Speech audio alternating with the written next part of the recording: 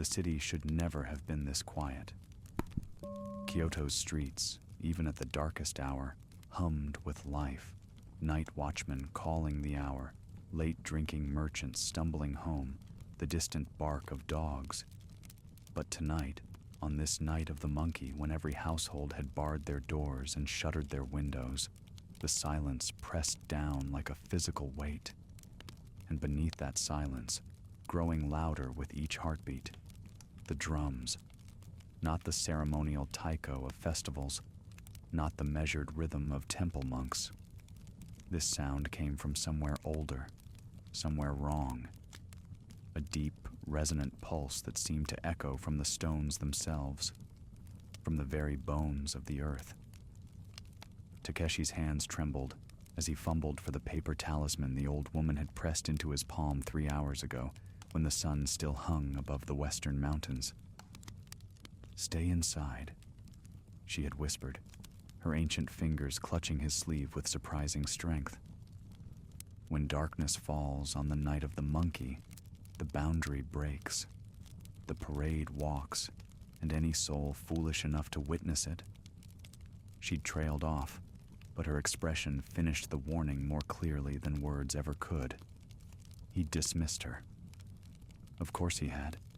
Takeshi was a rational man, a merchant of fine silks who'd traveled to the capital from Osaka with modern sensibilities. These rural superstitions, these old women's tales, they belonged to a dying age. He had business to conclude, papers to retrieve from his warehouse near Gion before his departure at dawn. A simple task.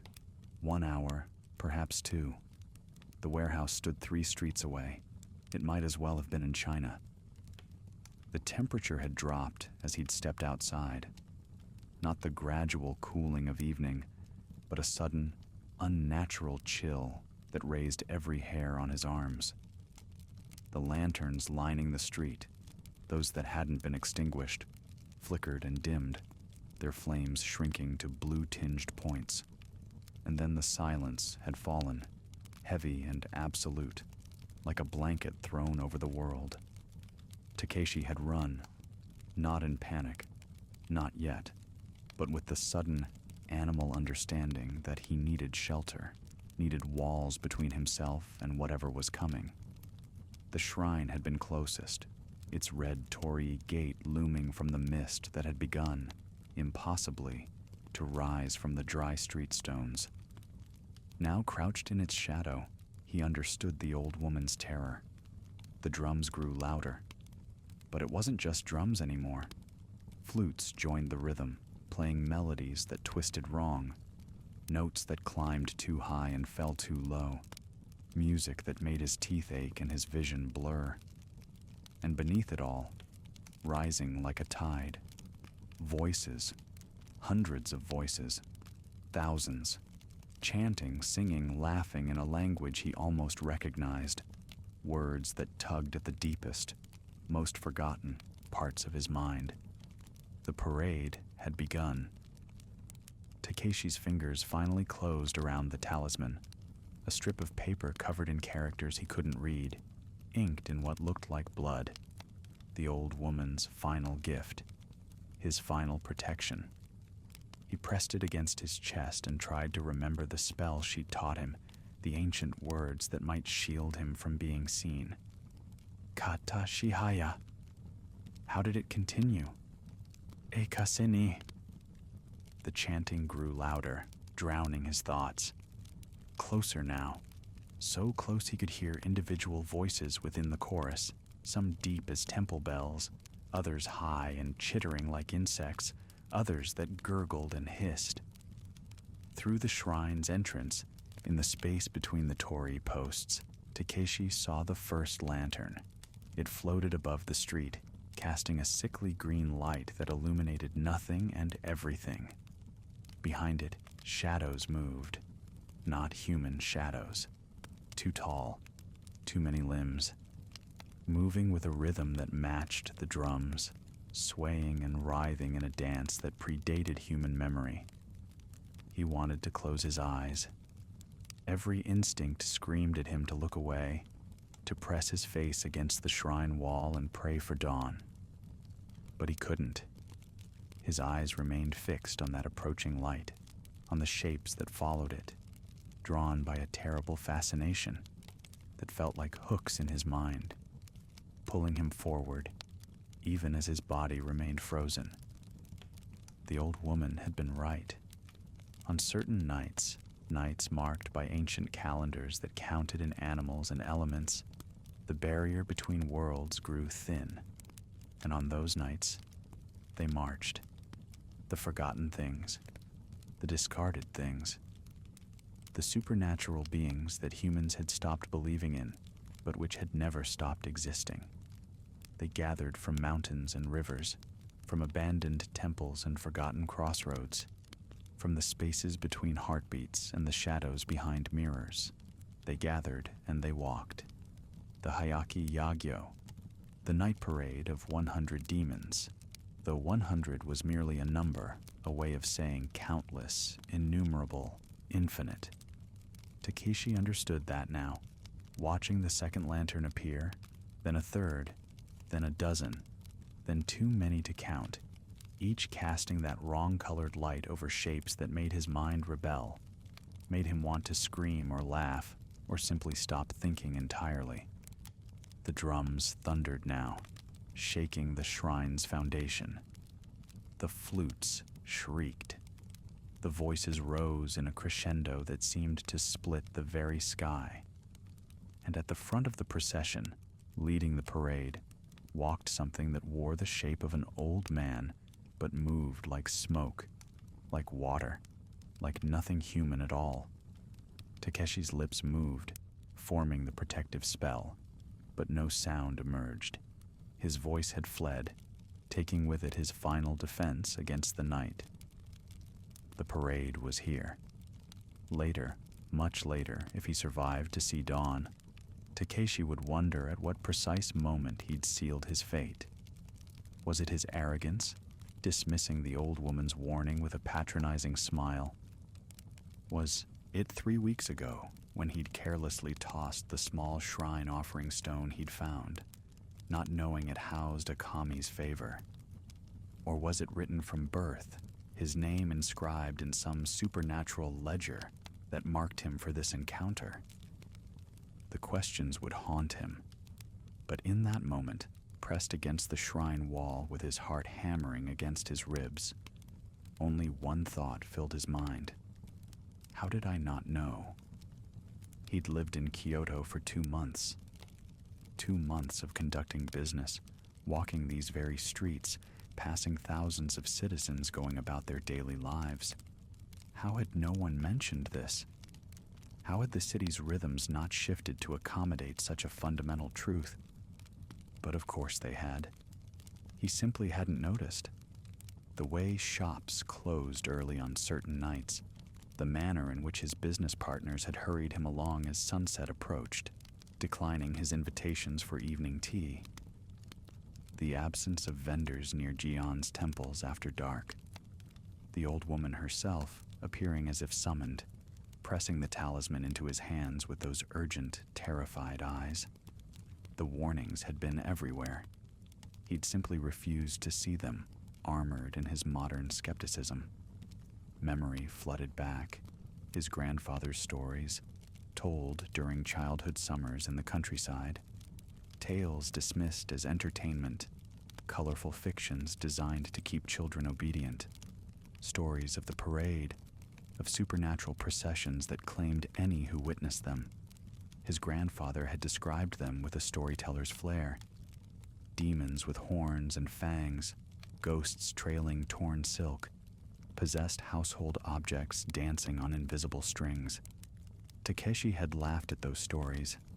They'd seemed so quaint, so primitive. The first creature passed the torii gate. It walked on legs that bent backward, each step producing a soft clicking sound like bamboo striking stone.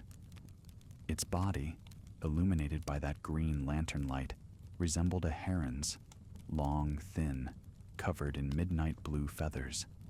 But its face was almost human, stretched and twisted, with a beak where a mouth should be and eyes that glowed with inner fire. Those eyes swept across the shrine grounds, and for one eternal second, Takeshi felt their gaze brush past him. He stopped breathing. The creature's head tilted, considering. Then it moved on, following the drums deeper into the parade. Takeshi's lungs burned. He gasped, pressing his hand over his mouth to muffle the sound. The talisman crackled against his chest. Was it protecting him, or would its power fade? How long could paper and ink hold against this? More shapes followed the heron thing, a procession of impossibilities, each more bizarre than the last. Some walked upright, almost human in posture. Others crawled or slithered or floated, defying natural law. A creature made entirely of twisted roots and mushrooms shambled past, leaving spores in its wake that glowed briefly before fading. Behind it came something that resembled a paper umbrella, but with a single leg and an eye that blinked wetly in the center of its canopy. A Karakasa obake, he remembered. Household objects transformed by age and neglect into something other. The drums pounded in rhythm with his heartbeat now, or perhaps his heart had synchronized to the drums. He couldn't tell anymore. The boundary between self and parade blurred, as if the mere act of witnessing was drawing him in, making him part of the procession. Kata shihaya ekase niku rini. The spell's words surfaced through his panic. He mouthed them silently, desperately. Ta metsu rubeshi. But the complete incantation eluded him, fragments scattered by fear. A skeleton walked past, but not human, its bones too long, its skull crowned with curved horns that gleamed like polished jade. It wore the tattered remains of samurai armor, pieces of metal plate hanging from its frame by rotted silk cords.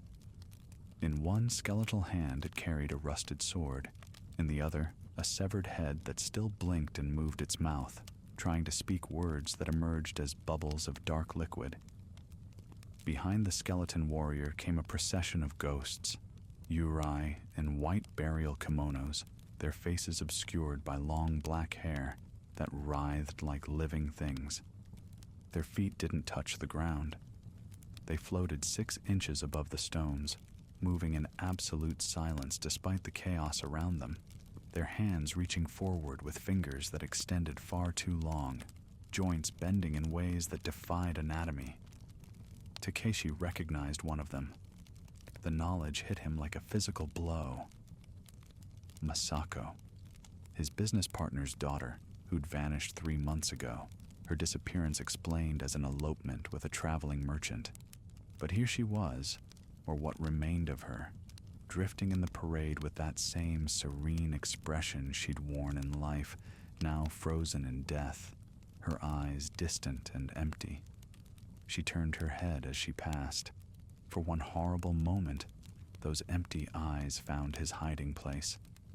Recognition flickered across her features. Takeshi-san. And her mouth opened in a silent scream that went on and on, her jaw unhinging further than physics should allow. Then she was past, carried along by the parade's momentum, and Takeshi couldn't tell if she'd truly seen him or if he'd imagined that moment of connection. The parade seemed endless. For every creature that passed, 10 more appeared behind it. The drums never faltered, the flutes never paused for breath. The chanting grew louder and more frenzied. Time itself felt warped, stretched thin like silk over a frame. Had minutes passed? Or hours? The moon hadn't moved. Or had it?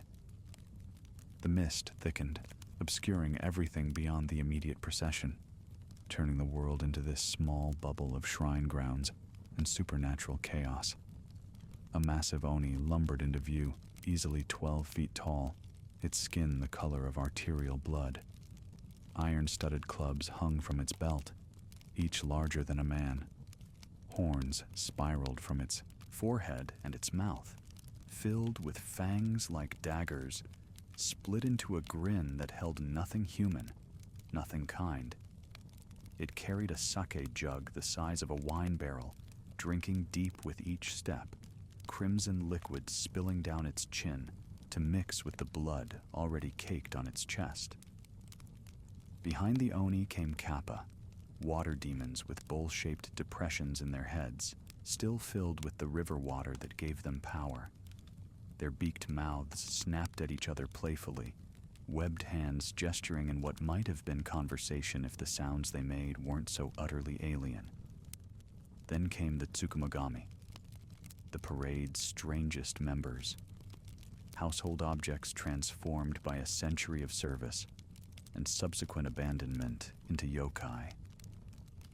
A tea kettle with eyes walked on tiny feet formed from its base, steam pouring from its spout in shapes that almost formed faces. A shamisen plucked its own strings with fingers grown from its frame, producing notes that wove through the parade's music like threads of silver madness. Scrolls unrolled themselves and rolled forward like wheels, the calligraphy on their surfaces writhing and reforming into warnings Takeshi couldn't read. A mirror floated past, its surface reflecting not the shrine, but some other place. A courtyard lit by paper lanterns, where figures danced in silk robes of ancient cut, their laughter echoing from within the glass. Takeshi's mind reeled. This wasn't a parade. It was a celebration, a festival of the supernatural, a night when everything abandoned, forgotten, and denied by the rational world took form and claimed the streets as their own. Joy radiated from the marchers, terrible and pure. They sang because they could. They danced because for one night the world remembered them, and woe to any human who stood in their way. The shrine offered no true protection.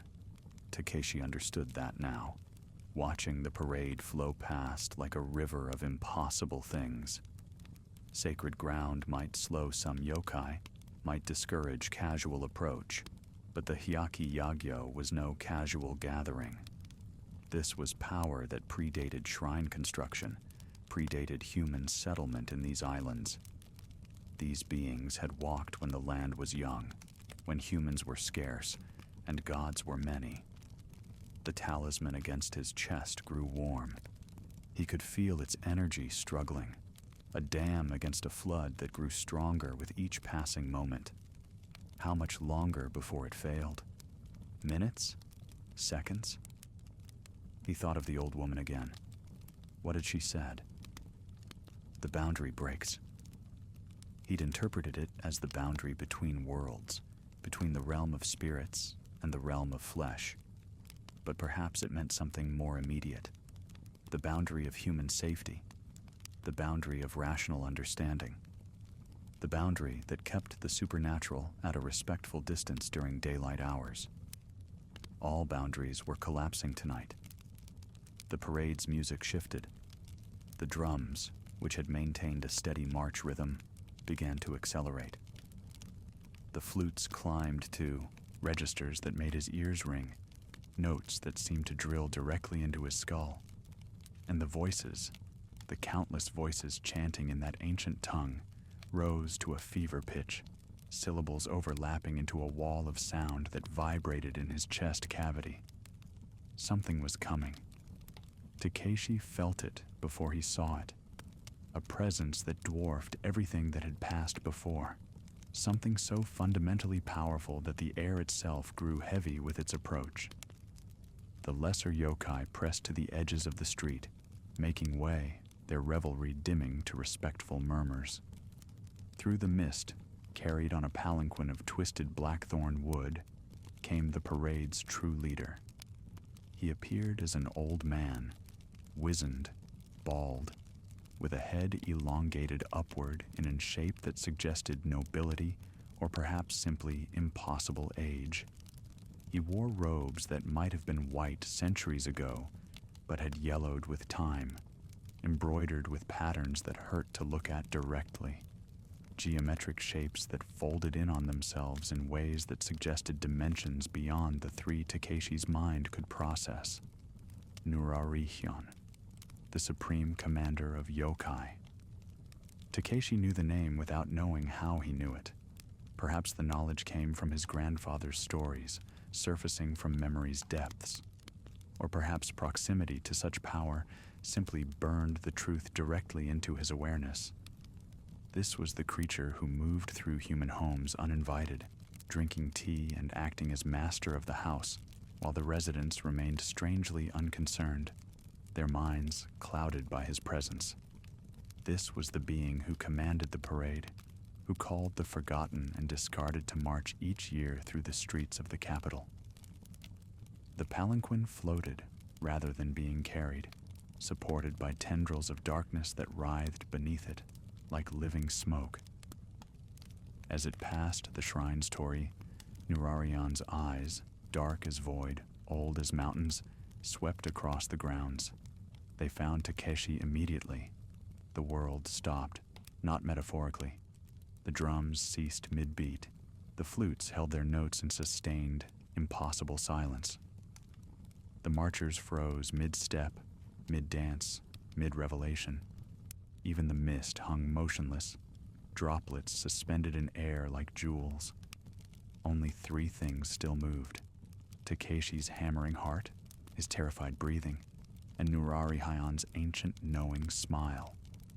The Supreme Commander raised one elongated finger, beckoning. Come. The command didn't emerge as sound, but as a compulsion, a hook that sank into Takeshi's chest and pulled. His legs moved against his will, carrying him forward from the shrine's shadow into the street's full view. The talisman against his chest burst into flames, not hot, but cold, ice cold, consuming the paper in blue fire that left no ash. His final protection burned away. Takeshi stood exposed before the parade, before thousands of eyes, human and inhuman, living and dead, merciful and cruel. They all watched him now, this single mortal who'd been foolish enough, arrogant enough, unlucky enough to witness what should remain hidden. Nurarihion spoke, and this time sound accompanied the words. His voice was many voices layered over each other, young and old, male and female, human and utterly alien. Why do you tremble, merchant of silks?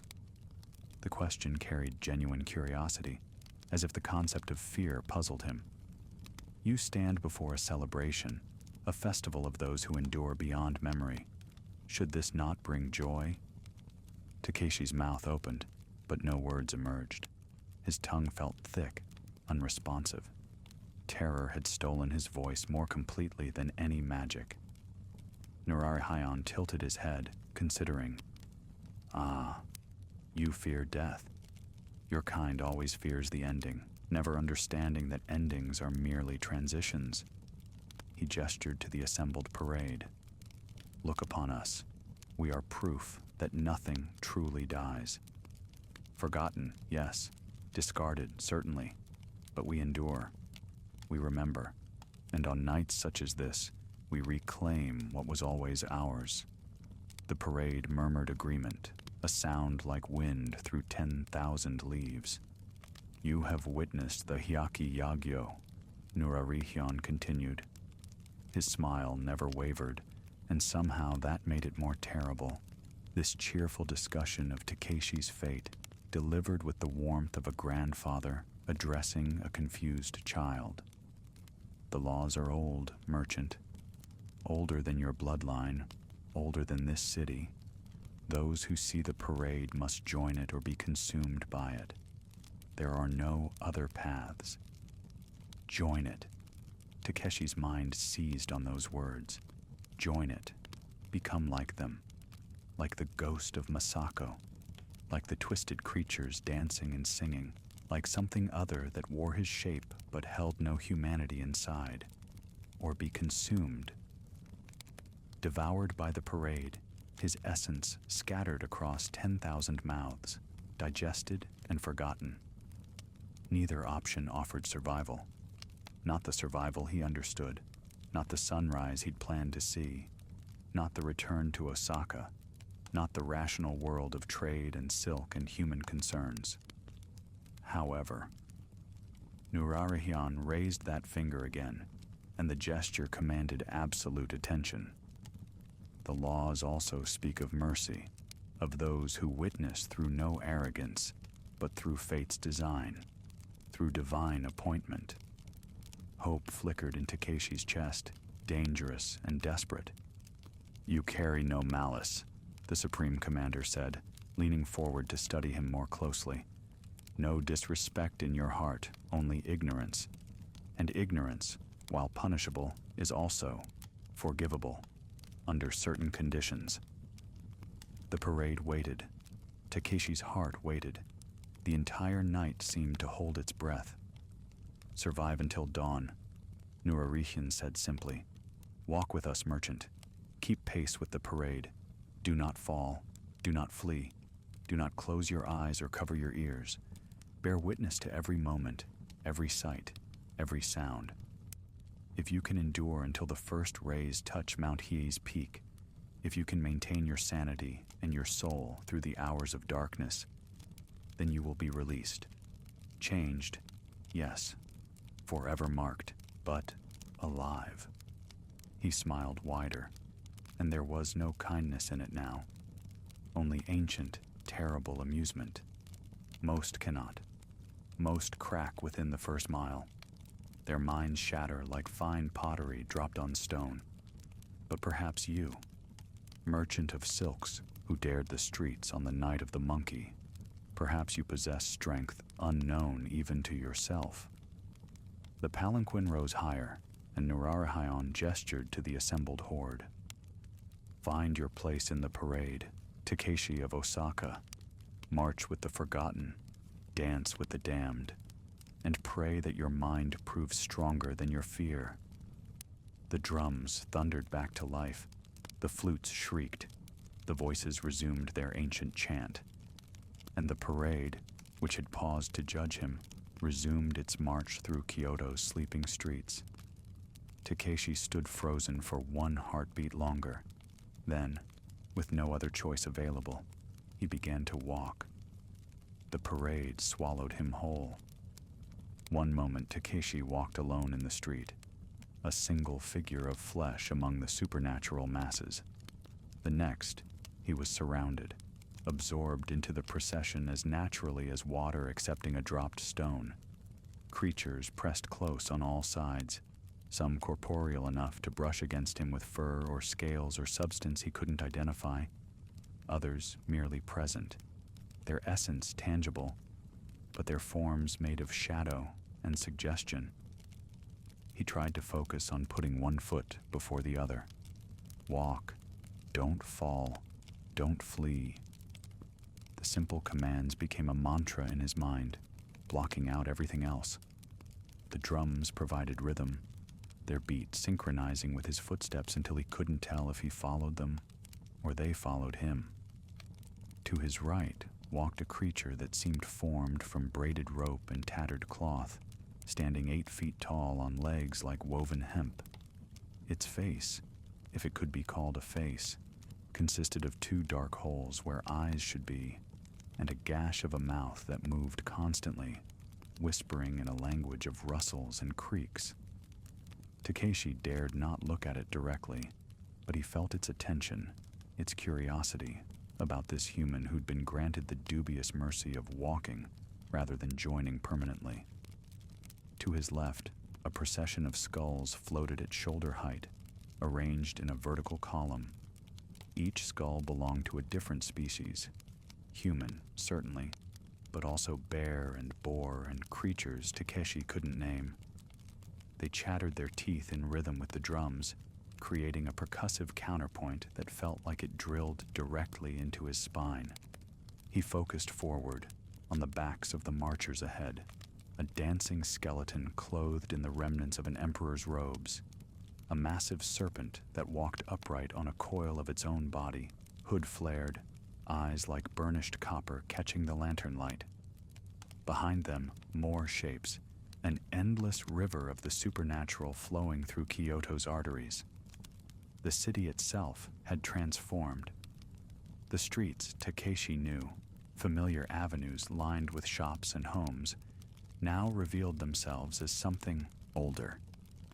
Ancient markers appeared on walls, characters in scripts he didn't recognize but which his mind translated into warnings. Turn back. Sacred ground. The dead walk here. How had he never noticed them before? Or had they always been invisible, only revealing themselves in this hour between midnight and dawn when the worlds overlapped? Temples he'd passed 100 times now showed their true age. Not centuries old, but millennia, their foundations predating human worship, built on sites where something else had been honored first. The stones themselves seemed aware, watching the parade with recognition. Old friends, they seemed to whisper. Welcome home. The parade moved through Gion, past shuttered tea houses where geisha and their patrons slept, oblivious or willfully ignorant of the procession outside. How many knew? How many lay awake, pressed against walls, listening to the drums and praying for dawn? The wealthy merchant houses stood silent, their gates barred, paper talismans pasted over every entrance, marks that glowed faintly with spiritual energy, wards maintained by onmyoji practitioners who understood the old laws. Those protections held. The parade flowed around them like water around stones, never testing the barriers, respecting the compact. We walk where we will, the parade seemed to say, but we honor those who honor us. A child appeared in the procession ahead, or what had once been a child. Its features were soft, cherubic, but its eyes held centuries. It wore a bib stained with what might have been blood, or might have been red pigment.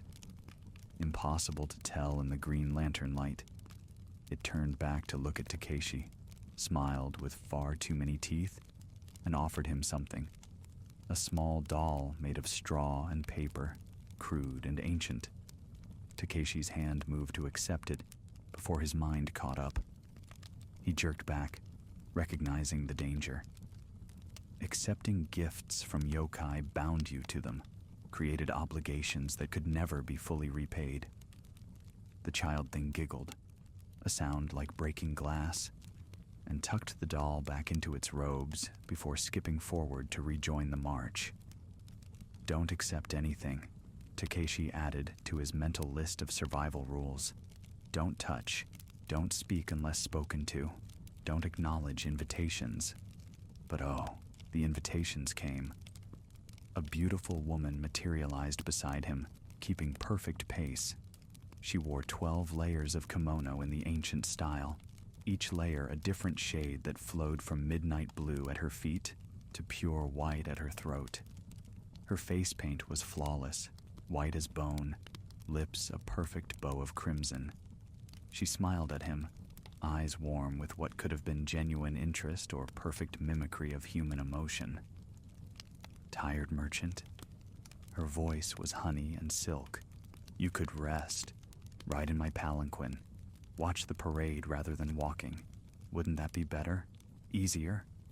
Every instinct screamed at him to accept. His legs already ached, and they'd barely begun. Hours remained until dawn. How many? He couldn't guess, but the sky showed no hint of lightening. To sit, to rest, to observe rather than participate. No. His voice emerged as a croak, but he forced the word out. Thank you, no. The woman's smile didn't falter. Pity. The offer stands, should you change your mind. She drifted away, dissolving into the mist, and Takeshi knew with certainty that accepting would have meant remaining in that palanquin forever, one more decoration in her eternal entourage. The parade turned down a narrow street Takeshi didn't recognize, though he'd walked every avenue in this district. The buildings pressed close, their upper stories leaning toward each other until they nearly touched, creating a tunnel of wood and paper through which the procession flowed. Lanterns hung from every window. Not the modern oil lamps, but ancient paper constructions painted with characters that glowed with inner light. Faces appeared in those windows. Dead faces, living faces, faces that were both and neither. They watched the parade with expressions ranging from fear to reverence to hungry anticipation. Some threw offerings, bundles of incense, cups of sake, paper folded into intricate shapes. The marchers caught these gifts, integrating them into the celebration, and the drumbeat intensified with each offering received. A massive torii gate materialized ahead, standing in the middle of the street where no gate should be. It was ancient beyond measure, the wood blackened with age, covered in moss and lichen that glowed with bioluminescence.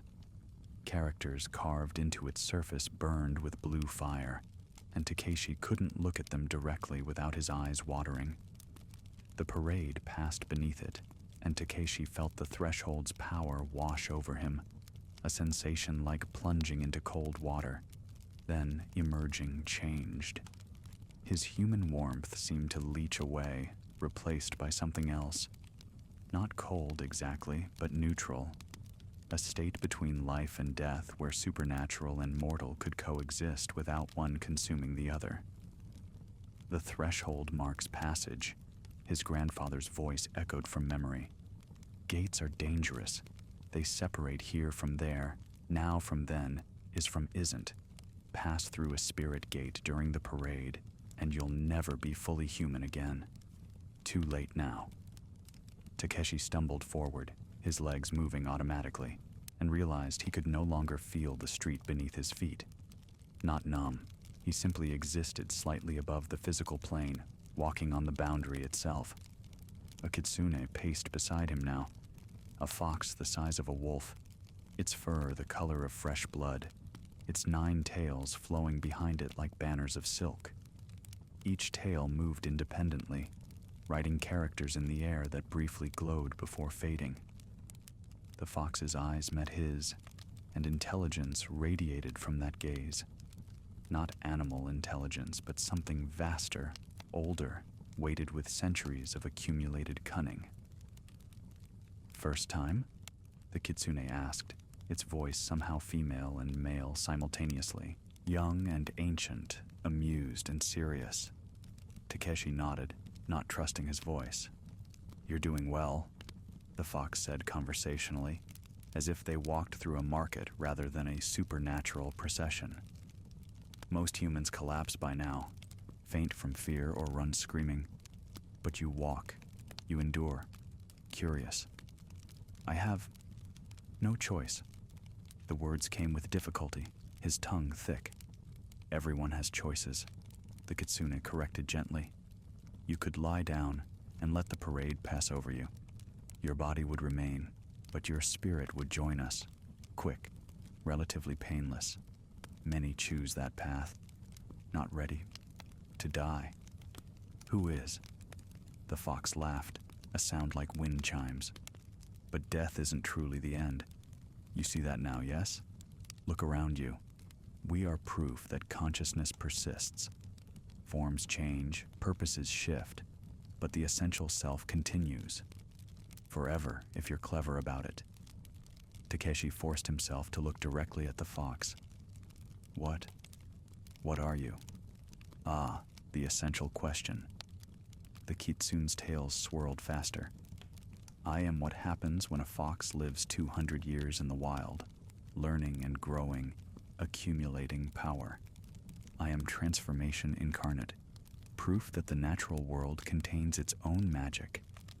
What are you, merchant of silks? Still just human, or something more now that you've crossed the threshold?" He had no answer. His sense of self, so solid hours ago, now felt fluid, undefined. Was he still Takeshi of Osaka, or had he become something new when he passed beneath that burning gate? The fox seemed satisfied by his silence. Good. Uncertainty means growth. Rigidity means death. True death, the kind where nothing continues. Remember that when dawn comes, if it comes. if it comes. The words chilled him more than the creature's presence. Was dawn guaranteed? Or could the parade stretch on forever, one eternal night where time held no meaning and the supernatural reigned supreme? The street widened ahead, opening into a plaza Takeshi recognized, Kiyomizudera's approach, where vendors sold amulets and tourists posed for photographs during daylight hours. But tonight, the plaza transformed into something else entirely, a festival ground. The parade's core celebration occurred here. Yokai danced in elaborate circles, their movements synchronized yet chaotic, following patterns that predated human mathematics. Musicians gathered in clusters, demon shamisen players plucking instruments strung with what looked like human hair, flute players whose instruments were made from hollowed bone, drummers beating on surfaces of stretched leather that might have once been skin. Food stalls lined the plaza's edges, but the offerings made Takeshi's stomach twist. Skewered things that writhed on their sticks, bowls of liquid that glowed and bubbled, fruits and colors that shouldn't exist, emitting smells both enticing and nauseating. Spirits and creatures bartered with currency he couldn't identify. Whispers and promises, memories and dreams. Things, intangible, made momentarily solid. The parade flowed into this gathering like a river reaching the sea. Marchers dispersed to join dancing circles, to visit stalls, to greet others of their kind with gestures that ranged from friendly to hostile to utterly alien. And Takeshi stood alone in the center of it all, suddenly exposed, no longer hidden within the procession's protective current. Every eye in the plaza turned toward him. The drums fell silent. Nurarahayan's palanquin descended from above. Had it been floating overhead the entire time, watching, settling in the plaza's center? The Supreme Commander regarded Takeshi with that same unsettling mixture of curiosity and amusement.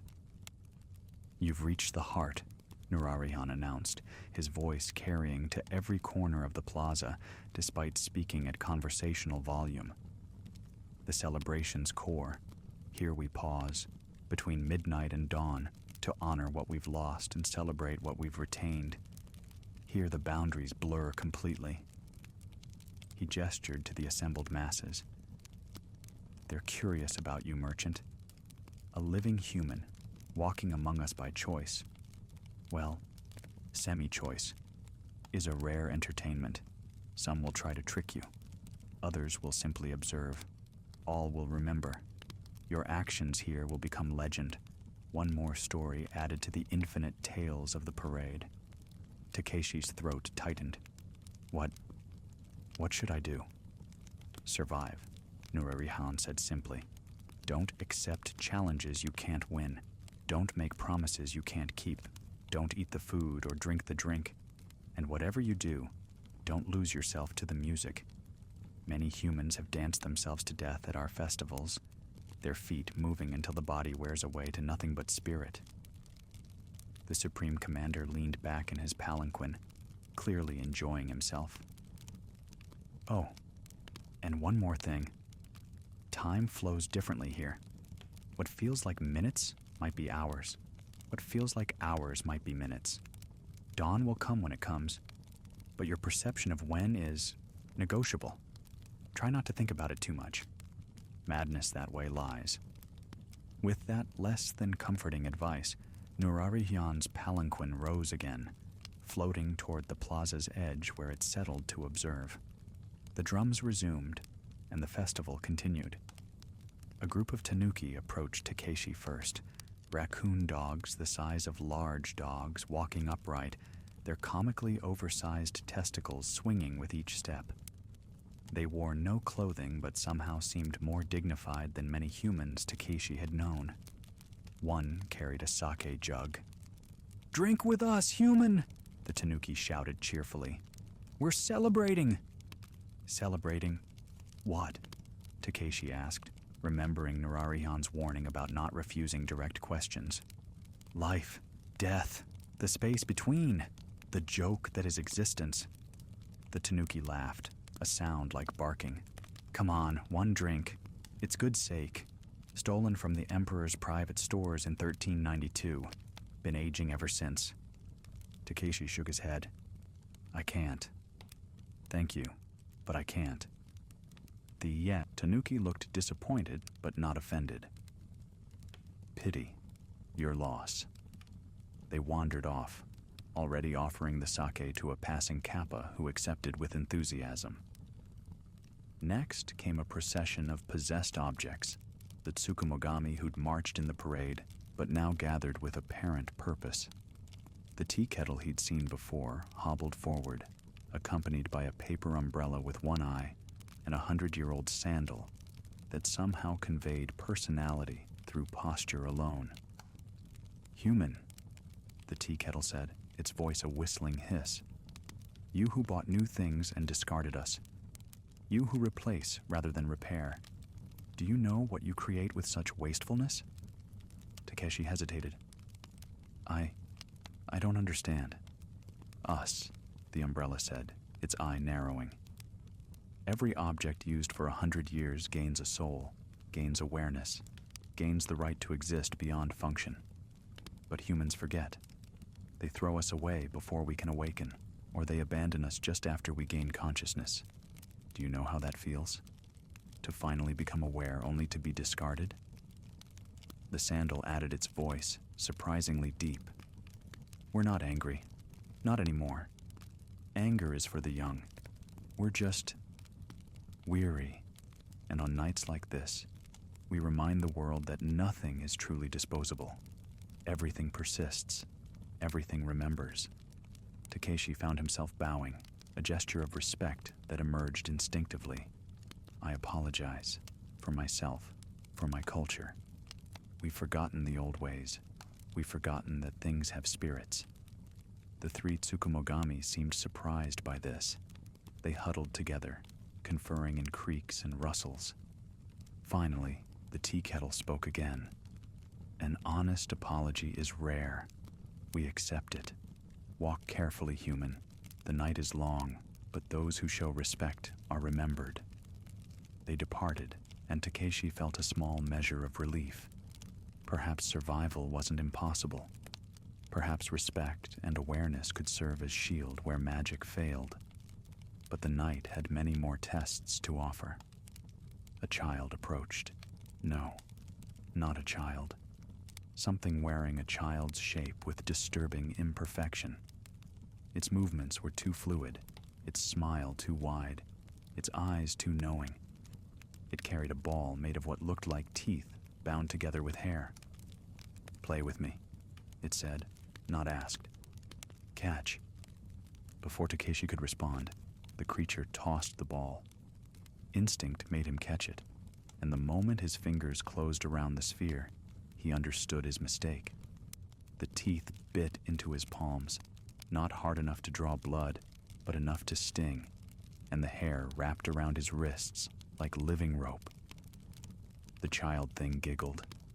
Now we play forever. You're mine. No. Takeshi forced the word out through gritted teeth. He focused on the ball, on the binding, on the intention behind it. The creature had power, certainly, but it had also made the offering. He hadn't asked for this. I didn't agree to play. This was forced. The compact is void. The child's smile faltered. For a moment, ancient rage flickered across its features, and Takeshi saw what lay beneath the human guise. Something older than the city, older than Japan itself. A spirit of abandoned children who died alone and become twisted by that loneliness. But the rules mattered. Even to creatures like this, the rules mattered. The teeth released their grip. The hair unwound. The ball fell to the ground and rolled away, and the child thing vanished into the crowd, leaving only a lingering sense of malice. Takeshi's hands trembled. How many more tests? How many more encounters that could end in ensnarement or worse? The kitsune appeared at his side again, her 9 tails swaying hypnotically. "You're learning. Good. The parade has rules, but many here will try to circumvent them. Stay alert. Don't let exhaustion make you careless." "How long until dawn?" Takeshi asked. The fox's expression became unreadable. "Time is complicated here. You've been in the plaza for what feels like an hour to you, yes?" He nodded. "In the human world, perhaps 5 minutes have passed, or perhaps 3 hours. The boundary blurs time as well as space. Dawn comes when the sun rises over Mount He, not according to clocks or perception." Despair threatened to overwhelm him. If time itself was unreliable, how could he gauge his survival? How could he know if he was close to escape or only beginning this ordeal? "Focus on the immediate," the kitsune advised, as if reading his thoughts. "One encounter at a time, one moment at a time. The future is uncertain for everyone, but the present is yours to navigate." A commotion erupted across the plaza. Takeshi turned to see 2 oni engaged in what looked like a wrestling match, their massive bodies colliding with force that sent shockwaves through the ground. Spectators gathered, cheering and placing bets with coins that glimmered like solidified moonlight. "Entertainment," the kitsune explained. "The parade isn't all trials and tests. We enjoy ourselves, too. Life, or whatever this is, would be unbearable otherwise." Takeshi watched the contest, fascinated despite himself. The oni moved with surprising grace for creatures so large, their wrestling less about brute strength and more about technique and strategy. One oni executed a throw that sent his opponent flying, landing with a crash that created a crater in the plaza's stone. The crowd roared approval. The defeated oni laughed, accepting his loss with good humor, and the 2 embraced like old friends. It struck Takeshi then. These creatures weren't inherently evil. They were simply other, different, operating according to rules and values that didn't align with human morality but weren't necessarily opposed to it either. They celebrated, they competed, they socialized. They experienced joy and loss and the full spectrum of existence. Humanity had pushed them aside, denied their existence, built a rational world that left no room for the supernatural. And so they gathered here, in this liminal night, to remind the world of what had been forgotten. The realization shifted something in Takeshi's perception. His fear remained. These beings were dangerous, and he walked among them on sufferance. But it was joined now by something else. Respect, understanding, even a strange form of kinship. They were all in their way, surviving, persisting despite odds, refusing to disappear into the comfortable darkness of non-existence. A massive bell tolled, the sound rolling across the plaza like thunder. Takeshi felt it in his bones, in his teeth, vibrating through his entire being.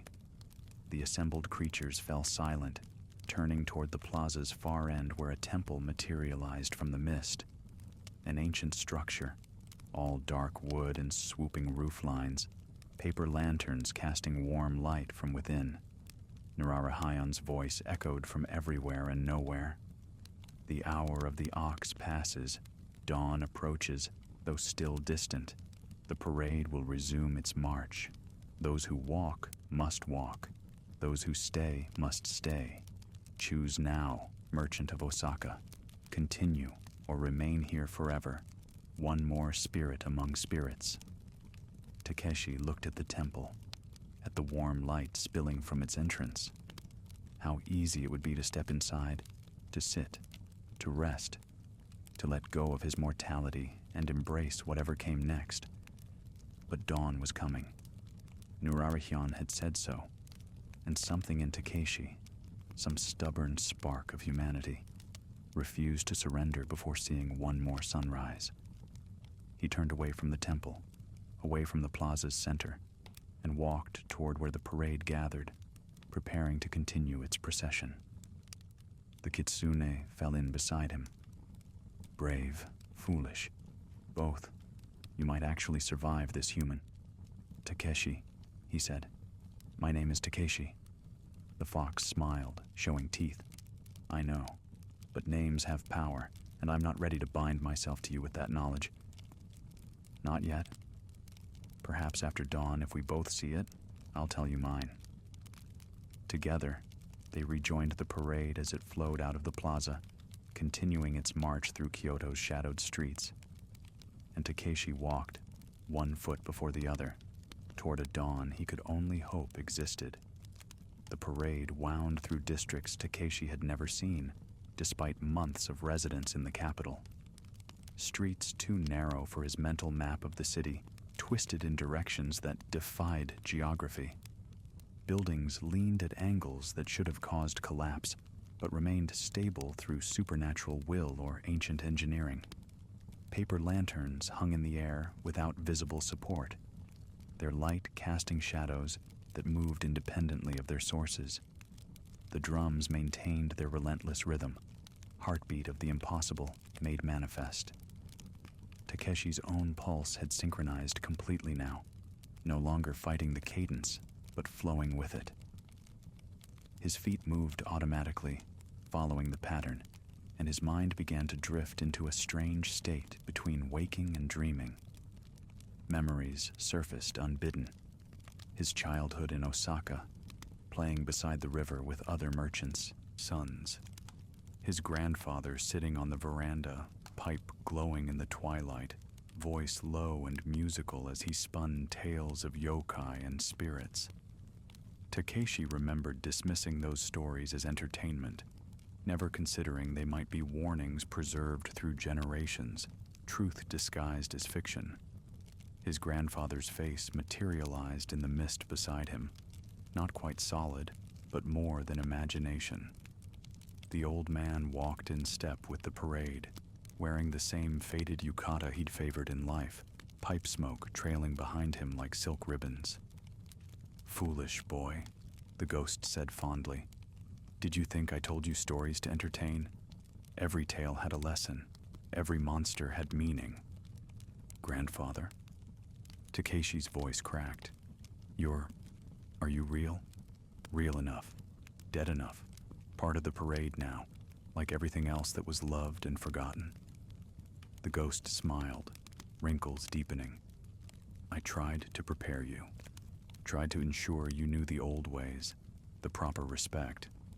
But you were young, and the modern world was so loud.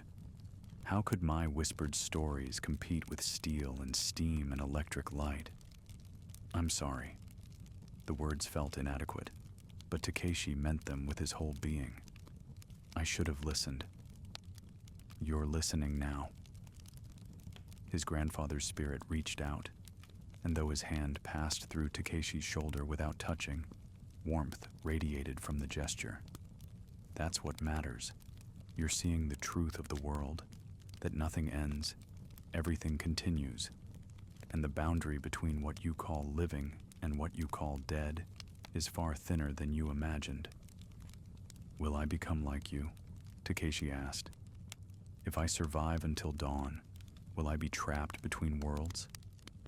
His grandfather considered this, taking a long draw from his phantom pipe. You'll be changed. How could you not be? But trapped? No. You're walking this path as a living man, bearing witness by necessity rather than death. When dawn comes, you'll return to the mortal realm, but you'll carry this night with you forever. You'll see what others miss, the spirits in old houses, the yokai at crossroads, the thin places where worlds overlap. Is that a curse or a gift? Depends on how you use the knowledge. The ghost began to fade, dissolving back into the mist like smoke on wind. Walk well, grandson. Walk with respect. And when you see sunrise, remember those of us who can't. Takeshi wanted to call him back, to ask 1,000 questions, to apologize for years of dismissal and disbelief. But his grandfather was gone, returned to whatever corner of the parade he now inhabited, and the procession flowed onward through streets that grew increasingly strange. The buildings here were older than ancient. Their architecture predated known styles, combining elements that shouldn't exist together. Curved roof lines from eras 1,000 years apart, stonework that matched no existing technique, doorways shaped for occupants not quite human. Windows reflected not the street, but other places, forests of towering bamboo, oceans of black water, mountains that touched skies of unfamiliar constellations. The marchers changed too. The parade's composition had shifted during the plaza celebration, absorbing new participants while releasing others to their own pursuits. New faces emerged from the mist, new forms that ranged from almost human to utterly abstract.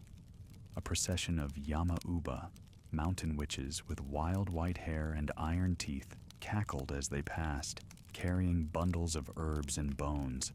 Their laughter wasn't cruel, but knowing, the sound of beings who'd witnessed centuries and found the whole experience darkly amusing. Behind them came an inugami, a dog spirit the size of a horse, its fur the color of storm clouds. Chains hung from its neck, each link inscribed with prayers meant to bind it, but which now served as jewelry, a trophy of escaped servitude. It padded alongside Takeshi for several steps, regarding him with eyes that held uncomfortable intelligence. "You smell of fear," the inugami observed, its voice a rumbling growl, but also determination. Interesting combination. Most humans stink of one or the other, rarely both. "I'm trying to survive," Takeshi replied, surprised by how normal this conversation felt.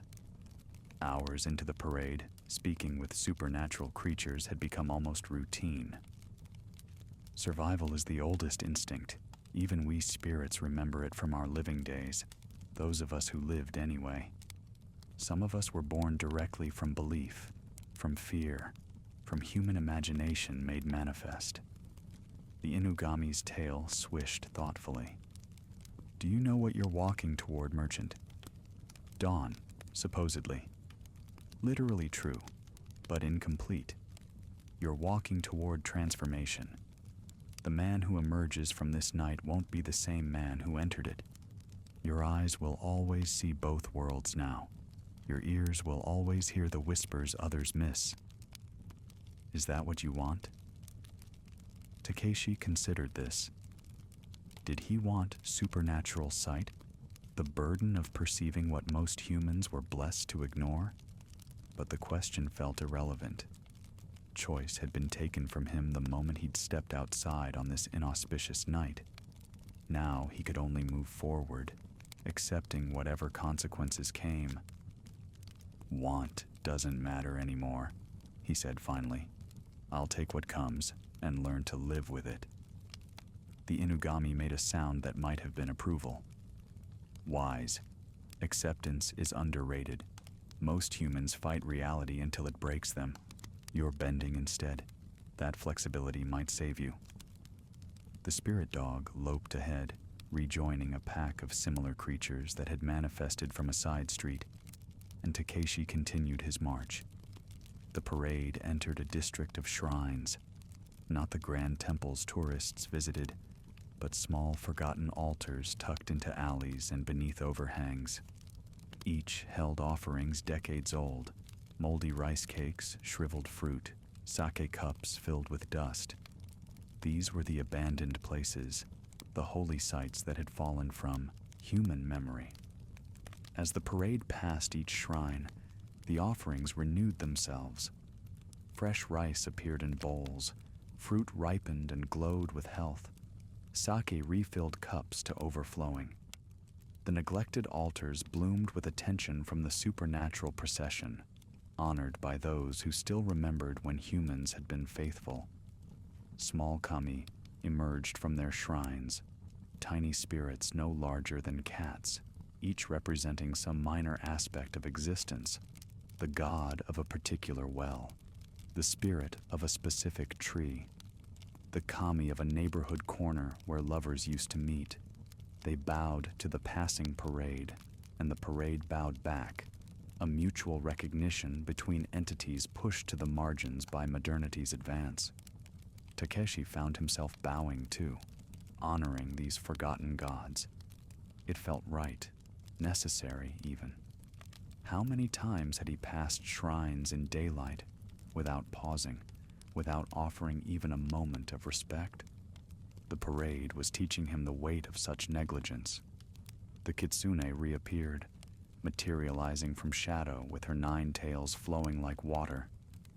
"You're doing remarkably well. Most humans have lost their minds by now, gibbering and crying. But you walk with purpose, showing respect, learning. Are you perhaps more than you seem, Takeshi of Osaka?" "Just a merchant," he said wearily. "A merchant who ignored too many warnings. Perhaps, or perhaps you carry your grandfather's blood more truly than you realized. That old man knew the old ways. Perhaps some of that knowledge lives in you, dormant but not dead, awakening tonight when you need it most." They walked in silence for a time, the parade flowing around them like a river around stones. The drumbeat continued, eternal and unwavering. But Takeshi had stopped noticing it consciously. It had become the background rhythm of existence, as natural as breathing or heartbeat. His legs should have been exhausted. Hours of walking. How many hours? Time remained elastic and unreliable. Should have reduced him to stumbling weakness. But he felt sustained by something beyond physical endurance. The parade itself seemed to be lending him strength, carrying him forward on its momentum. Or perhaps this was the first stage of transformation. Perhaps his body was already becoming something more than purely human, adapting to survive conditions that should have been impossible. The thought should have terrified him. Instead, Takeshi felt only a strange calm. Acceptance, as the Inugami had said. Whatever he was becoming, he would face it with open eyes. A new sound joined the drums and flutes, singing. Not the chanting that had underscored the entire procession, but actual melodies, hauntingly beautiful, in keys and scales that human music didn't use. The voices came from a group of Joragumo, spider women who'd taken human form but couldn't quite hide their true nature. Extra limbs folded against their backs, barely visible. Their eyes reflected light like faceted jewels. Beautiful and terrible in equal measure. Their song told a story, Takeshi realized, though he couldn't understand the words. A story of transformation, of creatures who existed between forms, neither one thing nor another, but containing multitudes. A story that might have been about them or might have been about him. The Joragumo noticed his attention and smiled with lips too red, eyes too knowing. One beckoned, inviting him to join their group, to learn their songs, to embrace the transformation they embodied. Takeshi shook his head, polite but firm. "Thank you, but I must continue walking." They laughed, not offended but amused, and their singing grew louder, wrapping around the parade like silk threads, binding the procession together with music. The street began to climb, ascending a hill Takeshi didn't recognize from his mental map. The incline should have taxed his already weary legs, but he found himself moving easier, lighter, as if gravity held less sway here. The parade climbed effortlessly, flowing upward like smoke. At the hill's crest stood a massive camphor tree, easily 1,000 years old, its branches spreading to create a canopy that seemed to support the sky itself. Paper talismans hung from every branch, tens of thousands of them, each inscribed with prayers and wishes and desperate pleas. Some were ancient, the paper yellow and brittle. Others looked recent, their ink still dark. The parade circled the tree 3 times, a ritual procession within the procession. Each circuit, the yokai called out in their various voices, honoring the tree spirit that dwelt within. On the 3rd circuit, the tree responded. Its trunk split, revealing a face carved by centuries of growth. Or perhaps the face had always been there, simply waiting for the right moment to be seen. Eyes of glowing amber opened. A mouth formed from wood grain stretched in what might have been a smile. The parade walks, the tree spirit rumbled, its voice like wind through leaves. Another year passes, and still we persist. Still we remember. Still we refuse the comfort of forgetting. The assembled yokai roared agreement, and the sound shook the earth, rattled the sky, sent birds fleeing from nests in distant forests. Takeshi stood transfixed. He was witnessing something fundamental, something that explained the parade's true purpose. This wasn't just celebration or reminder or reclamation of space. This was defiance. This was refusal to disappear, despite a world that no longer believed, no longer remembered, no longer cared. Every forgotten god, every abandoned spirit, every supernatural being pushed to the margins. They all gathered here, one night a year, to declare their continued existence, to remind the universe, we are still here. We still matter. Forget us at your peril. The tree spirit's gaze found Takeshi, and he felt that attention, like physical weight pressing down on his shoulders. A living human walks with the dead and dispossessed. Why? Because I had no choice, Takeshi answered truthfully. I witnessed what should remain hidden. I walked to survive until dawn. And if you survive, what then? Will you forget, like so many before you? Will you return to your rational world and dismiss this night as fever dream or madness?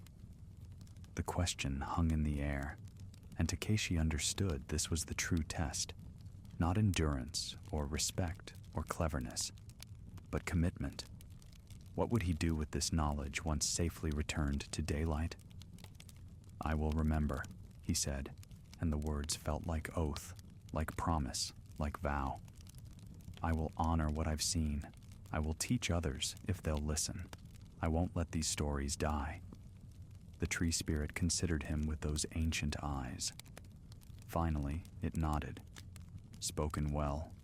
Hold to those words, Takeshi of Osaka, and the parade will remember you favorably. Break them and... The unspoken threat hung heavier than any explicit warning. The tree's face closed, bark sealing over the features until only the faintest outline remained. The parade resumed its march, descending the hill's far side, and Takeshi walked with them, carrying the weight of his promise.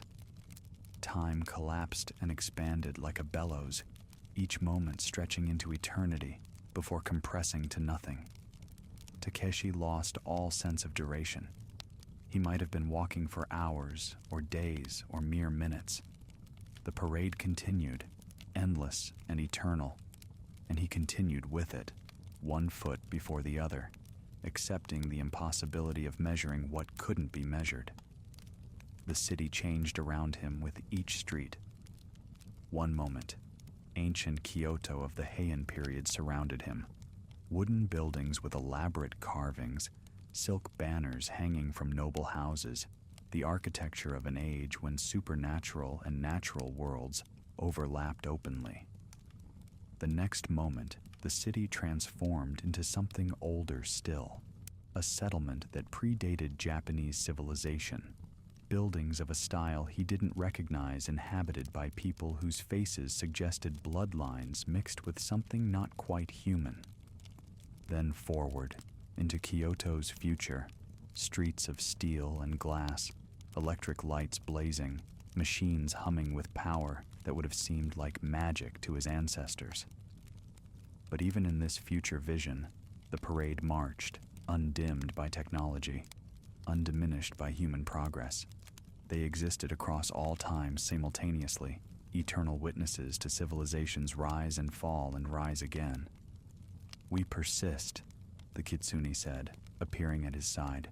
"That's our nature. Humans build and destroy and build again. But we remain. We adapt. We remember when you forget. We carry the continuity that your short lives can't maintain." Takeshi watched the city shift through centuries, each transformation revealing new layers of truth. How do you bear it? Watching everything change, everyone you knew die, the world moving forward without you? The fox's expression grew distant. "Some of us don't bear it well. Some go mad, becoming the demons that your stories warn about, twisted by jealousy and loss, until they're nothing but rage. Others find purpose in the watching. We become the memory keepers, the ones who can say, 'This happened here,' or that custom came from this tragedy, or she lived and mattered, even though history forgot her name. Which are you? I'm still deciding." The kitsune's tail swirled in patterns that might have been language. "I'm only 300 years old, young by yokai standards. I have time to determine what kind of being I want to become." 300 years. Young. The scope of that existence dwarfed Takeshi's comprehension. His entire bloodline, every ancestor he could name, fit into a fraction of the kitsune's life. How did one maintain sanity across such expanse? How did identity persist when every context, every frame of reference, disappeared and was replaced? The parade turned down a street that shouldn't exist, a road made of water that supported their footsteps without explanation. Fish swam beneath the surface, but they weren't normal fish. They had human faces, human hands, eyes that blinked with disturbing awareness. These were the spirits of drowning victims, Takeshi realized. Those who died in rivers and lakes and now existed in this liminal form, neither fully dead nor alive, bound to water forever. One of the fish people rose partially from the water, its human face streaming with liquid. "Join us," it gurgled. "The water is cool and forgiving. No more walking, no more struggle. Just float forever in comfortable darkness." The invitation carried genuine appeal. Takeshi's legs ached despite supernatural sustenance. His mind felt worn thin by constant vigilance, constant wonder, constant awareness of his mortality among the immortal. How easy it would be to simply step off the road into the water, to let go of the burden of living. "No," he said firmly, shaking his head to clear it. "I walk to dawn. I've promised." The fish person shrugged, a strange gesture on a body half human, half fish, and sank back into the water. Others rose to take its place, offering similar invitations. But Takeshi kept his eyes forward, focused on the parade's distant front, refusing to be swayed. The water road ended at the shore of a lake that hadn't existed moments before. Mist hung thick over its surface, and in that mist, shapes moved. Large shapes, suggesting creatures of immense size dwelling in the depths. The parade didn't pause. They walked across the lake's surface, their footsteps creating ripples but never breaking through. Takeshi followed, heart hammering, trusting that the same magic that sustained the yokai would support him. The water held. Barely. He felt its resistance, felt how thin the barrier was between walking and drowning. But he kept moving, kept pace with the procession, and the lake allowed his passage. Halfway across, something rose from the depths. A dragon, or what Westerners called dragons, though the Japanese knew them as ryu, water serpents of divine origin. This one was ancient beyond calculation, scales the color of deep ocean, eyes like moons, whiskers trailing behind it for hundreds of feet. It regarded the parade with an expression Takeshi couldn't read. Then it spoke, voice resonating through water and air simultaneously. "The parade walks. Another year, another night. Do you tire of this endless procession? Does anyone?" Nurari Hayan's palanquin floated forward to address the dragon. "We tire, old friend. We tire of being forgotten, of being relegated to stories and illustrations, but we refuse the alternative. Better to march one night each year than fade to complete non-existence." The dragon nodded slowly. "I understand. I sleep in the deep places, dreaming of ages when humans left offerings and called my name with reverence. Now they dam my rivers and pollute my waters and call me myth. But I persist. We all persist. That's all we can do," Nurari Hayan agreed. "Persist and remember and hope that someday humans will remember us too." The dragon sank back into the lake, creating waves that should have capsized the parade, but merely rocked them gently, a blessing from deep waters. Takeshi felt the weight of that exchange, the melancholy that underlay the parade's celebration. These beings weren't malicious, weren't evil in any meaningful sense. They were simply unwanted, unremembered, clinging to existence through stubbornness and will. The lakeshore appeared ahead, and the parade stepped back onto solid ground. Though solid remained a relative term. The earth here was spongy, yielding, as if the boundary between land and water wasn't quite resolved. They entered a forest of bamboo that grew too fast to be natural. Takeshi could see the stalks extending upward as he watched, reaching toward a sky that seemed too close, the stars too large and somehow predatory in their observation. The bamboo created natural corridors, and the parade flowed through them in a long line, single file, each marcher silent now, as if even the yokai recognized this as holy ground. The silence pressed down like physical weight. No drums, no flutes, no chanting or singing. Only the soft whisper of footsteps and the creak of bamboo swaying in wind that came from no direction. Takeshi's breath sounded explosive in his ears. Each step felt significant, weighted with meaning he couldn't articulate. The bamboo forest wasn't empty. He could sense presences watching from between the stalks, ancient spirits who'd made this place their home long before human settlement. They judged the parade as it passed, measuring each participant against standards unknown and unknowable. A bamboo stalk directly ahead split open, revealing a hollow interior large enough to walk through. The parade entered without hesitation, flowing into darkness. Takeshi's step faltered. Enter that darkness? Trust that something existed beyond it? Every instinct screamed warnings, but the alternative was stopping, remaining behind, and he'd seen enough, abandoned things in the parade to know that fate was worse than forward movement into uncertainty. He stepped into the bamboo's hollow interior. Darkness engulfed him, absolute and smothering. He couldn't see his hand before his face, couldn't see the parade members ahead or behind, couldn't see anything except darkness so complete it took on texture, pressing against his skin like velvet. But he could hear. The parade's footsteps continued, confident and unwavering, and he followed the sound. Trusted it.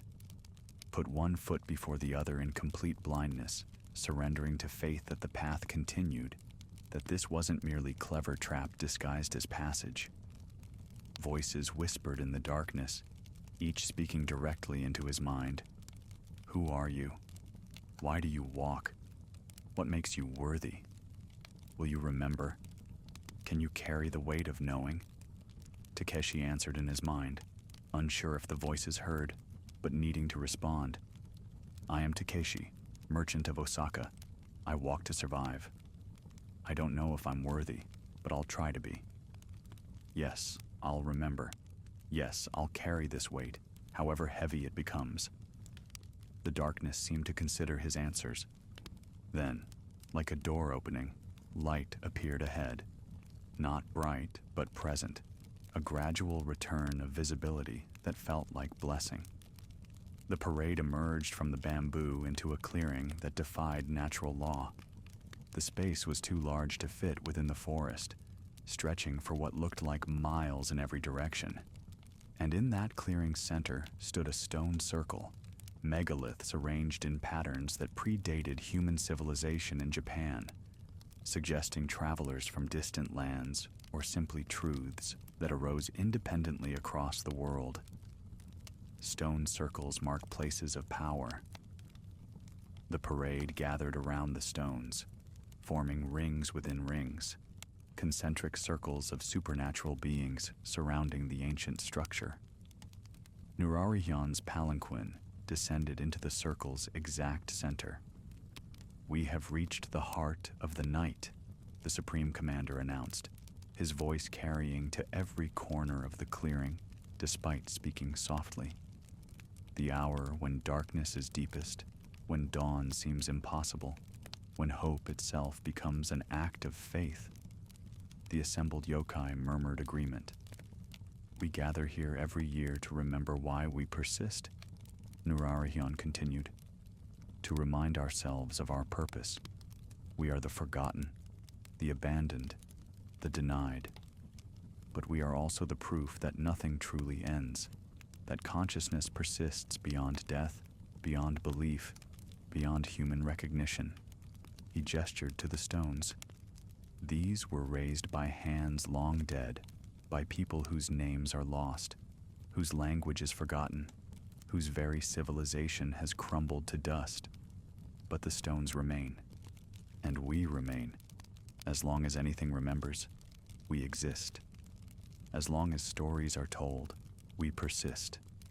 As long as one human in 100 generations witnesses our parade and carries that knowledge forward, we have purpose."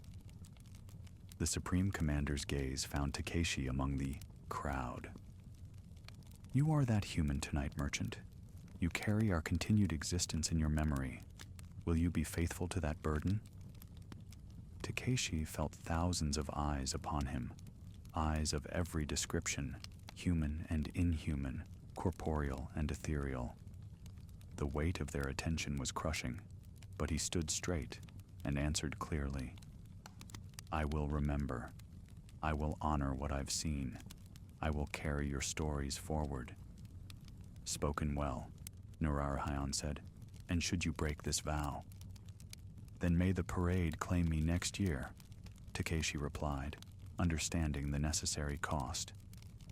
"May I walk not as living witness, but as another forgotten thing, one more spirit bound to the procession." The murmur that ran through the assembled yokai carried approval. He'd understood the compact, accepted the weight of witness with eyes open. "Then let us celebrate." Nurarihyan's voice rose to fill the clearing. "Let us dance the old dances, sing the old songs, honor the old ways. Dawn approaches. Yes, it truly approaches this time, and when it comes, we'll disperse to our hiding places for another year. But until then, let us revel in our existence." The drums thundered back to life, louder than ever. The flutes shrieked and wailed. The voices rose in songs of celebration and defiance, and the parade began to dance. Takeshi found himself caught in the movement, swept up by the rhythm. He'd never danced in his life, not properly, not with the abandon these creatures displayed. But his body moved anyway, responding to the music's pull, following patterns that seemed to emerge from his bones rather than his mind. The kitsune danced beside him, her 9 tails flowing like silk banners. The inugami loped in circles, powerful and graceful. The tsukumogami hopped and swayed. The oni stomped with earth-shaking force. The yurei floated through the dancers, their movements graceful despite their incorporeal nature. Around and around the stone circle they danced, and Takeshi danced with them, forgetting his fear, forgetting his exhaustion, forgetting everything except this moment of shared existence. He was alive. They were. Something beyond life, but not diminished by that difference. Together, they celebrated the fundamental fact of consciousness, of awareness, of the mysterious force that animated flesh and spirit alike. The sky above began, imperceptibly at first, to lighten. The drums slowed gradually, subtly, their rhythm decreasing from frantic celebration to something more measured, more deliberate. The change was so gradual that Takeshi couldn't identify the exact moment it began, but he felt it in his bones. The parade was winding down. The yokai sensed it too. Their dancing became less wild, more controlled, movements transitioning from ecstatic celebration to something closer to ritual farewell. They were beginning their dispersal, preparing to return to whatever hidden corners of the world they inhabited during daylight hours. The sky's lightning accelerated. Black became deep blue. Deep blue became lighter blue. Stars faded one by one, surrendering their claim on the night. In the east, where Mount He's peak would be visible if the forest hadn't obscured the view, a faint glow began to build. Dawn. Actual real dawn. Not metaphorical, not symbolic, but the genuine astronomical event. The sun was rising. Narara Hayan's voice carried across the clearing one final time. The night ends. The parade concludes. Return to your homes, your rivers, your mountains, your forgotten shrines. Rest well. Remember well. We'll gather again when the year turns. The Supreme Commander's attention focused on Takeshi. You have survived, merchant.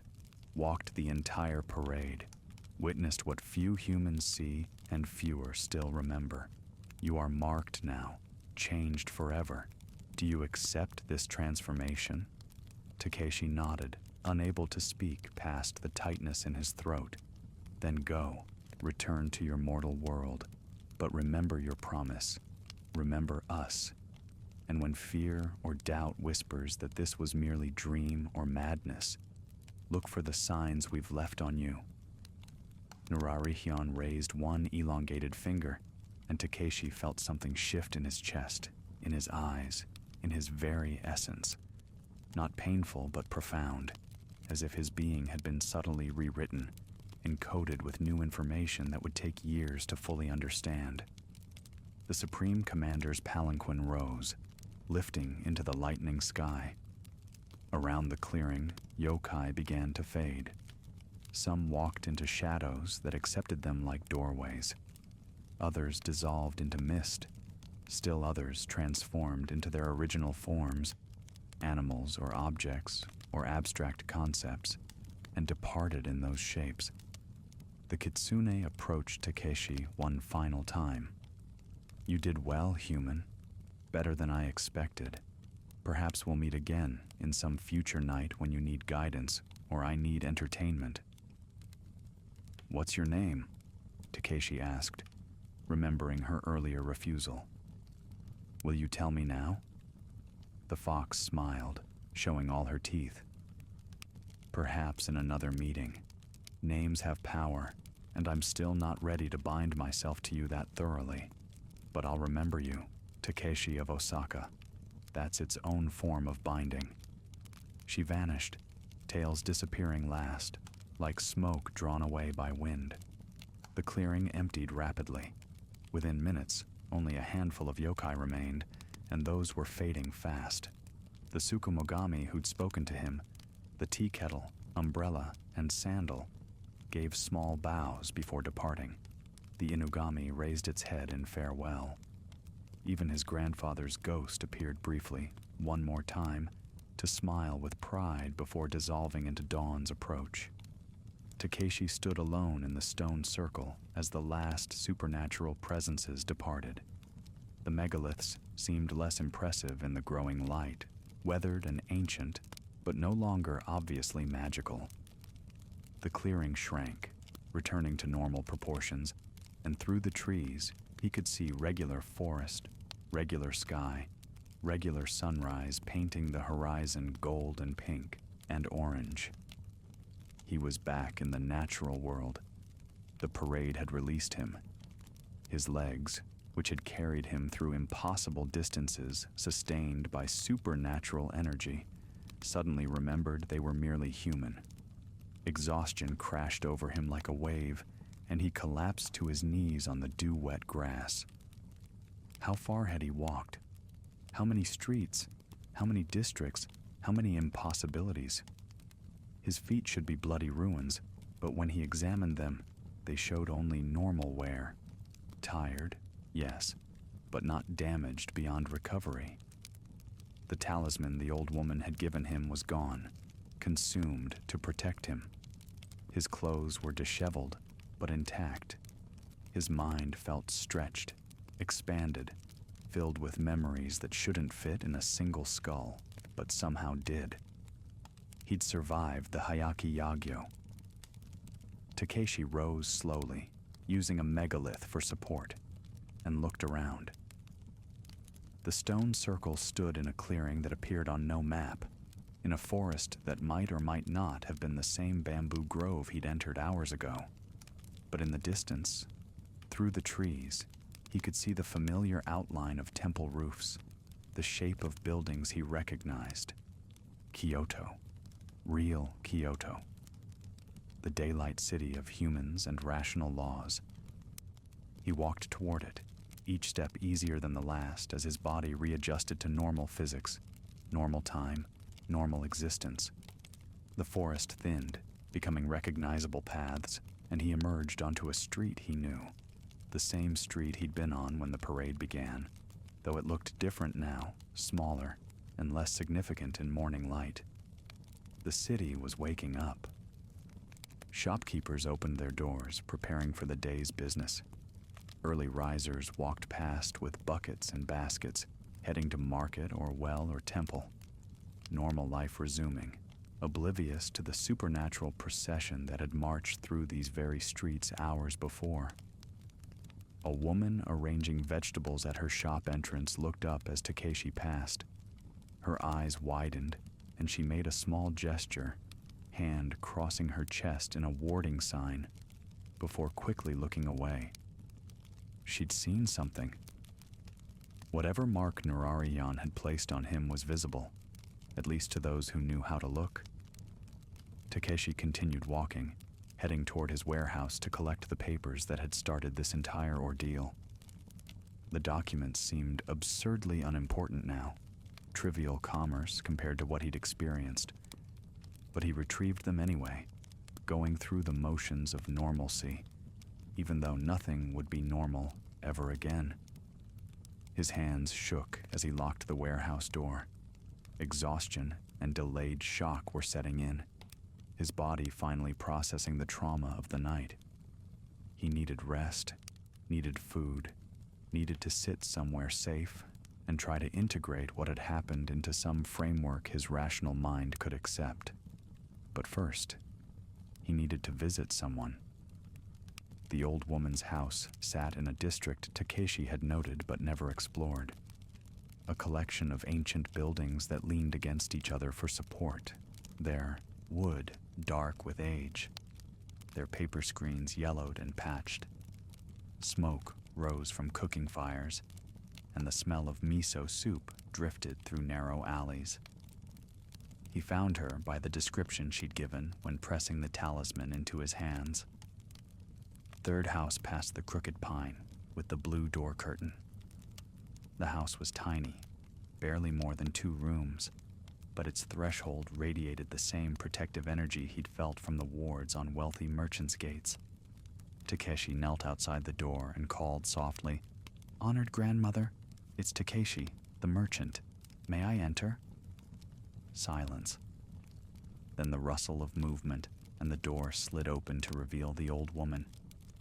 She looked at him with eyes that held no surprise, only assessment. Those ancient eyes traveled across his face, his posture, his altered presence, and she nodded slowly. You survived. Not a question, but confirmation. Come in.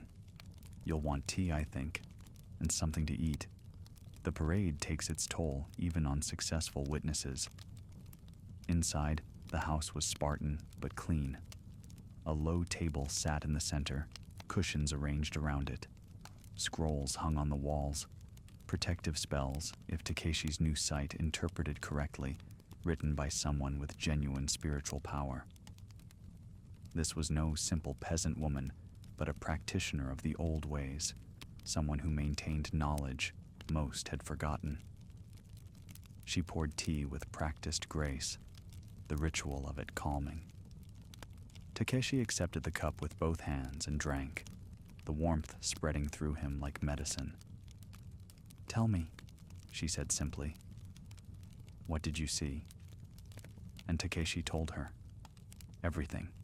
The drums and the first creatures, Nurarahan's judgment, the festival in the plaza, the transformation of the city, the stone circle ceremony. Words poured out of him, details he hadn't realized he'd absorbed, observations made with senses he didn't know he possessed. The old woman listened without interruption, occasionally nodding or making small sounds of acknowledgement.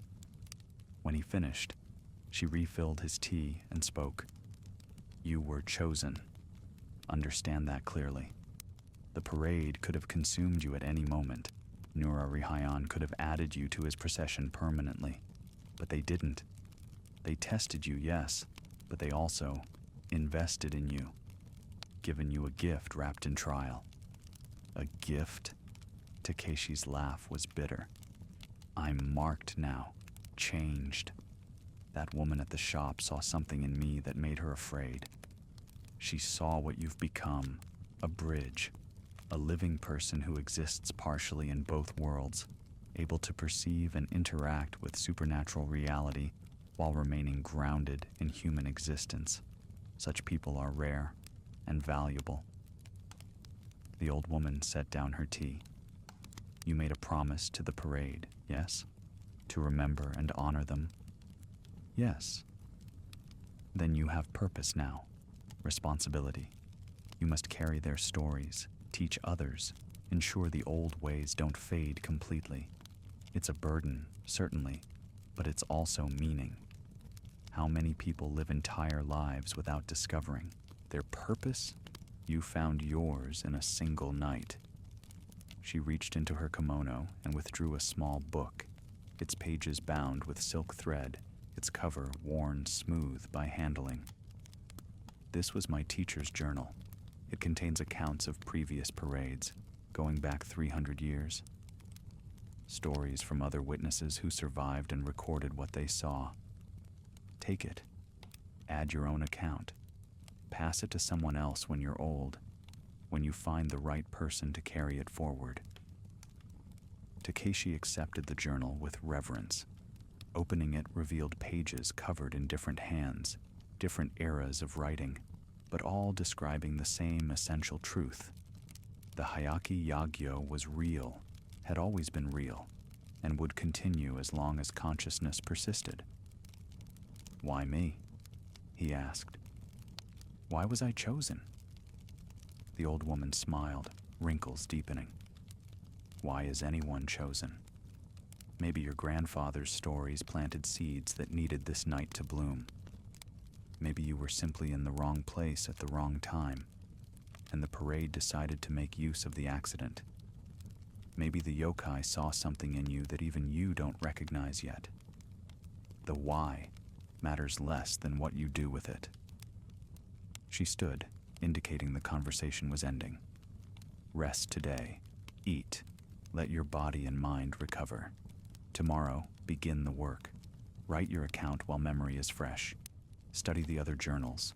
Learn the names of yokai, their natures, their customs. Become an expert not through books alone, but through lived experience enhanced by historical knowledge." At the door, she placed one gnarled hand on Takeshi's shoulder. "You'll see them now, even during daylight. Small ones mostly. Kappa in ponds, tanuki at crossroads, spirits in old houses, Don't be afraid. Acknowledge them with respect, but don't let them disrupt your life. You're still primarily human. Remember that. Don't lose yourself to the supernatural world just because you can now perceive it. Takeshi bowed deeply. Thank you, grandmother, for the talisman, for the warning, for this guidance. Thank your grandfather. He asked me to watch for you years ago before he died. Said his grandson would come to Kyoto eventually. Said you carried sensitivity that needed proper guidance. I merely fulfilled a promise to an old friend. She closed the door gently, leaving Takeshi standing in the alley with a journal of impossibilities in his hands and the morning sun warm on his face. He walked back to his lodgings in a daze. Other pedestrians gave him small amounts of space, unconsciously avoiding him without knowing why. The mark Nurarihion had placed made him slightly other, slightly apart from pure humanity. Not rejected, but recognizably different to those with any spiritual sensitivity. At his room, he finally allowed himself to collapse onto the futon. His body demanded rest, and he surrendered to it, falling into sleep so deep it bordered on unconsciousness. Dreams came, vivid and strange. He dreamed of the parade continuing in some other dimension, marching through invisible streets while the city went about its business above. He dreamed of his grandfather walking with yokai as equals, finally fully belonging to their world. He dreamed of future parades he might witness, of nights yet to come when the boundary would thin again. When he woke, the sun was setting. He'd slept the entire day, and his body felt simultaneously rested and strange, as if it had been subtly rebuilt during unconsciousness. The journal lay beside him. Takeshi opened it to the first blank page and began to write. On the night of the monkey, in the autumn of this year, I witnessed the Hayaki Yagyo. The account poured out of him. Every detail, every encounter, every emotion. He wrote until his hand cramped, then continued writing. He wrote through the night, documenting everything while memory remained sharp and undistorted by time. By morning, he had filled 30 pages with his experience. It wasn't poetry or literature, but raw testimony, immediate and honest. Future witnesses would read this and know what to expect, how to survive, what lessons the parade offered. He set down his brush as dawn broke, his second dawn since entering the parade, though it felt like he'd been walking for years. Outside his window, Kyoto woke to another normal day. Vendors called their wares. Children ran laughing through streets. Merchants like himself prepared for business. But Takeshi could see the other layer now. A kappa peeked from a well, watching humans with curious eyes. A tanuki in human guise bought vegetables, its tail barely concealed under its robes. Small spirits clustered around a shrine, feeding on the prayers and offerings left by faithful visitors. The supernatural world persisted alongside the mundane, always present, simply unnoticed by most. But Takeshi saw it now, would always see it. His eyes had been opened, and they could never close again. Days passed, then weeks, and Takeshi remained in Kyoto. His original plans, conclude business and return to Osaka, felt impossible now. How could he go back to a life of simple commerce when he'd witnessed the fundamental truth behind reality's surface? How could he trade silk and rice when his mind constantly wandered to the parade, to the promises he'd made, to the responsibility he now carried? He began visiting sites he'd seen during the parade, trying to reconcile supernatural and daylight geography. Some locations matched perfectly. The plaza where the festival had occurred was a real space, though empty and mundane under sun. Others couldn't be found, as if they existed only during that liminal night. The stone circle, the water road, the bamboo forest that grew too fast. None appeared on any map. None could be reached by following remembered paths. Perhaps they existed between places, he theorized, pockets of supernatural reality that intersected with the human world only when conditions were right. Or perhaps they'd never been physically present, experienced instead in some spiritual dimension his temporarily enhanced perception had accessed. The ambiguity didn't trouble him. If anything, it felt appropriate. The supernatural shouldn't be easily mapped or fully understood. Mystery was part of its nature. He sought out other sensitives, people who showed subtle signs of spiritual awareness. The old woman introduced him to a network of practitioners, scholars, monks, and shrine keepers who maintained knowledge of the old ways. They welcomed him cautiously, testing his knowledge, gauging his commitment, ensuring he wasn't merely curious, but genuinely dedicated to preserving what he'd learned. In their company, Takeshi found community. These were people who understood the weight of seeing both worlds, who knew the isolation of perceiving what others missed. With them, he could speak freely about yokai encounters, about maintaining respect for the supernatural, about the responsibility of witness. One conversation with an elderly monk particularly affected him. They sat in a temple garden, watching koi swim lazy circles, while a small water spirit played among the lily pads, visible to them but invisible to the tourists wandering past. "You're struggling," the monk observed. "I can see it in how you hold yourself. The weight of knowledge is crushing you." Takeshi nodded. "I made a promise. To remember, to honor, to teach. But how? Who will listen? If I tell normal people about the parade, they'll think me mad. And even among believers, my experience is extraordinary. How can I fulfill my vow when the world resists the truth?" The monk smiled gently. "You're thinking too large. Start small. Write stories. Not testimony, but tales that carry the truth wrapped in entertainment. Your grandfather did this, yes? Told you stories as a child? Yes. Then do the same. Find children, or find adults who've retained childlike openness, and tell them about yokai, about the parade. Make it exciting. Make it frightening. Make it memorable. Plant seeds. Most will forget or dismiss, but some will remember. Those few will carry the knowledge forward, and perhaps one of them will witness a future parade and need the foundation you've provided." That seems indirect, uncertain.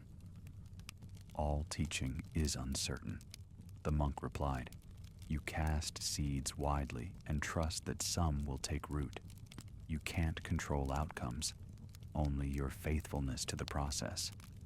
The yokai understand this. They persist without guarantee of recognition, trusting that their continued existence has value even when forgotten. You must do the same." The monk's words settled something in Takeshi's heart. He didn't need to be a great scholar or powerful practitioner.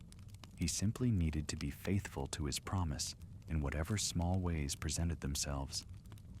He began telling stories, first to the old woman's grandchildren, then to other children in the neighborhood, then to anyone who would listen. He didn't claim the stories were true, didn't insist on belief. He simply told them tales of yokai and spirits, of the parade that marched through Kyoto on certain nights, of the importance of respecting what couldn't be fully understood. Some listeners were enthralled, others were skeptical. A few showed the telltale signs of spiritual sensitivity, their eyes widening with recognition rather than mere entertainment. To these few, Takeshi gave extra attention, answering their questions seriously, lending them books from his growing collection, introducing them to the network of practitioners. Months passed.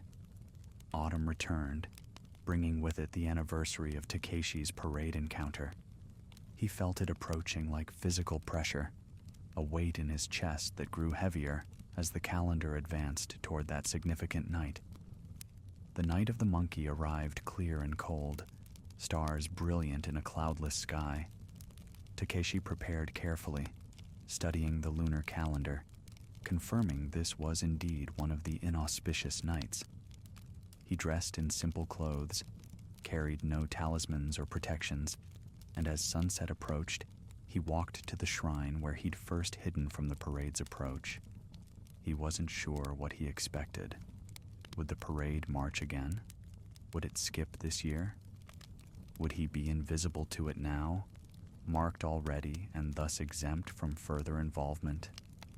Midnight approached.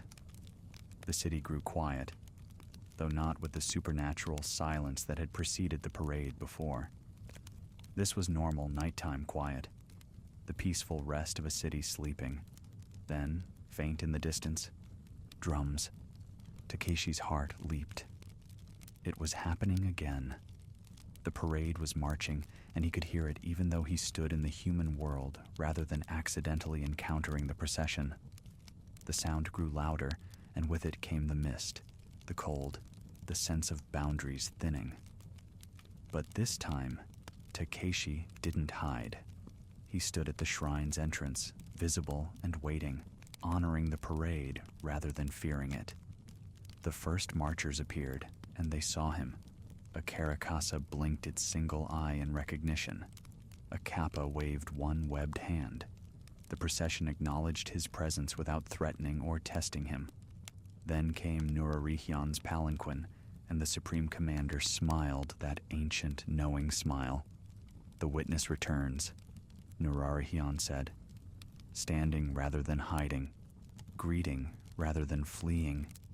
You've learned well, merchant." "I've tried," Takeshi replied, bowing deeply. "I've kept my promise, written the accounts, shared the stories, honored the old ways. I know. We watch, remember? Your faithfulness has been noted." The Supreme Commander gestured to the passing parade. "You may walk with us again if you wish. Not as tested mortal, but as honored guest. The parade welcomes friends." The invitation hung in the air, tempting. To walk among them again, to witness new wonders, to fully embrace his dual nature. But Takeshi shook his head gently. "Thank you, truly, but I think my place is here, at the boundary, walking between worlds rather than fully in either. Is that acceptable?" Nurarion's smile widened. "More than acceptable. Wise. Too many who gain our sight lose themselves in it, abandoning human connections to chase supernatural understanding. But you recognize the value of balance, of being bridge rather than convert." The palanquin began to rise. "Continue your work, Takeshi of Osaka. Teach the children. Record the stories. Maintain the knowledge. We'll remember your name, and when your time comes to join the parade permanently, as all mortal times eventually come, you'll be welcomed not as captured spirit, but as honored elder." The procession moved on, marching through streets that existed in both worlds simultaneously. Takeshi watched until the last yokai passed from sight, until the drums faded to memory, until the mist cleared and normal night returned. He walked back to his lodging slowly, at peace. He'd found his path. Not the one he'd planned when he'd first arrived in Kyoto with ledgers and ambitions of expanding his silk trade. Not the rational, profitable life he'd imagined building. But something more meaningful, more necessary, the role of keeper, of bridge, of witness who ensured the forgotten remained remembered, even if only by a few. The journal the old woman had given him now sat on his desk, joined by others he'd begun writing himself. Accounts of small encounters with yokai, observations about spiritual sites, notes on protective practices and respectful protocols. These books would outlive him, passed to the next generation of sensitives, adding to the accumulated knowledge that stretched back centuries. His silk business continued, but it had become secondary, a means of support rather than life's purpose. He'd discovered that the true currency wasn't gold or goods, but stories, memories, the preservation of truth in a world increasingly eager to forget.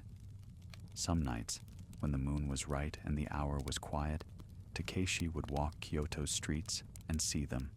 Small yokai going about their business, spirits tending forgotten shrines, kappa playing in temple ponds. They acknowledged him with nods or waves, or simply knowing glances. He was part of their world now, accepted as friend rather than feared as intruder. The mark narration had placed on him remained, visible to those with eyes to see. It marked him as protected, as allied, as someone who walked with the parade's blessing. Other practitioners recognized it and treated him with respect. Malicious spirits avoided him, understanding he was under the Supreme Commander's favor. But the mark also reminded him of responsibility. Every day, he carried the weight of his promise. Every story he told, every child he taught, every skeptic he gently challenged, all of it was fulfillment of the vow he'd made in that stone circle as the parade celebrated around him. Years would pass, he knew. Decades. He would grow old watching over this knowledge, perhaps finding an apprentice to pass it to, perhaps not. The outcome wasn't guaranteed, but his faithfulness was. That much he could control. And someday, when his mortal time ended, he would rejoin the parade, not as captured soul or punished witness, but as honored participant. One more spirit marching through the night to celebrate persistence, to honor the forgotten, to remind the world that nothing truly ends. The thought brought comfort rather than fear. He reached his lodgings and paused at the threshold, looking back at Kyoto's sleeping streets. Somewhere in the darkness, the parade continued its march through layers of reality most would never perceive. Drums echoed in dimensions adjacent to this one. Yokai danced in celebration of their continued existence, and the night, ancient and eternal, held space for all the things that refused to fade. Takeshi bowed once to the darkness, honoring what dwelt there. Then he entered his room, lit a single candle, and opened his journal to record this night's events. The parade had returned, had acknowledged him, had confirmed his path. He rode until dawn, and when the first light touched Mount Hiei's peak, he set down his brush and allowed himself to rest. The sun rose over Kyoto, painting temple roofs gold and pink. The city woke to another day, its citizens unaware of the supernatural procession that had passed through their streets, unaware of the man who'd witnessed it and sworn to remember. But awareness wasn't required for truth to persist. The parade would march again next year, and the year after, and for all the years to come. As long as consciousness existed, as long as stories were told, as long as one person in each generation opened their eyes to see beyond the surface, the Hyaki Yagyo would continue, and Takeshi would be ready, watching, remembering, honoring, always honoring the night parade of 100 demons. In the years that followed, Takeshi became known throughout Kyoto as a storyteller of uncommon skill. Children gathered when he spoke, their eyes wide with wonder. Adults dismissed his tales as entertaining fiction, never quite believing, but never quite able to forget them either. He trained 3 apprentices over his lifetime, sensitive souls who showed the gift of sight, who could perceive the yokai in temple gardens and spirits at crossroads. To them, he passed the journals, the knowledge, the responsibility of witness. When Takeshi's time finally came, he died peacefully in his sleep during another night of the monkey, decades after his first encounter with the parade. Those with spiritual sight reported seeing him rise from his body with a smile, walking out into the street where the procession was already gathering. The parade welcomed him home. Now, if you walk Kyoto's old districts on certain nights when the boundary grows thin, you might see an elderly man among the marchers, a merchant of silks who kept his promise, who honored the forgotten, who chose to remember when forgetting would have been easier. The drums still echo through streets that exist in multiple dimensions. The parade still marches, celebrating persistence, honoring the abandoned, reminding the world that consciousness persists beyond death and denial. And somewhere in the procession, a storyteller walks with yokai as equals, sharing tales with creatures who have all of eternity to listen. The Hiyaki Yagyo continues its eternal march, and those who witness it with respect are remembered forever.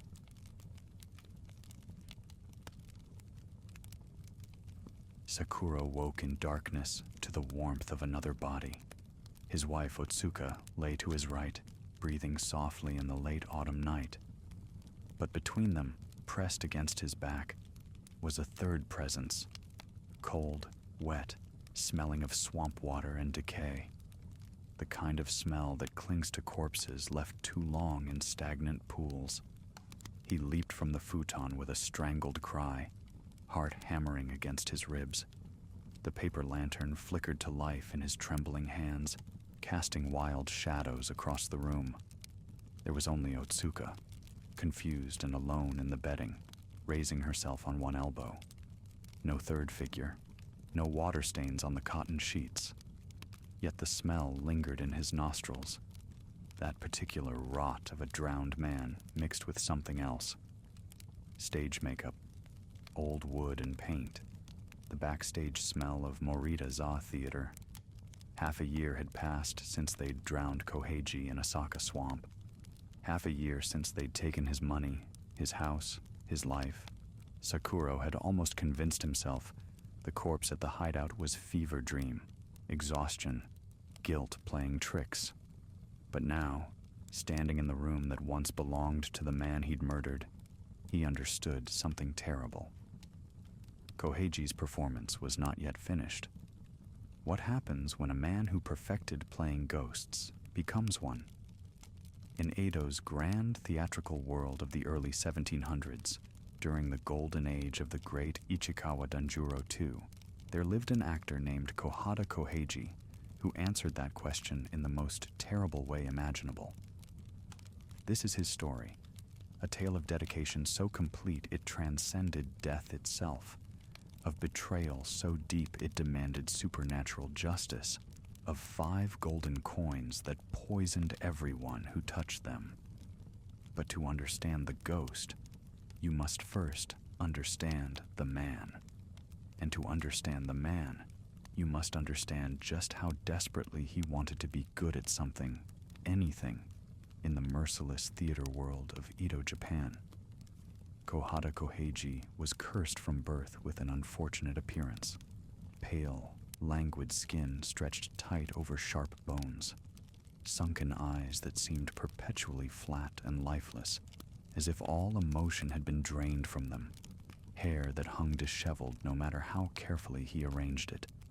In an art form where beauty and presence meant everything, where actors were revered as living gods and their faces adorned ukiyo-e prints across the city, Koheiji looked like death itself had taken human form. He joined the Morita-za theater troupe as a young man, filled with dreams of glory on the kabuki stage. But dreams meant nothing without the face to match them. His manager, a kind man who saw determination in those flat eyes, resorted to bribing other troupes and begging countryside theaters just to find Koheiji even the smallest roles. Background roles, non-speaking parts. The man who gets killed in the first act and lies motionless for the rest of the performance. Year after year, Koheiji watched other actors rise while he remained a third-rate performer, barely scraping together enough coin to survive. He would stand in the wings, watching the great Ichikawa Danjuro II command the stage with superhuman presence, and wonder if he would ever feel what it was like to have an audience truly see him. Then came his one chance. A traveling countryside show needed someone to play a ghost. The role paid almost nothing.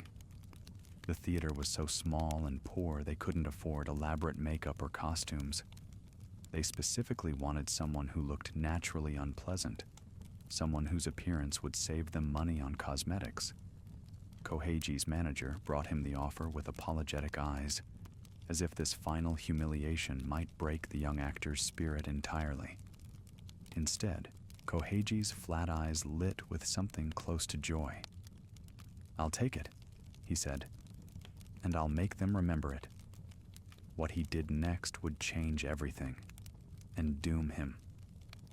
Koheiji knew this was his last opportunity.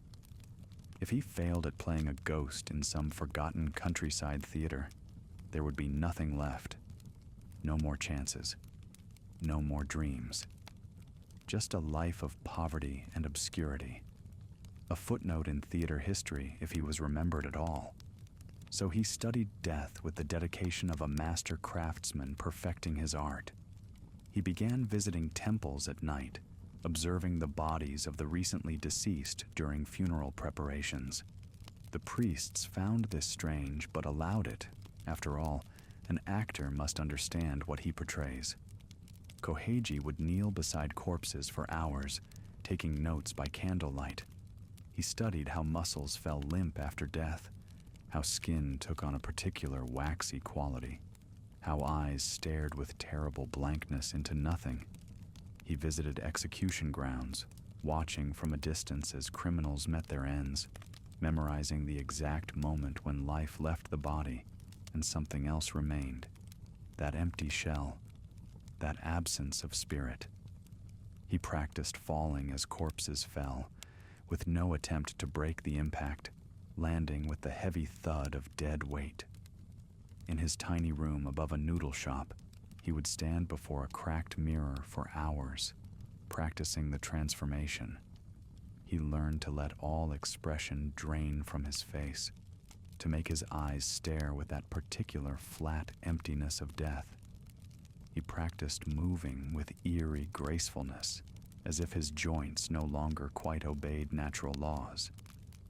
He developed a voice that rattled in his throat like water through reeds, like the last breath leaving drowned lungs. His landlady, hearing these strange sounds through the floor, began to avoid him. Neighbors whispered that Koheiji had gone mad, that he was becoming the thing he studied. But Koheiji didn't care. For the first time in his failed career, he felt like he was good at something. His naturally unfortunate appearance, that curse that had doomed him in every other role, suddenly became his greatest asset. He didn't need expensive makeup to look like death. He simply needed to perfect the performance of being dead. When he finally traveled to Osaka for the countryside show, Koheiji was ready. The theater was indeed small and shabby, the audience mostly farmers and merchants who had never seen the grand stages of Edo. But on that first night, when Koheiji stepped onto the stage as a ghost, something remarkable happened. The audience gasped, then fell into perfect, terrible silence. He didn't move like an actor playing a ghost. He moved like a ghost playing at being seen by the living. Every gesture was precise, haunting, inevitable. When he spoke, his voice made children clutch their mothers. When he stared with those flat, dead eyes, hardened men looked away. The performance was so convincing, so thoroughly unsettling, that several people in the audience fled. Others sat frozen, unable to look away.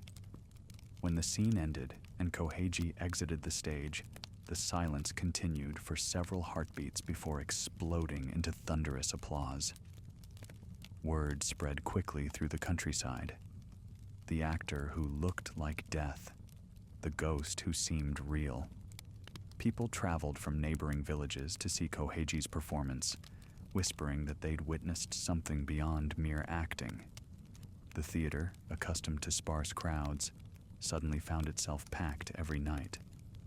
The local magistrate himself attended, sitting in the place of honor. After the performance, he summoned Koheiji and presented him with 5 golden ryo, a fortune, more money than Koheiji had earned in his entire career combined. "I have seen the great stages of Edo," the magistrate said, "and I have never witnessed anything so perfectly executed. You do not play a ghost. You are one." For the first time in his life, Kohada Koheiki was acclaimed, successful, good at something. He clutched those 5 golden coins in his sleeve and felt something like happiness. He would return to Edo with this money, with these stories of his success. He would tell his wife Otsuka how he had finally made something of himself. Perhaps she would look at him with pride instead of embarrassment. Perhaps she would love him the way he loved her.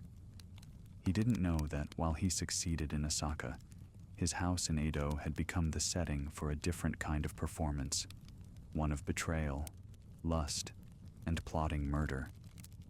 Otsuka had married Koheiji out of necessity, not love.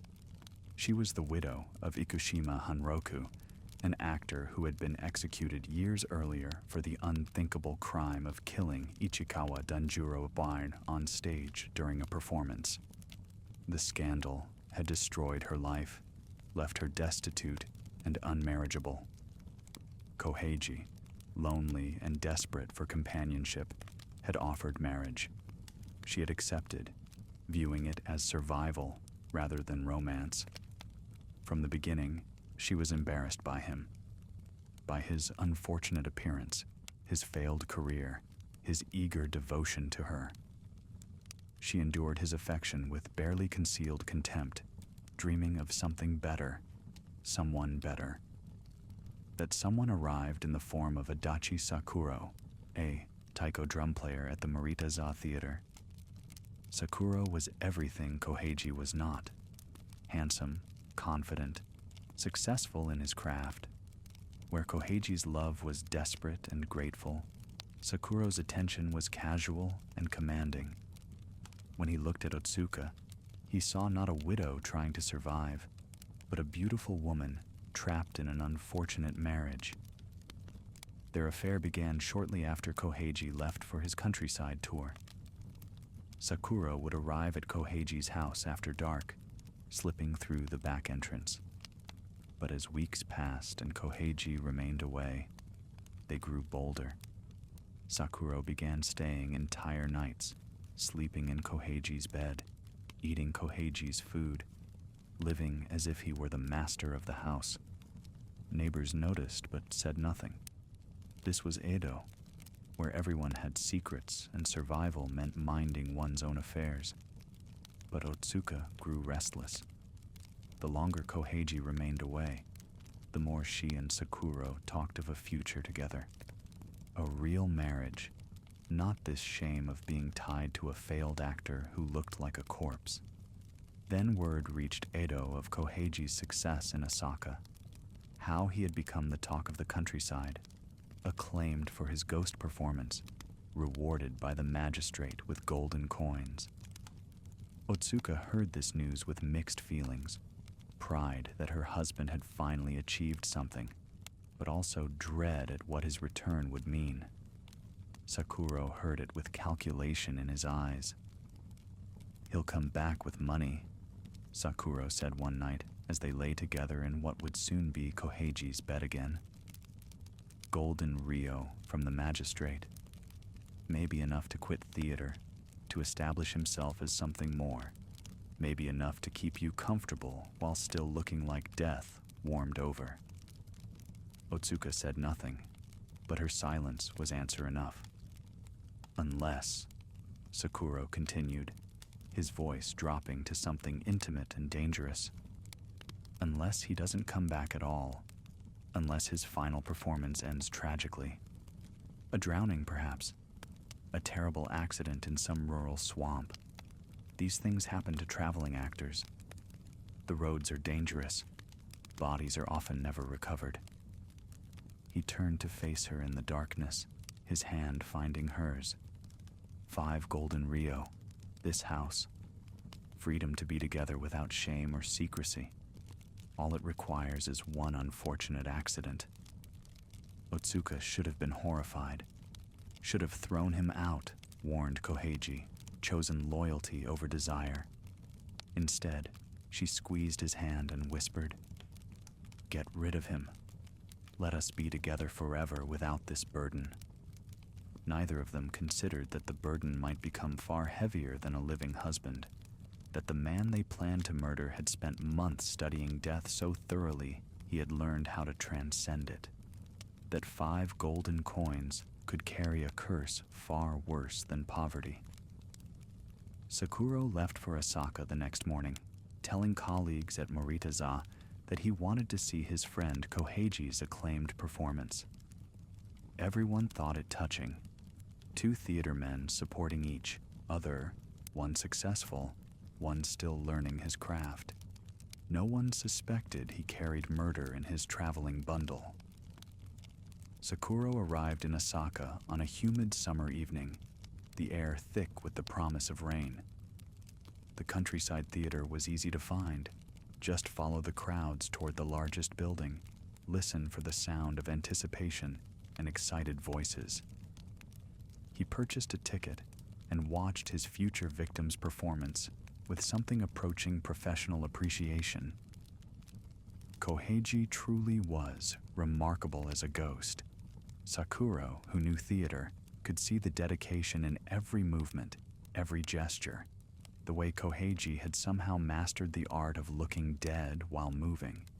It was unsettling even to someone who knew it was performance. For a moment, Sakuro felt something close to regret. Then he thought of Otsuka, waiting in Edo, of the 5 golden Rio in Koheiji's sleeve, of the life they could build on the foundation of this unfortunate man's death. Regret dissolved like morning mist.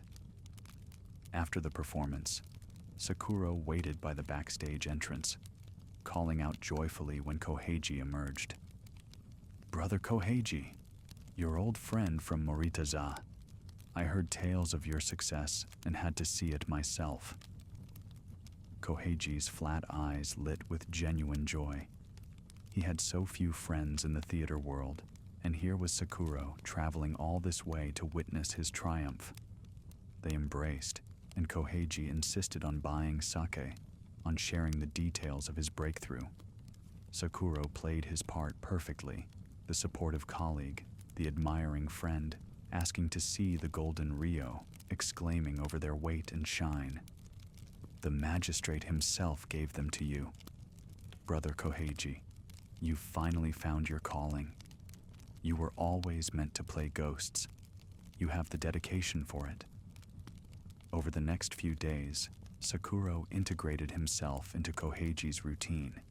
He brought his taiko drums and played during performances, adding percussion to Koheiji's ghostly appearances. The audiences loved it. The supernatural was enhanced by rhythmic thunder. Koheiji was grateful, unaware that Sakuro was establishing alibi and friendship, making their connection visible to dozens of witnesses. Sakuro's brother Unpei, a bandit living in the rural areas around Osaka, arrived quietly. The 3 of them met in a shabby inn, Koheiji unaware that he was dining with his murderers. They shared food and drink, laughing, making plans.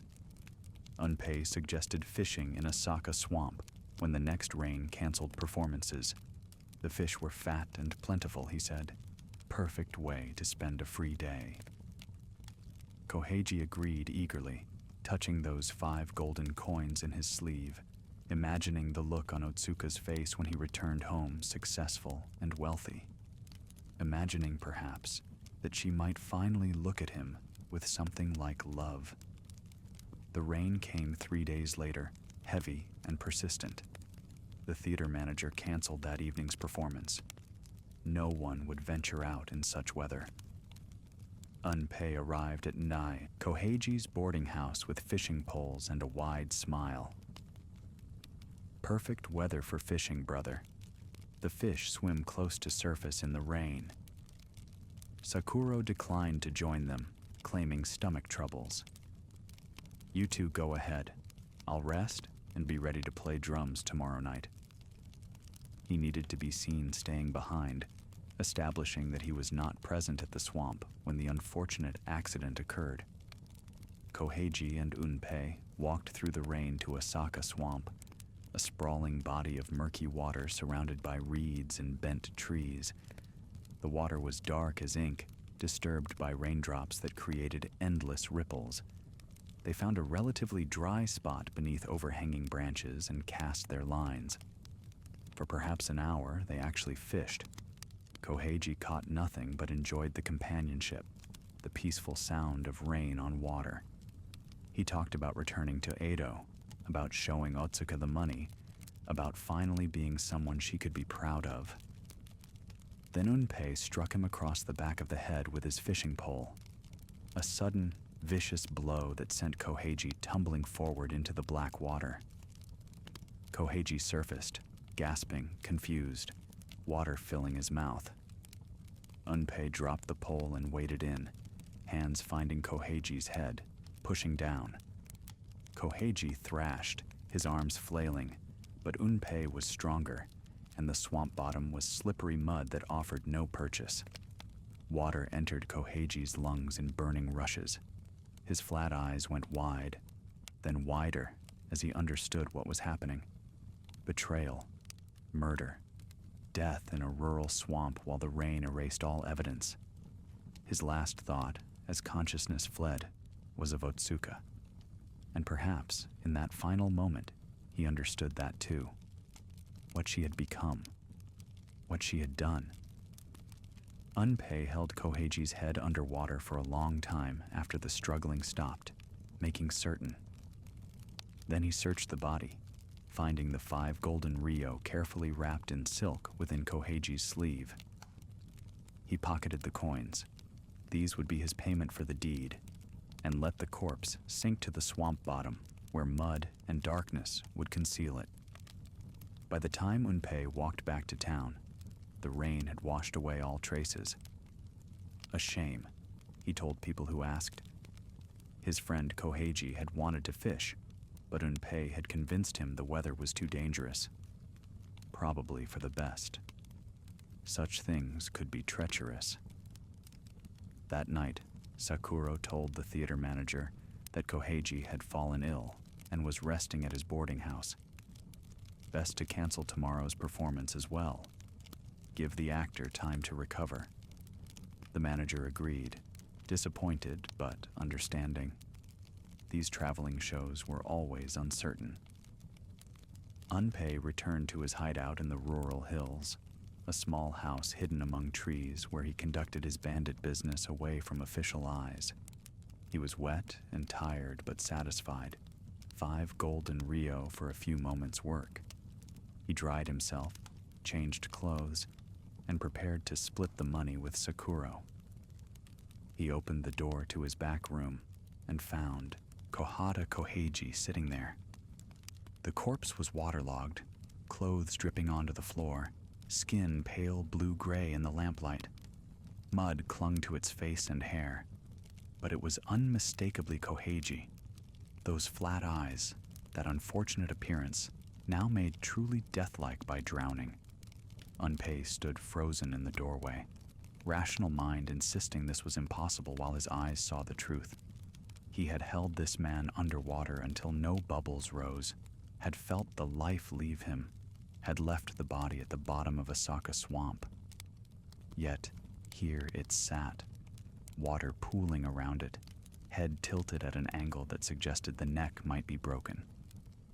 Watching him, with flat, dead eyes that didn't blink. Unpei's shout brought Sakuro running from the front room where he'd been waiting. Together they stared at the impossible sight, the corpse that should have been underwater, hidden, irretrievable. "The coins," Sakuro whispered. "Check if he has the coins. Unpei approached cautiously, trembling. The corpse didn't move, didn't react. It simply sat there, dripping. Unpei reached out and pulled back Koheiji's sleeve to check for the golden ryo. The corpse's hand shot out and grabbed Unpei's wrist. The grip was iron. The fingers were ice. Unpei screamed, trying to pull free, but the dead hand held him with impossible strength. Then slowly, terribly, the corpse's eyes opened fully, no longer flat and lifeless but burning with recognition and rage. Those eyes locked on Sakuro, and in that stare was such perfect hatred, such complete understanding of betrayal, that Sakuro felt his bladder release in pure terror. The corpse's mouth opened, water spilling out, and it made a sound, not quite words, not quite laughter, but something between them.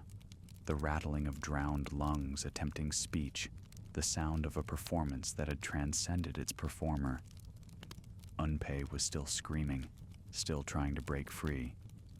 Sakuro grabbed an axe from the wall and brought it down on Koheiji's neck, severing the head with a wet crunch. The head rolled away, but the hand continued to grip Unpei's wrist.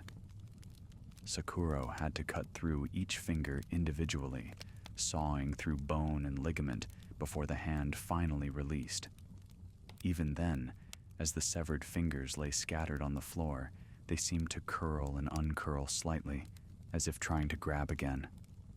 Both men fled into the night, leaving everything behind. Sakuro ran for Edo, his mind shattered by what he'd witnessed. Behind them, in the hideout, the severed head and fingers lay in pools of water and blood. And if anyone had stayed to watch, they might have seen the fingers slowly rot, releasing the particular stench of death that would haunt Sakuro for the rest of his short, terrible life. Sakuro arrived at Koheiji's house in Edo 3 days later, hollow-eyed and shaking.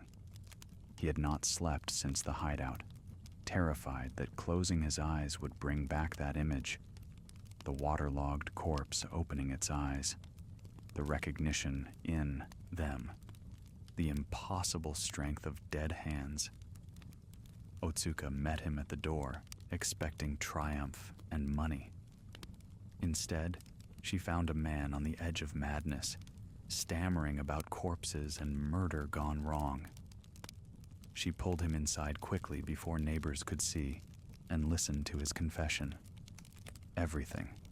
The murder in the swamp, the corpse appearing at the hideout, the severed fingers that wouldn't stop moving, the 5 golden ryo that had disappeared with Unpei, who had fled into the countryside and vanished. To Sakuro's amazement, Otsuka listened calmly. When he finished, she poured tea with steady hands and said simply, "Koheiji just got home. He's resting in the back room." Sakuro dropped his cup, tea spilling across the floor. "What did you say?" "He's home. Arrived this afternoon, tired from traveling. He went to rest and hasn't come out."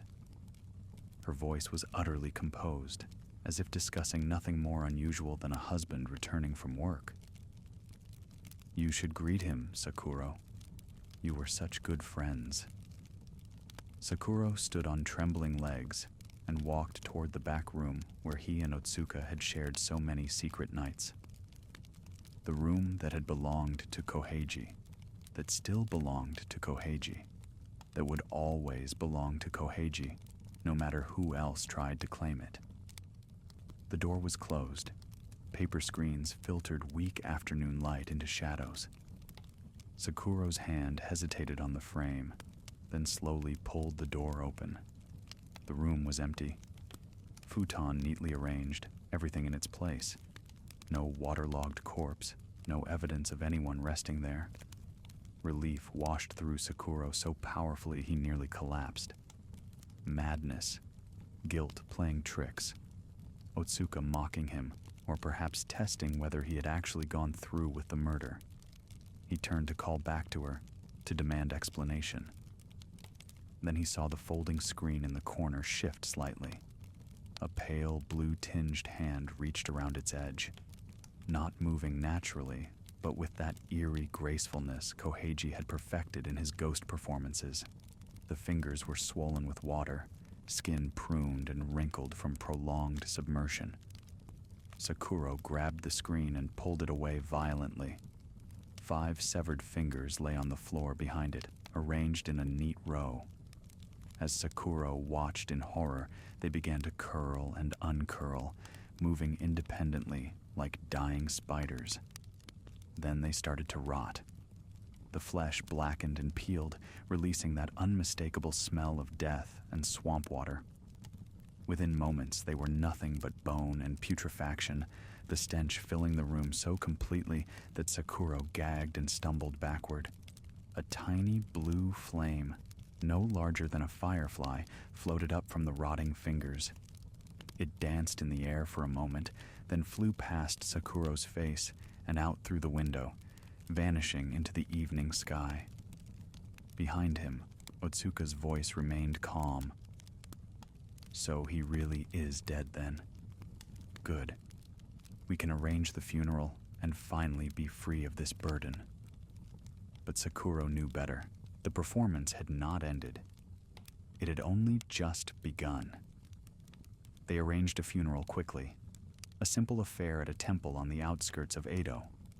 The priest who performed the rites noted that there was no body, but accepted their story of a drowning in distant Osaka, body irretrievable from swamp bottom.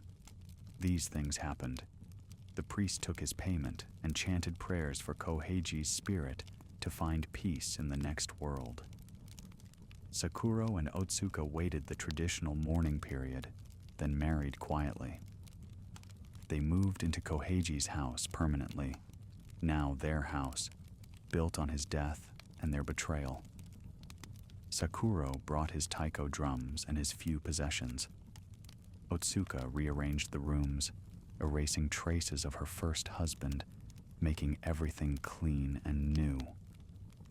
The 5 golden ryo were gone, vanished with Unpei, who had fled to some distant province and would never be found. But Sakuro still earned decent money as a drum player at Moritaza, and Otsuka was frugal. They would manage. They would build a life on this foundation of murder and deceit, and perhaps in time, they would even forget the cost.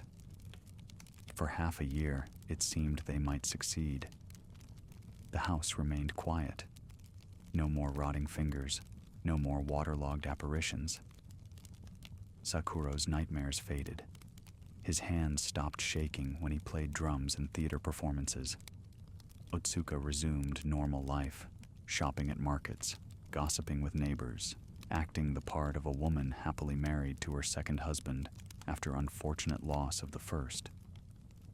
Neither of them spoke about Koheiji. His name became forbidden, unmentioned, as if silence could erase him from existence as thoroughly as drowning had erased him from life. But in Edo, during the era of Great Kabuki, there was a saying, "The best performances are the ones that continue long after the curtain falls." And Kohada Koheiji, who had spent his life perfecting the art of being a ghost, was about to deliver the performance of his death. The first sign came on a cold autumn night, half a year to the day after Koheiji's murder. Sakuro woke to the sensation he had felt once before, that terrible awareness of a third presence in the bed, the same cold, wet feeling against his back, the same smell of swamp water and decay, mixed now with something else. Stage makeup, old theater wood, the particular scent of incense used in funeral rites. He sat up sharply, gasping. Otsuka stirred beside him, half awake. "What's wrong?" There was... Sakuro turned to look at the space between them. Nothing. Just rumpled bedding. 2 people alone. Nothing. A dream. But the smell lingered. And when he lay back down, he couldn't shake the feeling that if he turned his back, there would be someone there, watching, waiting, performing the role of patient revenge. The next night, the same sensation. and the night after that. Sakuro began sleeping fitfully, jolting awake at the slightest sound. The house, which had been quiet for months, now seemed full of small noises, creaking boards, sliding doors, the whisper of fabric against wood, the sounds of someone moving through rooms in the darkness. Otsuka noticed his deterioration. "You're imagining things. Guilt over what we did, perhaps. But he's dead, Sakuro. Dead and buried. We performed the funeral rites. He's gone." "Is he?" Sakuro stared at her with hollow eyes. "Because I keep feeling him, between us, cold and wet, every night now. Every single night, he's there." Otsuka's calm began to crack. "That's madness. There's nothing there." "Then why do you flinch when you pass the back room? Why do you avoid looking at the corner where those fingers rotted? Why do you burn incense constantly, as if trying to cover up some smell?" They didn't speak after that, but both began watching the house with nervous attention, waiting for something to happen, waiting for the performance to resume. A week later, Sakura woke to find Otsuka sitting up in bed, staring at the window. "There's someone outside," she whispered. "I saw a shadow pass." Sakura lit a lantern and checked. Nothing but empty garden, autumn wind moving through bare branches. But when he returned to bed, they both saw it. A figure at the window, pale and wet, pressed against the paper screen from outside. The silhouette of a man with disheveled hair and a tilted head, as if his neck were broken. The figure didn't move, didn't try to enter. Simply stood there, watching. Then slowly, it sank downward, as if descending into earth or water, until it vanished completely. Sakura and Otsuka sat awake until dawn, clutching each other, the lantern burning uselessly between them. The hauntings escalated. Every night now, the figure would appear, sometimes at the window, sometimes in the garden, once standing in the hallway outside their room, visible through the crack beneath the door as a shadow that dripped water onto wooden floors. Sakura began drinking heavily, trying to numb himself to terror. He would arrive at theater rehearsals drunk, missing drum cues, fumbling rhythms he'd played perfectly for years. His colleagues whispered concerns. His reputation began to suffer. Otsuka grew paranoid about Sakura's fidelity. The feeling of that third presence in their bed had infected her mind with suspicion. If someone could be there unseen, unfelt by her, what else might be happening? Late one night, drunk and paranoid himself, Sakura accused her of taking lovers during the day while he worked. She struck him across the face, screaming that she had given up everything for him, including her soul. Their marriage, built on betrayal, began devouring itself with mistrust and fear.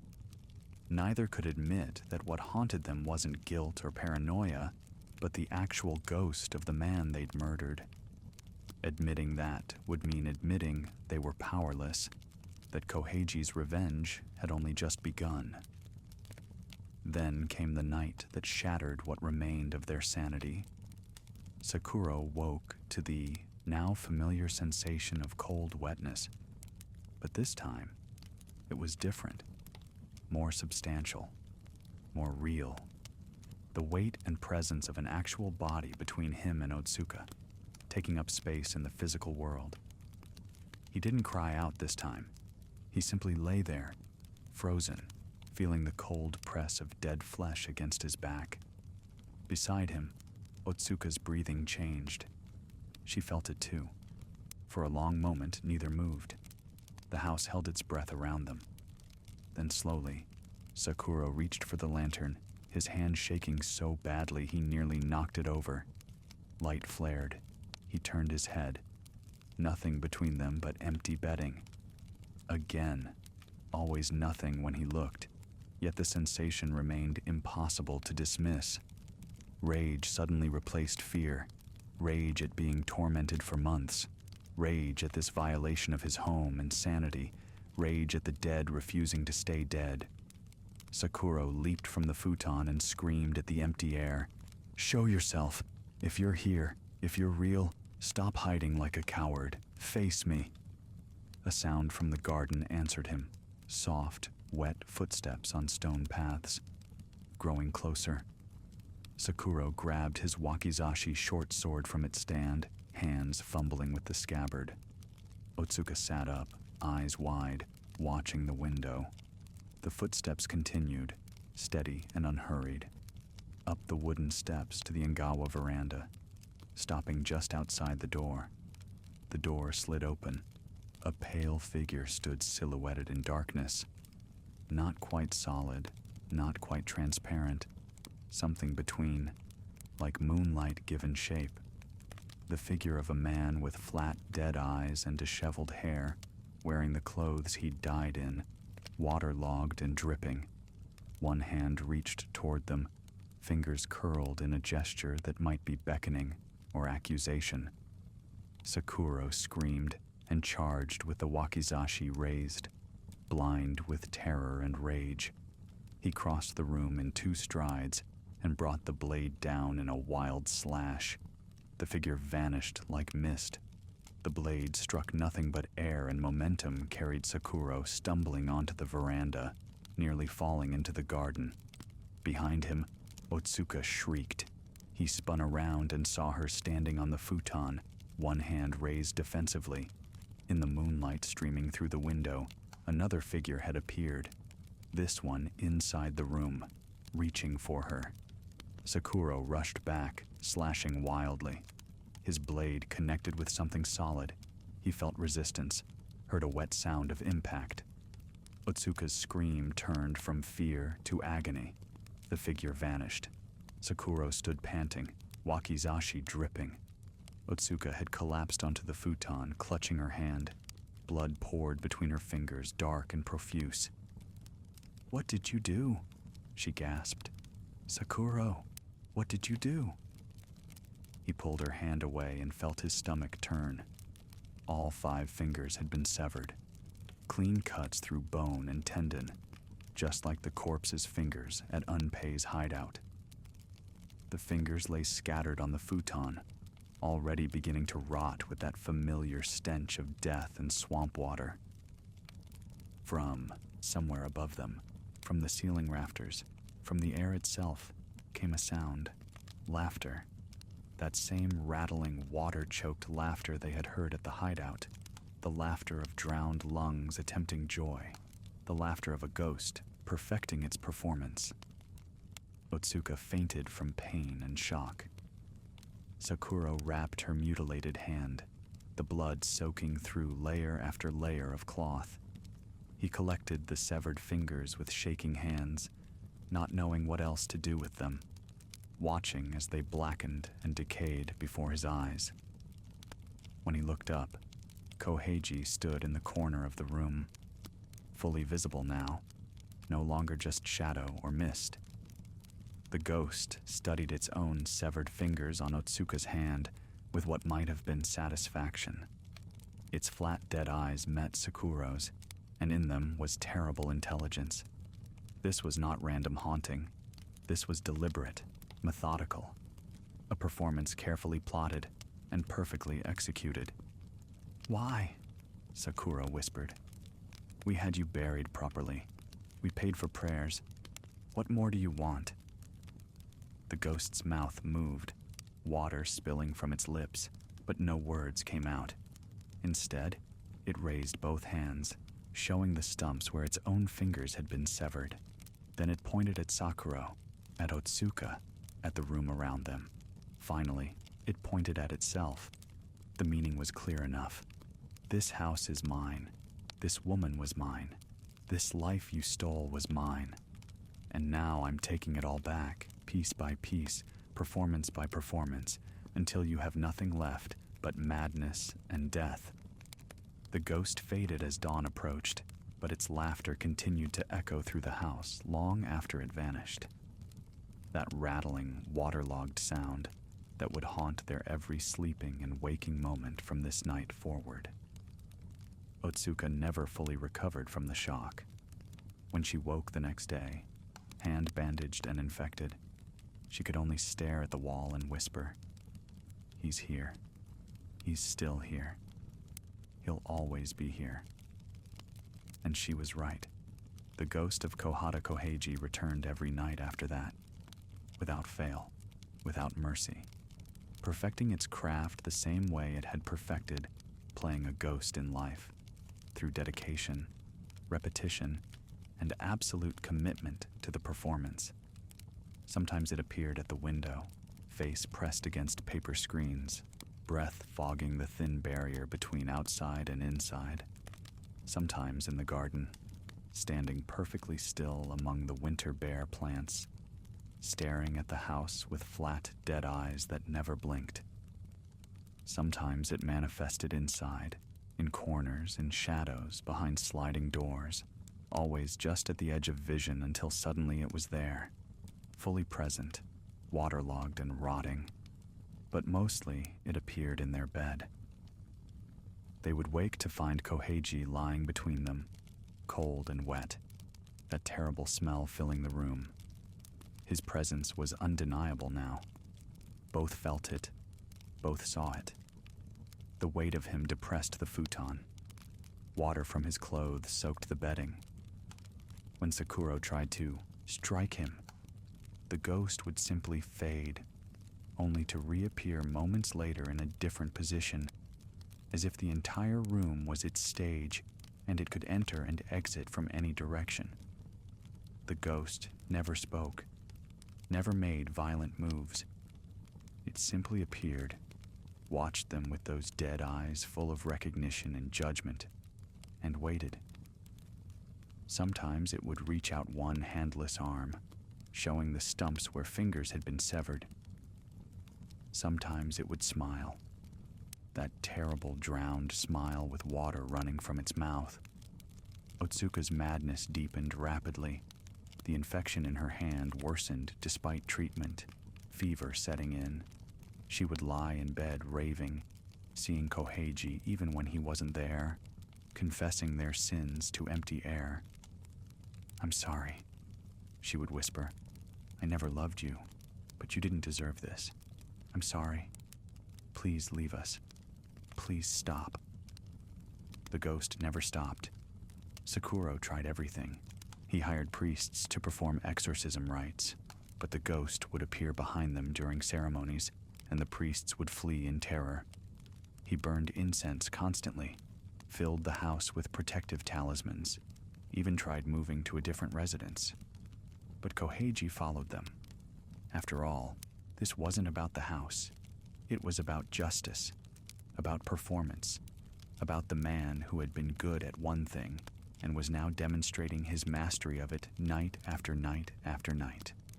Neighbors began avoiding their street. The house acquired a reputation for being haunted, and property values in the area dropped. People walking past after dark would sometimes glimpse a pale figure in the windows, or hear that terrible, waterlogged laughter echoing through walls. Sakuro's career at Morita-za ended when he arrived at a performance too drunk to stand, then began screaming at empty air during rehearsal, swinging his drum mallets at a ghost only he could see. They dismissed him with pity and disgust. Without income, with Otsuka unable to function, with medical expenses mounting, they began selling their possessions. First, the valuable items, silk robes, ceramic dishes, decorative items, then necessities, extra futon, cooking utensils, furniture. Everything went piece by piece, consumed by the need to treat Otsuka's infection, to buy sake to numb the terror, to pay priests for useless prayers. Eventually, they spent the last of their money, the modest savings that remained from Sakuro's drum-playing career, the emergency funds they'd kept hidden. Irony of ironies, the amount totaled almost exactly 5 golden ryo, the same 5 coins they'd murdered to obtain, now gone to treating wounds inflicted by the ghost of their victim. Otsuka died 3 months after her fingers were severed. The infection had spread to her arm, then throughout her body. In her final days, she could only lie in fevered delirium, conversing with Koheiji as if he were her living husband, visiting from countryside tour. "Did you do well?" she would ask. Were the audiences pleased? "I'm so proud of you." The ghost stood by her deathbed every night, watching, no longer seeking revenge against her. She was already destroyed, simply witnessing the conclusion of this act of his performance. On her final night, Otsuka's eyes cleared briefly. She looked at Koheiji standing in the corner and whispered with perfect clarity, "You were better than I deserved. I'm sorry I never saw it." Then her eyes closed and her breathing stopped. The funeral was a pathetic affair. Sakuro, now penniless, could barely afford a priest's services. He stumbled through the ceremony in a daze, performing the role of grieving widower, while Koheiji's ghost stood among the few attendees, visible only to Sakuro. The ghost watched as they prepared Otsuka's body, watched as they laid her in the ground, watched as Sakuro finally walked away from the cemetery alone. If Sakuro thought his torment would end with Otsuka's death, he was mistaken. The nightly performances continued. Now they had a different character, no longer persecution of two conspirators, but the slow dismantling of one final life. With Otsuka dead and his savings exhausted, Sakuro had nothing left. No career, no money, no home. He'd been forced to abandon Koheiji's house when he could no longer pay rent to the landlord. He lived as a beggar on Edo's streets, sleeping in temple gardens and under bridges, eating scraps when he could find them. Even in destitution, the ghost followed. Other beggars would avoid him, sensing something wrong. "That man's haunted," they would whisper. "Look at him talking to the air, cowering from nothing, cursed somehow." They left him to his solitary madness. Sakura would see Koheiji everywhere, sitting across from him while he ate discarded rice balls, standing in alleyways watching him sleep, appearing in puddles as a waterlogged reflection. The ghost had transcended physical location. It existed wherever Sakuro's guilty conscience resided, which was everywhere and always.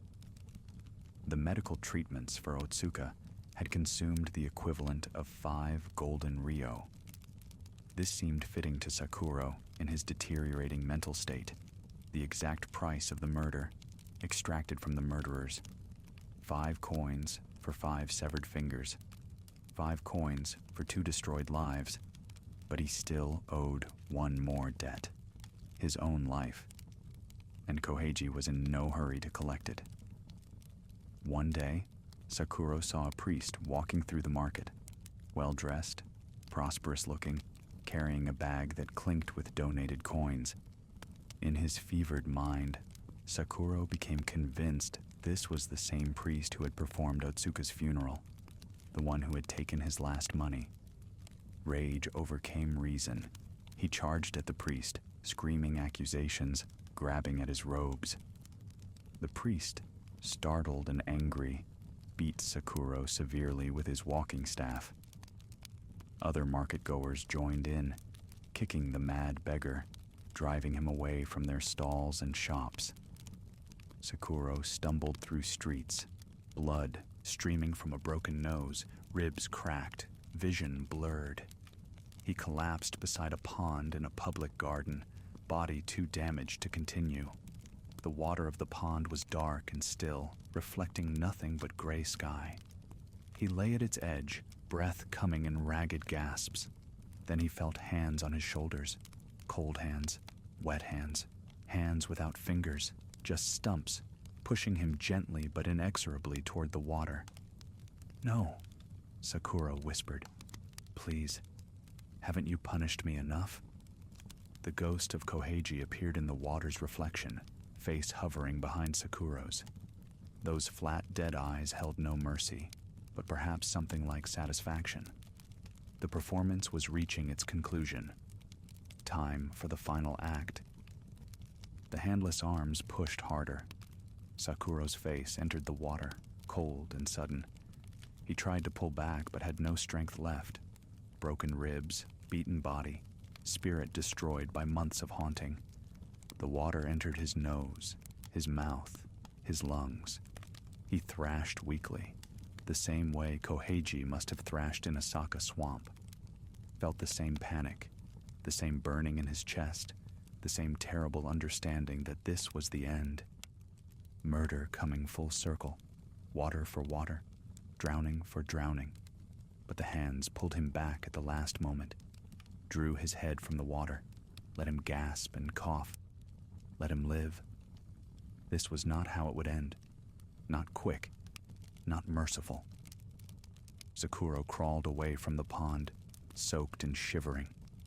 He made it back to the abandoned temple where he'd been sleeping, collapsed in a corner, and fell into fevered delirium. For 3 days he lay there, body racked with infection from the beating, lungs damaged from near drowning. He cried out constantly, having conversations with people who weren't there, reenacting scenes from the murder, begging forgiveness from Koheiji's ghost that stood beside him through every moment of his dying. Neighbors heard the sounds, terrible, haunting sounds of a man losing his final grip on sanity. They didn't investigate. This was Edo. Everyone had their own problems. The mad beggar would die soon enough, and the city would move on. On the third night, Sakuro's cries finally stopped. In the morning, the temple priest found his body, bloated, discolored, skin showing the distinct blue-gray tinge of someone who had drowned. Despite having died on dry land, in the corner of a temple garden, Sakuro looked exactly like a corpse pulled from swamp bottom. The irony would not be lost on those who heard the story later. The man who drowned another had died looking drowned. The man who severed a ghost's fingers had watched his accomplice lose hers. The man who stole 5 golden ryo had spent their exact equivalent on futile medical care. Justice is performance art. Revenge is theater. Every element perfectly balanced and symmetrical. Kohada Koheiki, the actor who had been good at only one thing, had proven himself a master of it. The performance was complete. Or so it seemed. Word of the haunting spread through Edo's theater district like fire through paper screens. The story had everything audiences loved: betrayal, murder, supernatural revenge, tragic irony. Theater people discussed it in tea houses and backstage at Moritaza. Playwrights considered adaptations. Artists sketched scenes of the waterlogged ghost for ukiyo-e prints. The story eventually reached the ears of Ichikawa Danjuro II, the greatest kabuki actor of the age, whose father had been killed by Otsuka's first husband years before. This added yet another layer of tragic connection. Koheiji had married the widow of his idol's murderer, then been murdered in turn by his wife's new lover. The whole tale was like a dark kabuki play, writing itself across multiple generations. Danjuro was known for his powerful spiritual presence, his commanding stage performance, and his respect for the theatrical arts. When he heard of Koheiji's fate, a failed actor who finally succeeded at playing ghosts, then became the most convincing ghost of all, he felt something stir in his chest. Pity, perhaps, or professional respect. One performer recognizing another's dedication to craft, even if that craft transcended death itself. He went to the temple where Sakuro's body had been found, now cleaned and peaceful again. He burned incense and spoke prayers for all the souls involved in the tragedy: Koheiji, Otsuka, Sakuro, even Unpei, somewhere in distant provinces. As Danjuro prayed, the air grew cold. Incense smoke bent in directions that wind alone could not explain. When Danjuro opened his eyes, Koheiji's ghost stood before him. Not the terrifying, waterlogged specter that had tormented the murderers. This was a quieter manifestation. Still pale, still wet, still bearing the marks of death, but with something softer in those flat eyes. The ghost looked at Danjuro with what might have been hope, or perhaps need. Danjuro was not afraid. He had performed on stages before thousands, had played demons and gods and supernatural beings. He understood that everything, including death and haunting, was ultimately performance. He met the ghost's gaze and spoke with the same commanding voice that silenced crowded theaters. Kohada Koheiki, I heard of your performance in Osaka. They say you studied death so thoroughly that you became it, that your dedication to craft was absolute, that you perfected the art of playing a ghost until no one could tell where the actor ended and the role began. The ghost said nothing. It never spoke, having died with water in its lungs, but it listened with complete attention. You achieved what every actor dreams of, Danjuro continued. You found the one role you were meant to play, and you performed it better than anyone else could. Your revenge was flawless, symmetrical, inevitable, complete. The precision of a master craftsman.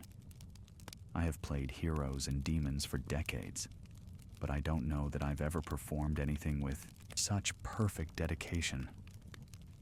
Danjuro paused, then added the words that would finally grant peace to a restless spirit. Koheiji, you were only ever good at being a ghost, but that one thing, you did perfectly. The ghost's flat eyes changed. Something in them loosened. Some tight grip on the world relaxed.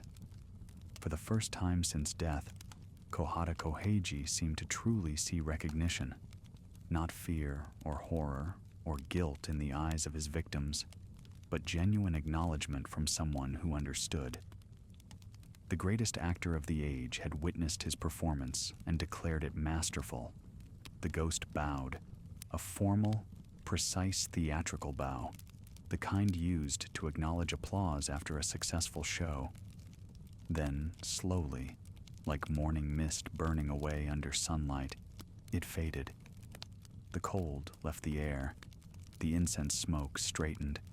The presence that had haunted Edo for months simply dissolved, like an actor exiting stage after delivering their final line. Danjuro remained kneeling for a long time after the ghost vanished, thinking about dedication, about art, about the thin line between performance and reality, about how some roles consume their performers so completely that they continue the performance even after the stage goes dark. He commissioned a proper memorial for Koheiji at a respected temple, ensuring the failed actor turned perfect ghost would be remembered not as a victim or villain, but as a performer who achieved mastery of his craft. The stone marker bore a simple inscription: Kohada Koheiji, ghost actor, whose final performance transcended the stage. But the story did not end with Danjuro's recognition or Koheiji's peaceful departure from the mortal realm. Something about the haunting had embedded itself in the theatrical tradition of Edo. The tale was too perfect, too symmetrical, too darkly poetic to simply fade into history. Within a year, the playwright Tsuruya Nanboku IV adapted the story into the kabuki play Iroeri Otogizoshi, Colorful Fairy Tales. The play became wildly popular, audiences thrilling to the tale of betrayal and supernatural revenge. But from its very first performance, cast and crew noticed something unsettling. Accidents plagued productions. Props would fall during the drowning scene. Actors playing Koheiji would suffer mysterious injuries. Nothing fatal, but pointed. A sprained wrist during the scene where the corpse grabs Sakuro. Sudden fevers after the performance where Koheiji studies death. stage makeup that wouldn't wash off completely, leaving actors with a pale, corpse-like pallor for days. The actor playing Koheiji in the premiere production reported waking in the middle of the night feeling cold and wet, as if he'd been submerged in water. His wife claimed to smell swamp rot in their bedroom, though no source could be found.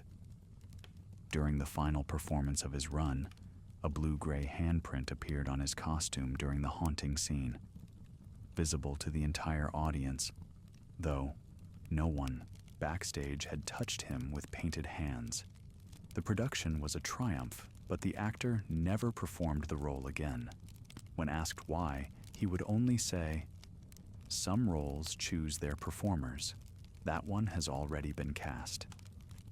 Other actors over the decades took on the challenge, drawn by the dramatic power of the role or the promise of acclaim. Each experienced their own version of the curse: strange occurrences during rehearsal, voices heard in empty theaters, the sensation of being watched by flat, dead eyes from dark corners backstage, cold spots on stage that camera equipment later confirmed existed in specific locations, exactly where Koheiji's ghost would stand, according to the script. Modern productions continue to this day, and the curse persists. An actor in the 1920s fell from the stage during a performance, breaking his arm in 5 places, 1 fracture for each severed finger. A production in the 1950s had to be canceled when the actor playing Koheiji collapsed from sudden hypothermia despite the warm theater. In the 1980s, an ambitious young performer took the role despite warnings and spent his entire run experiencing sleep paralysis, waking unable to move, feeling the weight of something cold and wet pressing down on his chest. Theater people whisper that Kohada Koheiji never truly left, that he remains connected to his story, watching each new performance with those flat, dead eyes, judging whether the actor truly understands what it means to be a ghost, that he is jealous of his reputation as the greatest ghost actor, unwilling to let anyone else claim the title he died to earn. Some believe the hauntings are punishment, that Koheiji is angry at having his tragedy turned into entertainment, his pain transformed into art for profit. But others, particularly those who study theatrical tradition, believe something different. They think Koheiji is simply continuing to perfect his craft, that he sees each new production as another opportunity to perform, another chance to refine his art, that the cold spots and strange occurrences are not attacks, but collaborations, the ghost adding authenticity to performances of his own story. After all, what better way for an actor to achieve immortality than to literally perform forever? What greater dedication to craft than haunting your own theatrical legacy across centuries? The temple where Danjuro commissioned Koheiji's memorial still stands in modern Tokyo. The memorial stone has been carefully preserved, protected now by a small shelter and regularly maintained. Visitors come, mostly theater students and performers, leaving offerings of sake, rice, and paper cranes. They pray for successful performances and protection from the jealous ghost. But they also pray for something else, that they might achieve even a fraction of Koheiji's dedication, that they might find the one role they were meant to play and perform it with such completeness that nothing, not rejection, not poverty, not even death itself, could stop them from mastering it. The story of Kohada Koheiji has become a parable within Japanese theater culture. A cautionary tale about betrayal, certainly. A ghost story to frighten and entertain, absolutely. But also something deeper. A meditation on the nature of art, dedication, and what it means to truly embody a role. Theater professors use his story when teaching method acting. Koheiji studied corpses until he became one, they tell students. He didn't just play a ghost. He understood death so completely that death itself recognized him as kin. That is total commitment to craft. That is what it means to lose yourself in performance. The 5 golden ryo that started everything have never been found. Unpei disappeared into rural provinces and was never heard from again, presumably dying somewhere unknown with the cursed coins still in his possession. Or perhaps he spent them, spreading the curse to whoever received them next. Some versions of the story claim those specific coins still circulate through Japan's economy, bringing misfortune to whoever possesses them. 5 golden curses that will continue poisoning lives until the end of time. The swamp where Koheiji drowned has been partially filled and developed over the centuries, but local residents still avoid the remaining water after dark. Fishermen report cold spots in certain areas where their lines consistently tangle or break. Children are warned not to play near the water's edge. Sometimes, on foggy nights, people claim to see a pale figure standing among the reeds. Not threatening, just watching, waiting. Performing the eternal role of the drowned man, returning to the place of his death. The house where Sakuro and Otsuka lived, where Koheiji's ghost appeared night after night in their bed, was torn down decades ago. But the land remained empty for years because no one would build on it. Eventually, modern development pressure overcame superstition, and an apartment building now occupies the site. Tenants in certain units report unexplained cold spots in their bedrooms, the smell of stagnant water with no apparent source, and an uncomfortable feeling of being watched while they sleep. A third presence in the bed, cold and wet and patient.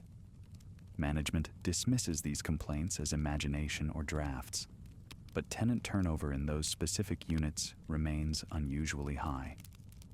Osaka, the rural town where Koheiji achieved his greatest living success, has embraced his memory. A small museum dedicated to his story exists near where the old theater once stood.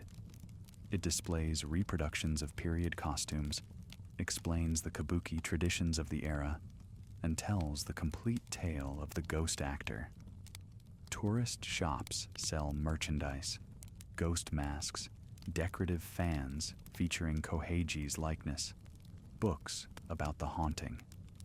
The museum's centerpiece is a detailed recreation of the drowning scene, complete with atmospheric lighting and sound effects. Visitors can stand on a platform meant to represent the swamp edge and look down at a mannequin of Koheiji sinking into artificial water, his flat eyes staring up at them with eternal accusation.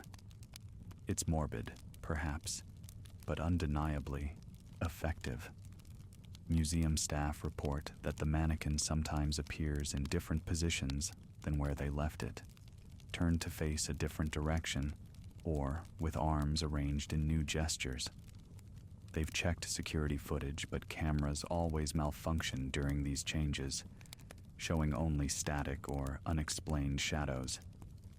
The staff have stopped trying to fix it. They simply adjust the mannequin back to its proper position and continue the tours. Some things, they've learned, should not be questioned too deeply. The artistic legacy of Koheiji's story extends beyond kabuki theater.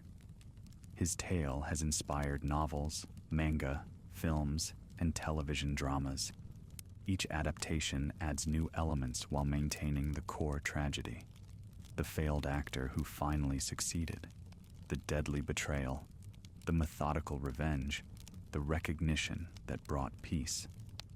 Modern storytellers recognize the archetypal power of the narrative. Dedication rewarded too late, justice delivered through supernatural performance, art transcending mortality. In one popular modern interpretation, a struggling method actor takes the role of Koheiji in a contemporary production, becoming so obsessed with authenticity that he begins experiencing the ghost's presence himself. The line between actor and character blurs until he's uncertain whether he's portraying Koheiji or being possessed by him. The film ends ambiguously. Did the actor go mad from method acting, or did Koheiji's ghost recognize a kindred spirit and merge with him, continuing his eternal performance through a new vessel? The question remains intentionally unanswered, because some mysteries are more powerful when left unresolved. Japanese theater students still study Koheiji's methodology, the way he researched death so thoroughly, practiced so obsessively, committed so completely to understanding his role that he transcended mere acting. His approach has influenced generations of performers who seek to fully embody their characters rather than simply pretend to be them. Be the role, don't play it, instructors say. Koheiji didn't play a ghost, he became one. That's the difference between adequate performance and mastery. Of course, they also add warnings, but know when to let the role go. Koheiji never did, and look what happened. Art requires dedication, but it also requires boundaries. Otherwise, the performance never ends. Some actors ignore this warning. They pursue roles with Koheiji-like obsession, studying methodology, immersing themselves completely, refusing to break character even off stage. A few achieve remarkable performances. Others lose themselves in the roles, their identities subsumed by the characters they portray.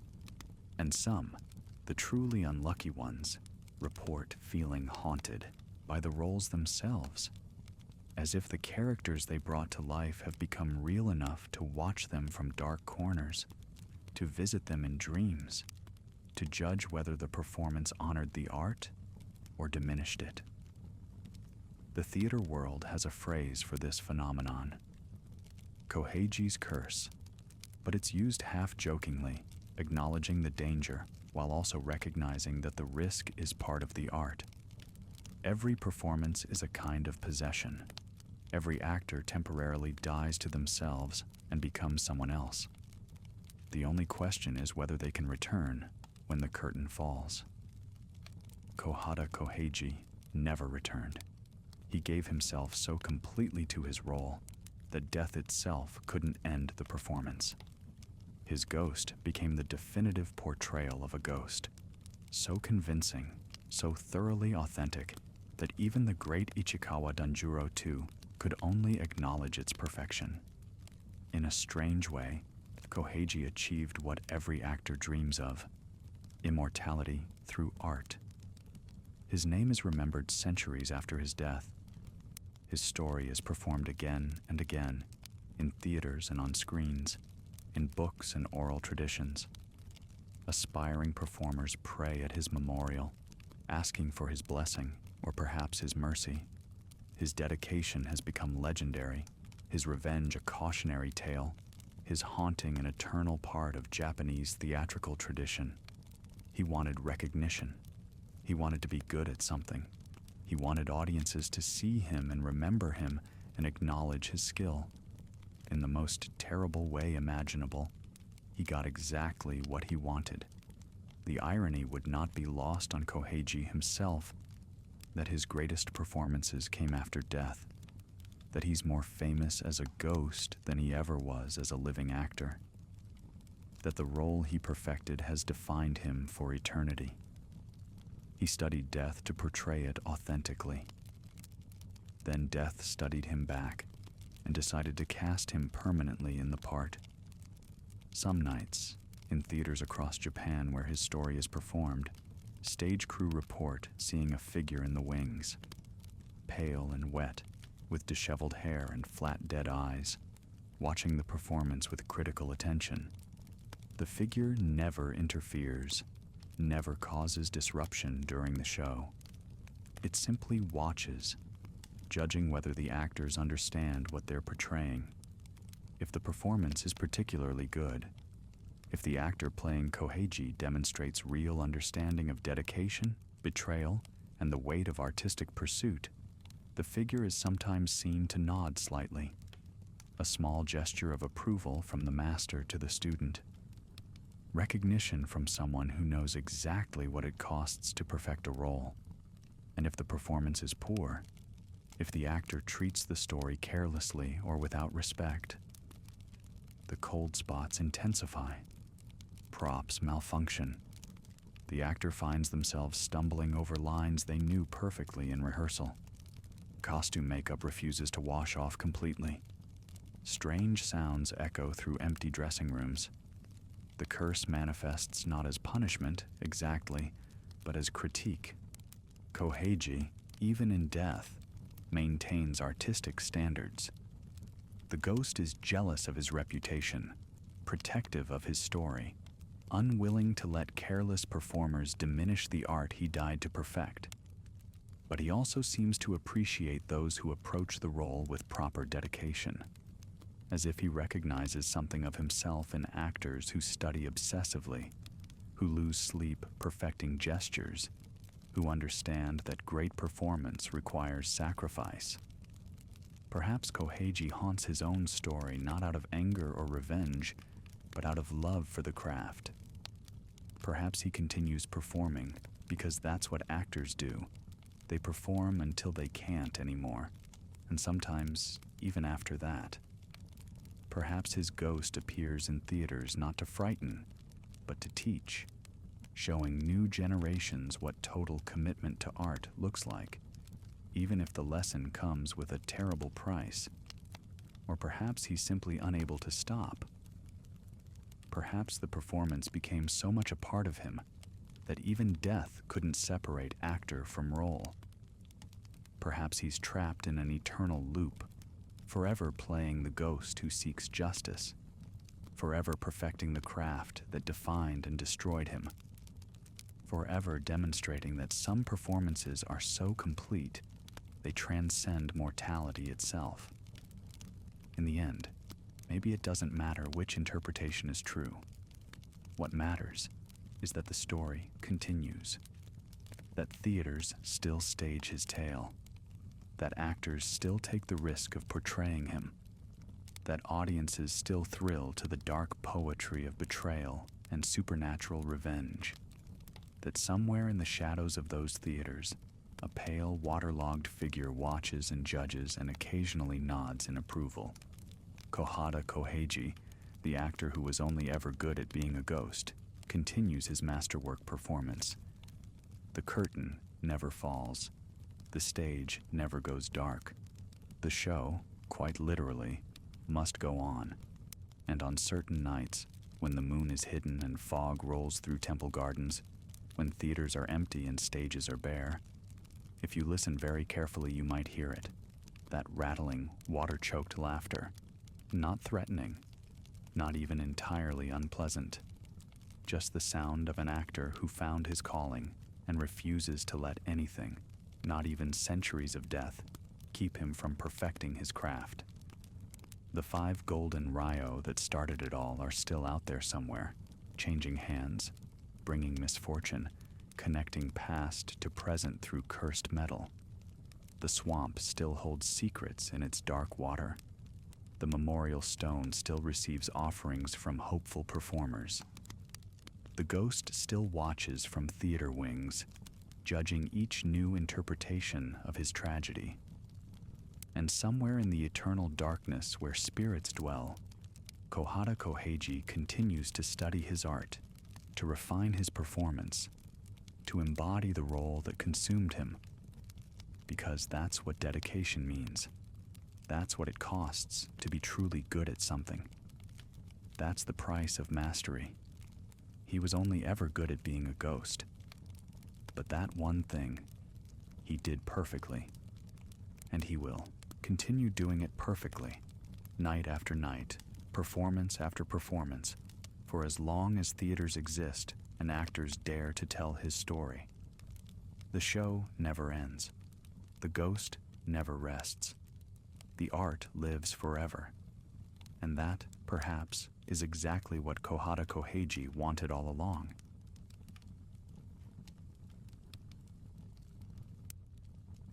In the depths of a moonless night, where shadows dance between the ancient cedars of old Japan, there exists a house that time has forgotten. Its wooden walls, once polished and proud, now sag under the weight of decades and the burden of terrible secrets. The tatami mats within have grown soft with moisture and neglect, and the shoji screens hang in tatters like the remnants of broken dreams. It is here, in this forsaken place, that our tale begins, a story of love betrayed, of beauty destroyed, and of a vengeance that transcends the boundary between life and death. The mist rolls in from the distant mountains, creeping through the valleys like ghostly fingers seeking to caress the earth. Tonight, it settles thick around this abandoned dwelling, as if drawn by some invisible force that pulses within its rotting beams. The silence is complete, save for the occasional groan of settling wood and the whisper of wind through broken eaves. Yet those who dare to pass this place in the darkest hours speak of other sounds, the soft padding of bare feet across creaking floors, the rustle of silk kimono, and sometimes, carried on the night breeze, the faintest echo of a woman's lament. Her name was Oiwa, and her story begins not in death, but in the flowering of young love beneath cherry blossoms that have long since turned to dust. In the time when the Tokugawa shogunate held firm control over Japan, when the rigid order of society seemed as permanent as the mountains themselves, there lived a woman whose beauty was spoken of in whispered reverence throughout the district of Yotsuya. Oiwa was her name, and she moved through the world with the grace of a willow branch dancing in spring wind. Her hair fell like a black waterfall to her waist, and her eyes held the depth of mountain pools at twilight. When she smiled, it was said, even the most hardened samurai would pause in wonder.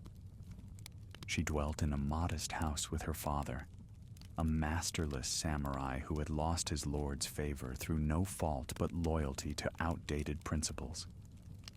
Though their circumstances had grown humble, Oiwa carried herself with the dignity of her lineage, tending their small garden with hands that seemed to coax life from the very earth. The chrysanthemums bloomed larger under her care, the bamboo grew straighter, and the koi in their tiny pond swam in patterns that resembled ancient calligraphy.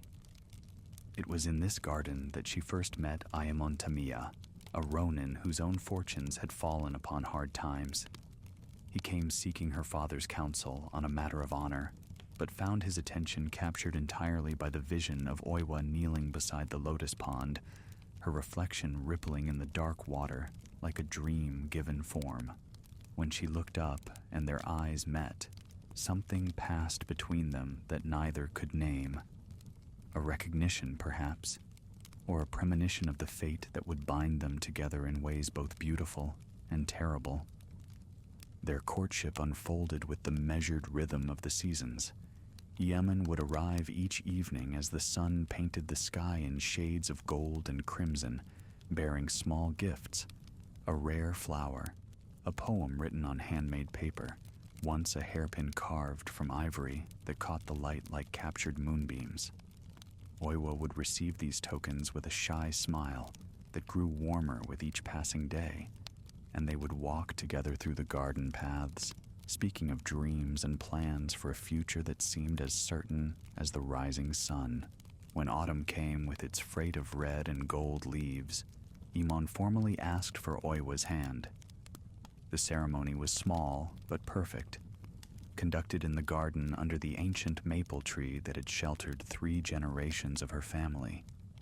As they pledged their love beneath its scarlet canopy, the very air seemed to shimmer with promise.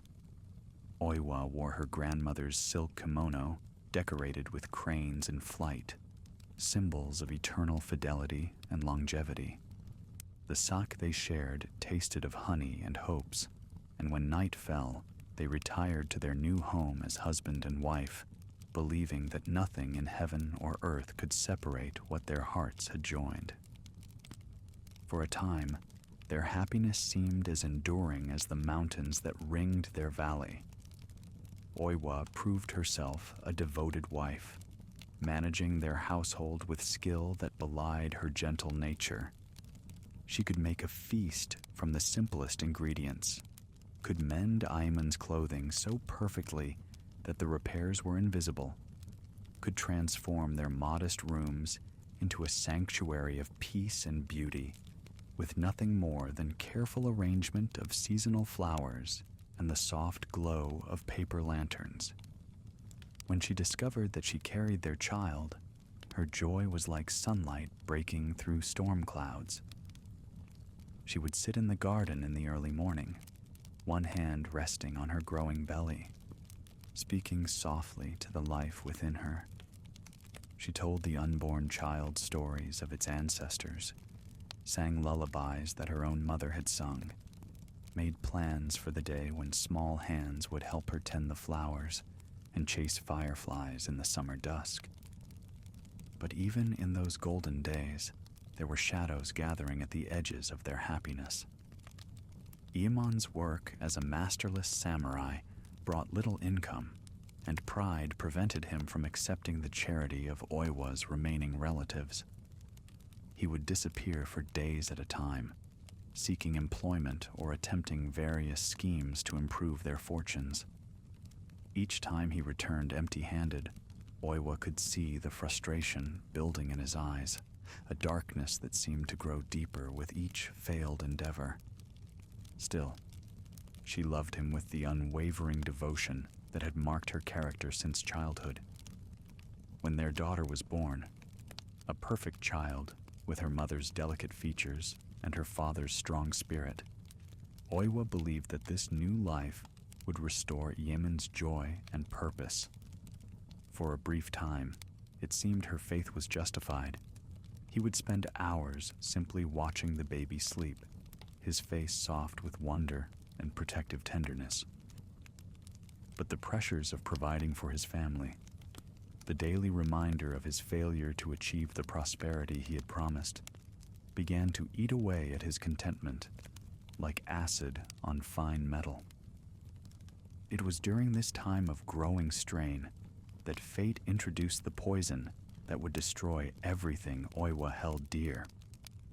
The Ito family had long been among the most prosperous merchants in their district, their wealth built on shrewd investments and careful cultivation of influential connections.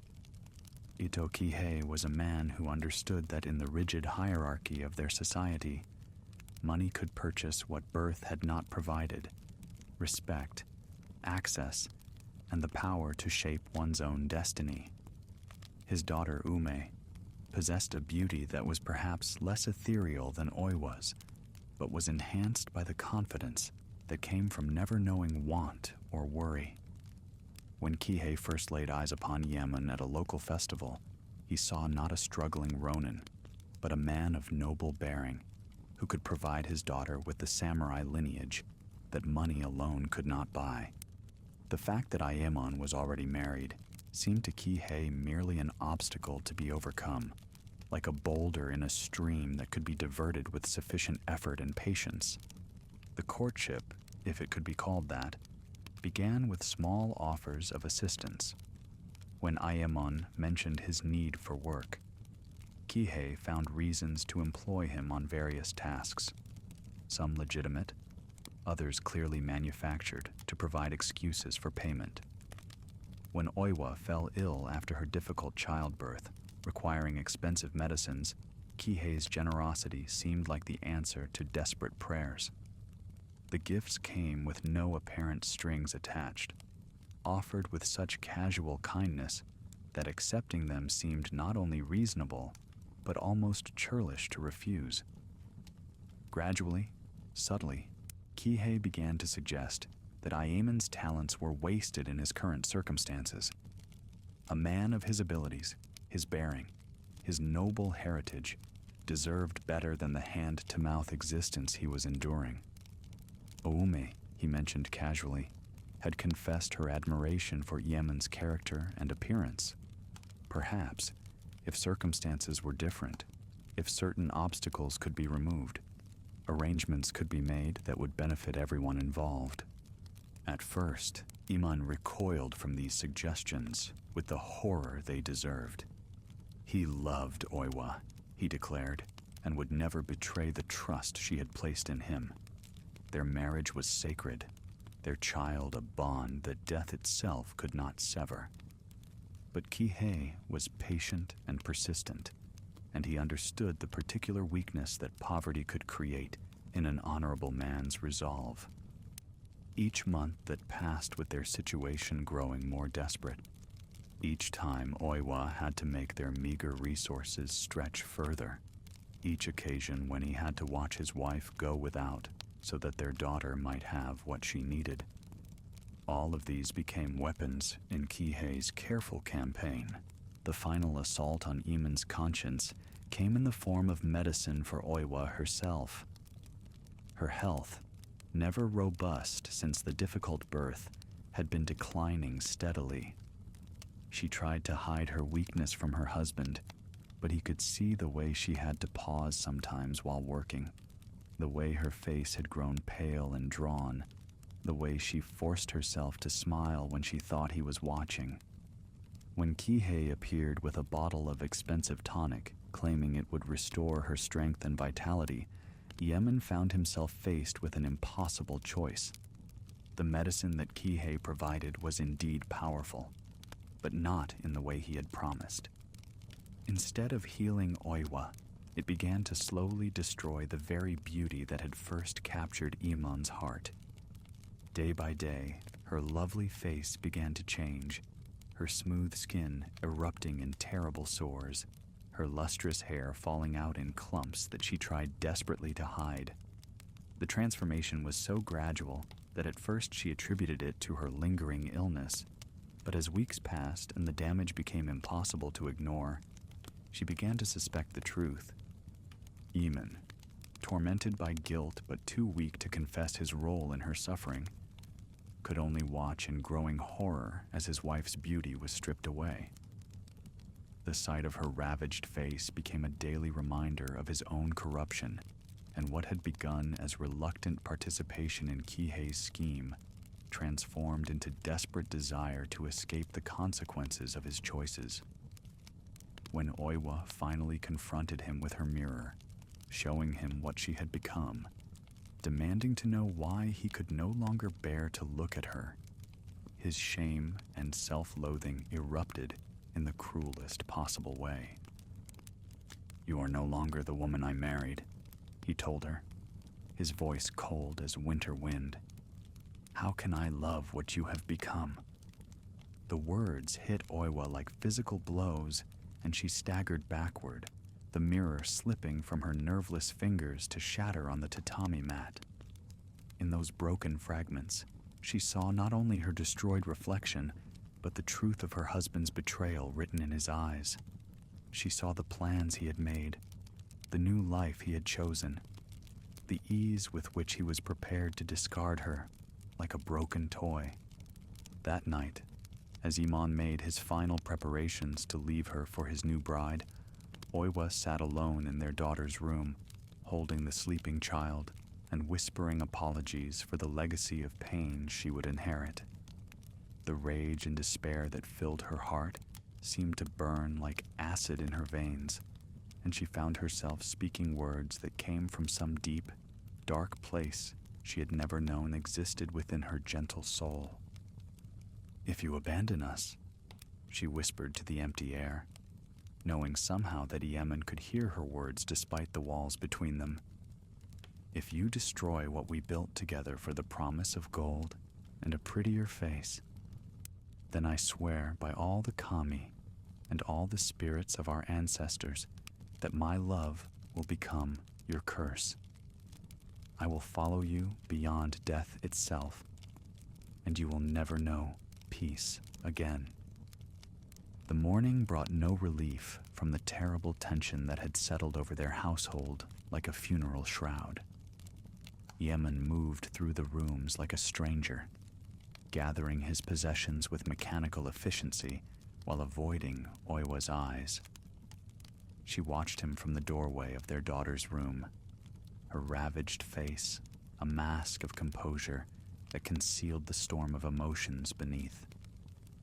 Their child, too young to understand the destruction of her world, played quietly with her wooden toys, occasionally looking up at her parents with the instinctive concern that even infants possess when the adults around them are in distress.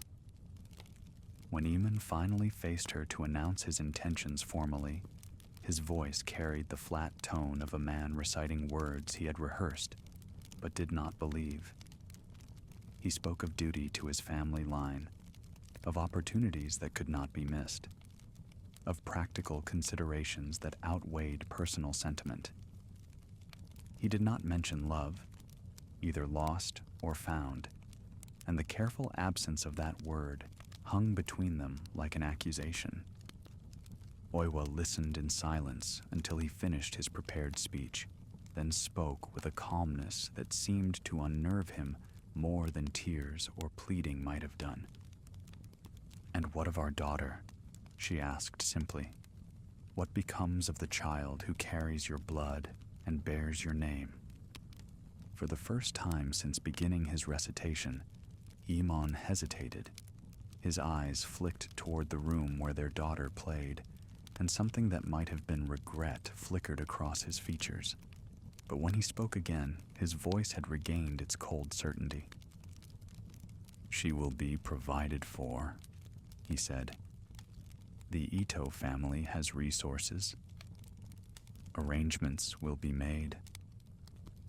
"Arrangements," Oiwa repeated softly, as if tasting the word and finding it bitter.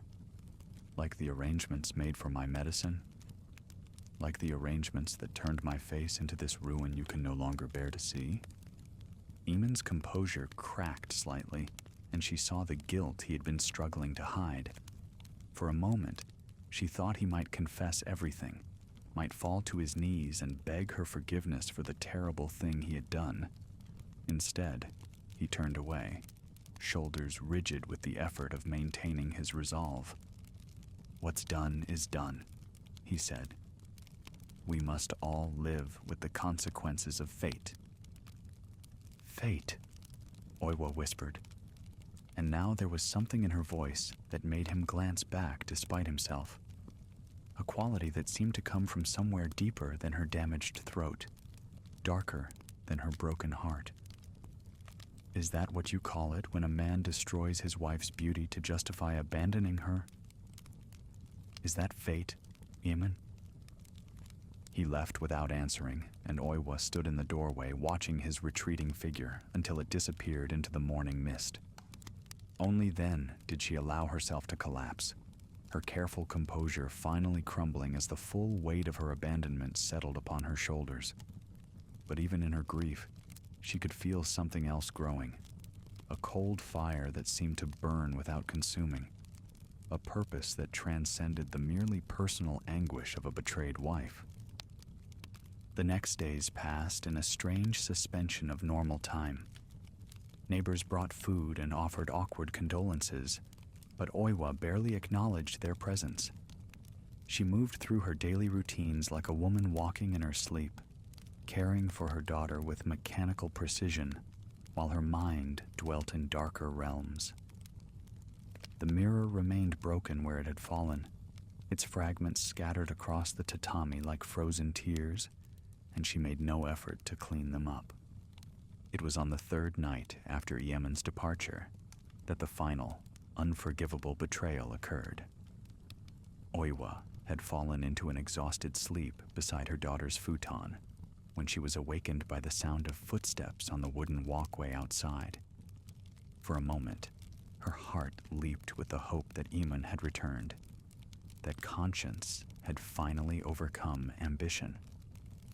But the footsteps were too heavy, too purposeful, and when she slid open the shoji screen, she found herself facing not her husband, but Kihei himself, accompanied by two men she did not recognize.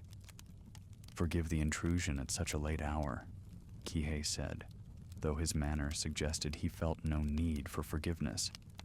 "But there are matters that require immediate attention. He pushed past her into the room without waiting for invitation, his companions following with the casual confidence of men accustomed to taking what they wanted. Oiwa's daughter stirred restlessly at the disturbance, and she instinctively moved to place herself between the child and these unwelcome visitors. "What do you want?" she asked, though she suspected she already knew. Kihei's smile was cold and businesslike. "Your husband has agreed to certain arrangements regarding his future. Unfortunately, your continued presence in this house creates complications. We are here to resolve those complications." The men with him moved with practiced efficiency, one restraining Oiwa while the other approached the sleeping child. The sight of strange hands reaching for her daughter shattered Oiwa's shock and brought forth a fury she had not known she possessed. She fought with the desperate strength of a mother protecting her young, but she was weak from grief and illness, and her struggles only delayed the inevitable. "Please," she gasped as they bound her hands with rough rope. "She's just a baby. She's done nothing to deserve this."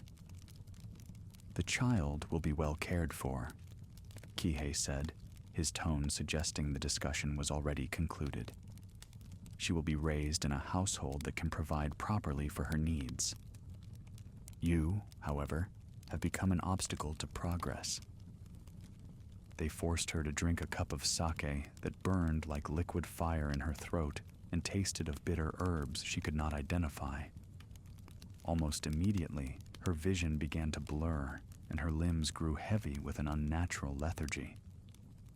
As consciousness slipped away, she could hear her daughter beginning to cry, a sound that seemed to echo in the gathering darkness like the wail of lost souls.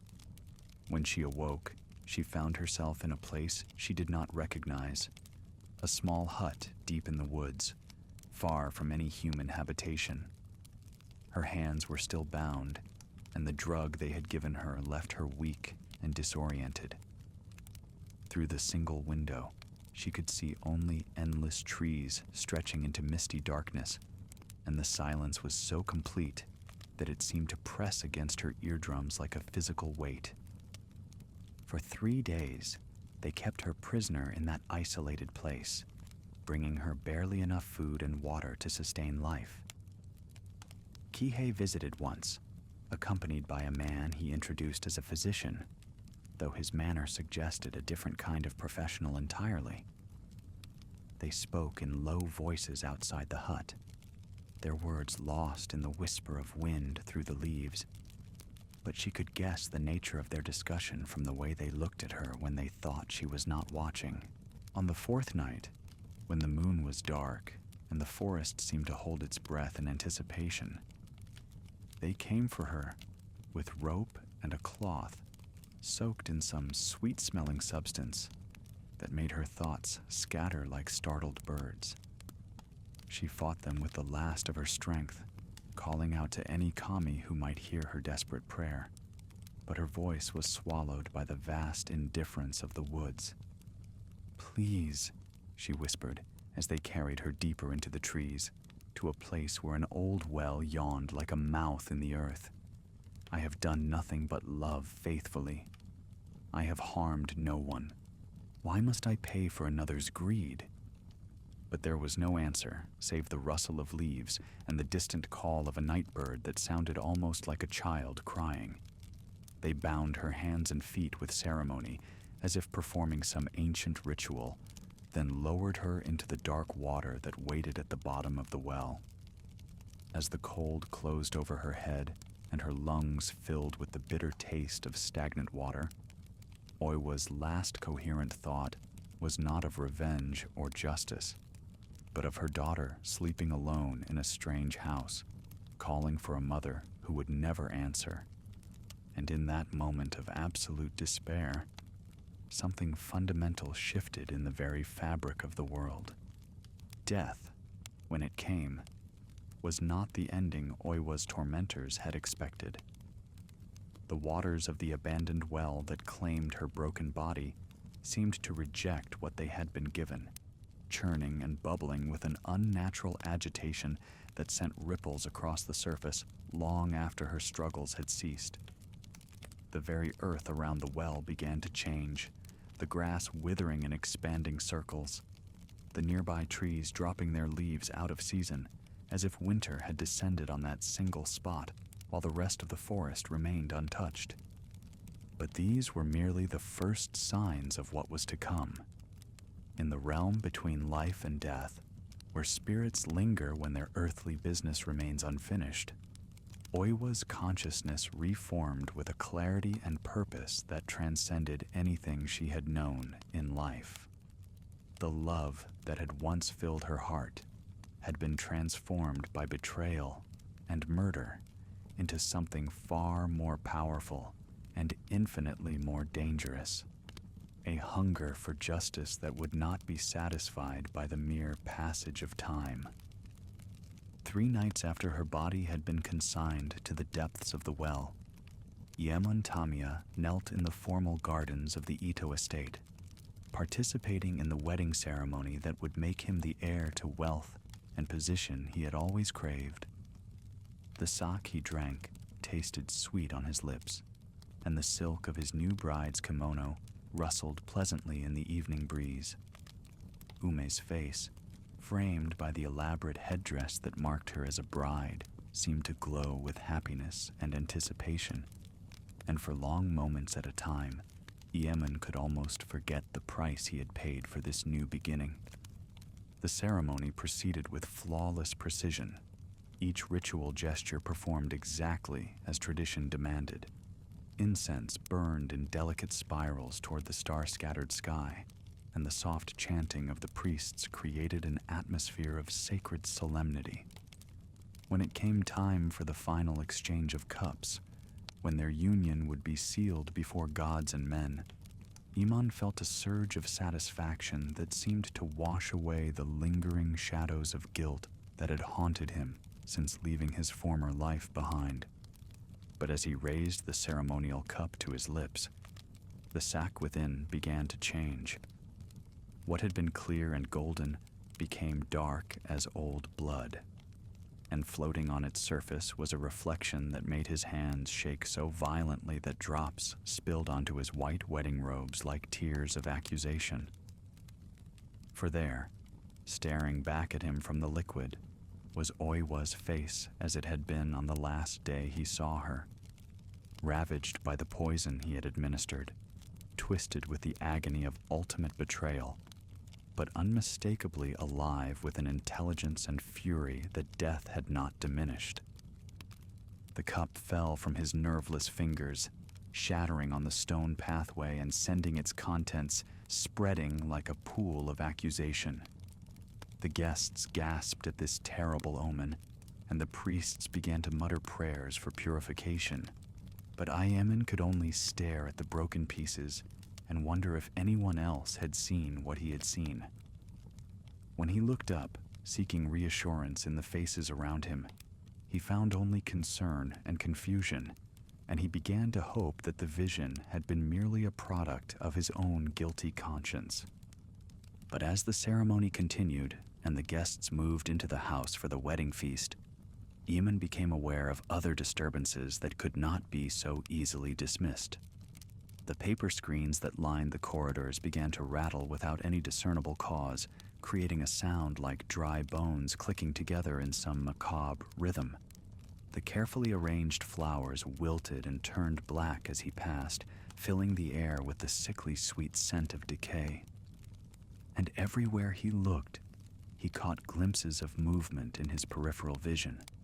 A flutter of torn silk, the gleam of long black hair, the pale suggestion of a face that watched him with eyes that held the darkness of the well. The wedding night that followed was a nightmare of anticipation and dread. As Ume prepared for bed, humming softly to herself in the innocent happiness of a new bride, Iemun found himself starting at every shadow, tensing at every sound. When she finally joined him on the sleeping mat, her skin warm and soft against his, He tried to lose himself in her embrace and forget the visions that had plagued him during the ceremony. But even as he held her close, even as he murmured words of love and devotion that he genuinely meant, he could not shake the feeling that they were not alone in the darkened room. It was in the deepest hour of the night, when even the insects had fallen silent, and the moon hung like a pale eye above the sleeping house, that Oiwa finally announced her presence with unmistakable clarity. Yemen woke to find the room filled with a cold that seemed to seep into his very bones, and the air itself seemed to shimmer with an unnatural luminescence. Beside him, Ume slept on, her breathing deep and peaceful, but when he turned to look at her face, the scream that rose in his throat was stifled by sheer terror. For the features he saw on the pillow beside him were no longer those of his new bride, but the ruined visage of his murdered wife. Oiwa's eyes, clouded with death, but burning with inexorable purpose, stared into his with an intensity that seemed to pierce through to his very soul. Her mouth, discolored and distorted by the poison that had destroyed her beauty, curved in a smile that held no warmth, no forgiveness, only the promise of retribution that would follow him to the ends of the earth. "Did you think," she whispered in a voice like wind through autumn leaves, "that death would silence me? Did you believe that murder would free you from the vows we made beneath the maple tree?" Ayman tried to move, tried to cry out, but found himself paralyzed by a terror so complete that it seemed to stop the very beating of his heart. Oiwa's apparition leaned closer, and he could smell the dank water of the well on her breath, could feel the cold radiating from her spectral form like ice in winter. "I have seen our daughter," she continued, each word falling like drops of poison into his consciousness. "I have watched her cry for the mother who will never return, have seen how she reaches for arms that cannot hold her. The Ito family treats her well enough, feeds her and clothes her, and gives her shelter. But they cannot give her love. They cannot replace what you destroyed when you chose gold over honor, beauty over faithfulness." The vision of face began to shift and change, the features melting like wax in flame, until what lay beside him was something that belonged neither to the living nor the dead. A constantly shifting amalgamation of the two women whose lives he had destroyed, beautiful and terrible by turns, a walking reminder of the price of his betrayal. "Every night," Oiwa's voice promised, "I will come to you. Every time you close your eyes, you will see what your choices have wrought. Every moment of happiness you steal will be paid for with interest, until you understand the true weight of what you have done." And then she was gone, vanishing like morning mist, leaving only the scent of stagnant water and the echo of words that seemed to resonate in his bones.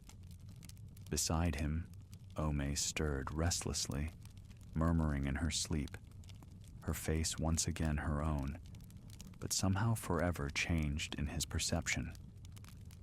For now, he would never be able to look at her without remembering what he had seen, never be able to touch her without feeling the cold of the grave, never be able to love her without being reminded of the love he had destroyed. As the gray light of dawn began to filter through the paper screens, Yemen lay motionless and staring, understanding with terrible clarity that his punishment had only just begun.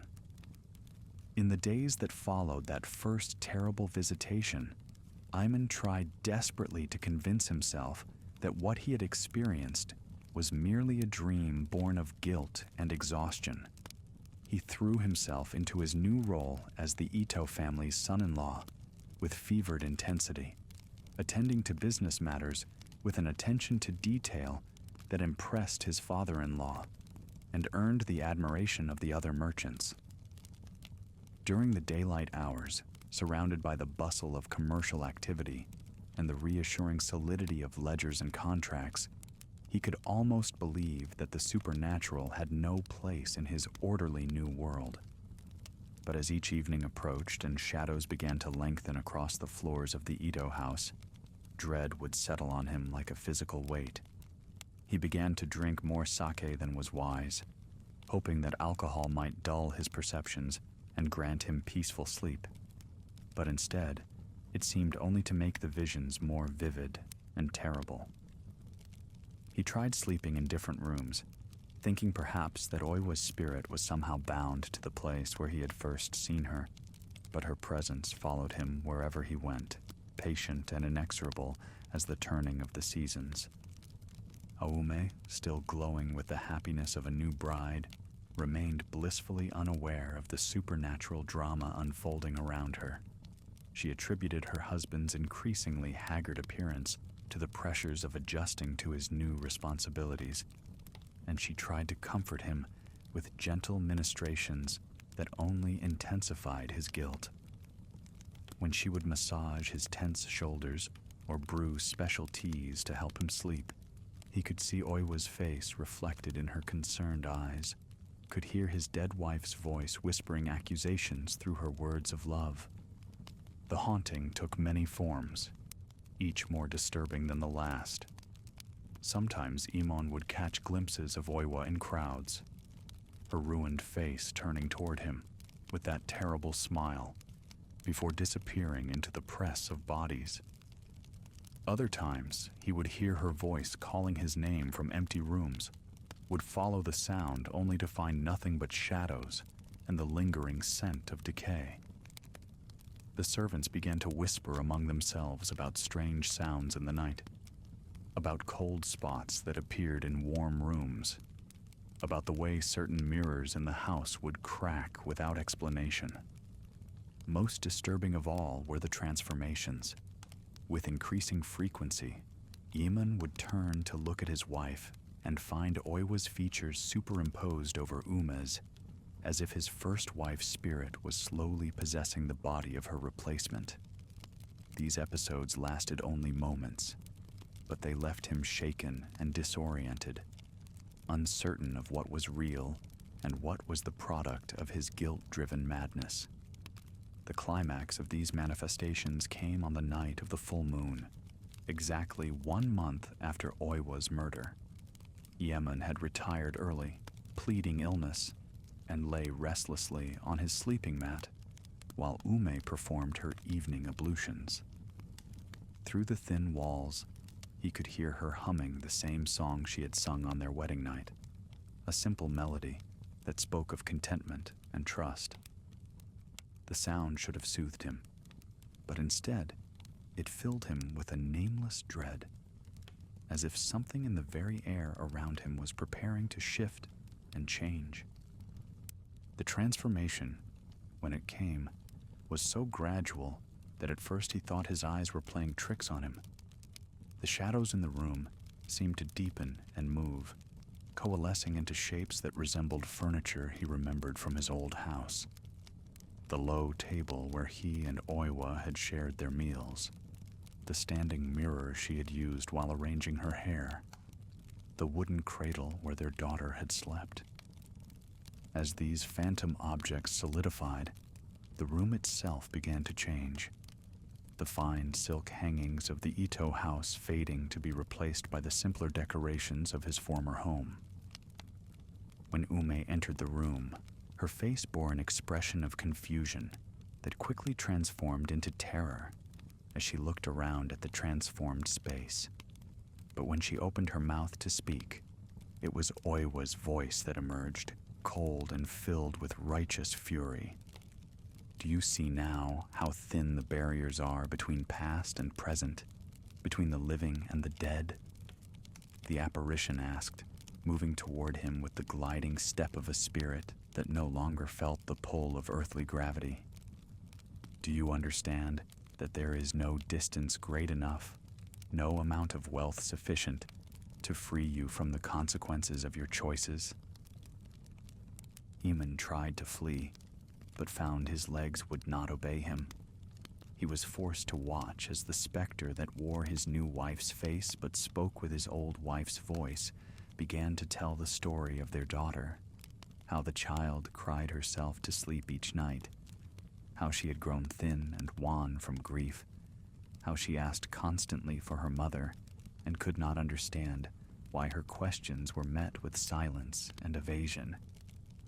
"She is forgetting my face," Oiwa's spirit revealed, and the pain in those words was like a blade twisted in his heart.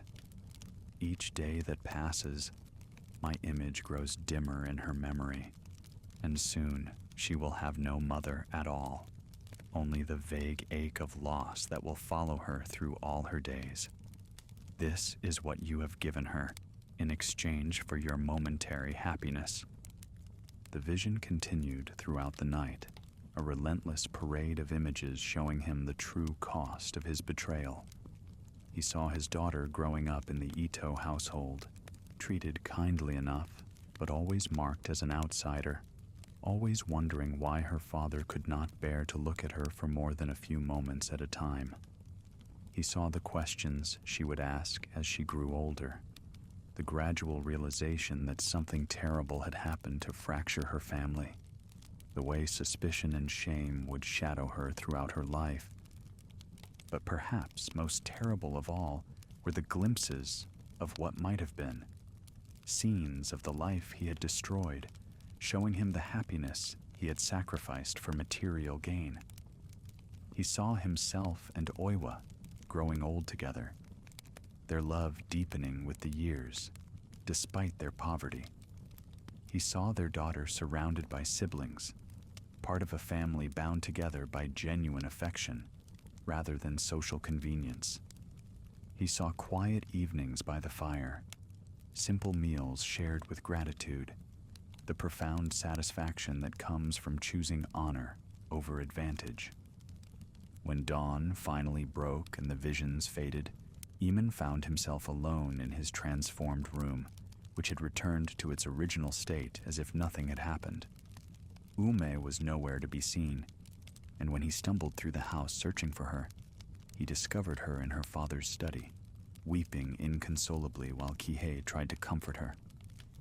"She says she had the most terrible dreams," Kihei explained when he saw Eamon's haggard appearance. "She dreamed she was someone else, someone who had been murdered, and she could not make the dream stop." The look in the older man's eyes suggested that he was beginning to suspect the supernatural forces they had unleashed. But pride and stubbornness prevented him from acknowledging the possibility that their actions had consequences beyond the merely practical. Instead, he prescribed rest and herbal remedies, speaking of feminine hysteria and the need for spiritual purification. But Iemen could see the fear lurking beneath his confident words. From that night forward, the haunting intensified beyond anything Iemen could have imagined. Oiwa's presence became constant and unavoidable, manifesting not just in visions, but in physical disturbances that affected the entire household. Food would spoil instantly when he touched it. Water would turn bitter in his mouth, and flowers would wither at his approach. The servants began to whisper that he was cursed, and several resigned their positions rather than remain in a house where the very air seemed poisoned by supernatural malevolence. But perhaps most devastating of all was the effect on his relationship with Ume. The shared trauma of that terrible night had created a barrier between them that neither could cross. She began to look at him with suspicion and fear, as if she sensed that he was somehow responsible for the horrors that had invaded their home. Their conversations became stilted and formal, their physical intimacy a source of mutual revulsion rather than comfort. And through it all, Oiwa's voice echoed in his ears, reminding him constantly of the price of betrayal and the impossibility of escape from justice, even beyond the grave. As autumn painted the mountains in shades of fire and gold, the supernatural disturbances in the Ido household reached a crescendo that could no longer be ignored or explained away. What had begun as private torment for Imun had expanded to encompass the entire family, creating an atmosphere of fear and unease that permeated every corner of their once peaceful home. Servants fled in the night, leaving behind hastily scrawled notes of resignation that spoke of evil spirits and cursed ground. Even the most practical members of the merchant community began to cross themselves when passing the Ito gates, and business associates found excuses to conduct their affairs elsewhere. Kihei, his composure finally cracking under the weight of inexplicable events, summoned a succession of priests and spiritual advisors, each more desperate than the last. They performed elaborate purification ceremonies, burned expensive incense, and chanted sutras until their voices grew hoarse, but their efforts seemed only to anger whatever force had taken residence in the house. Sacred Ofuda burst into flame without warning. Blessed water turned black and foul-smelling, and more than one holy man fled the premises, claiming that the very air was thick with malevolent energy. It was during one of these failed exorcism attempts that the truth finally emerged, pulled from the shadows by forces that would no longer be denied.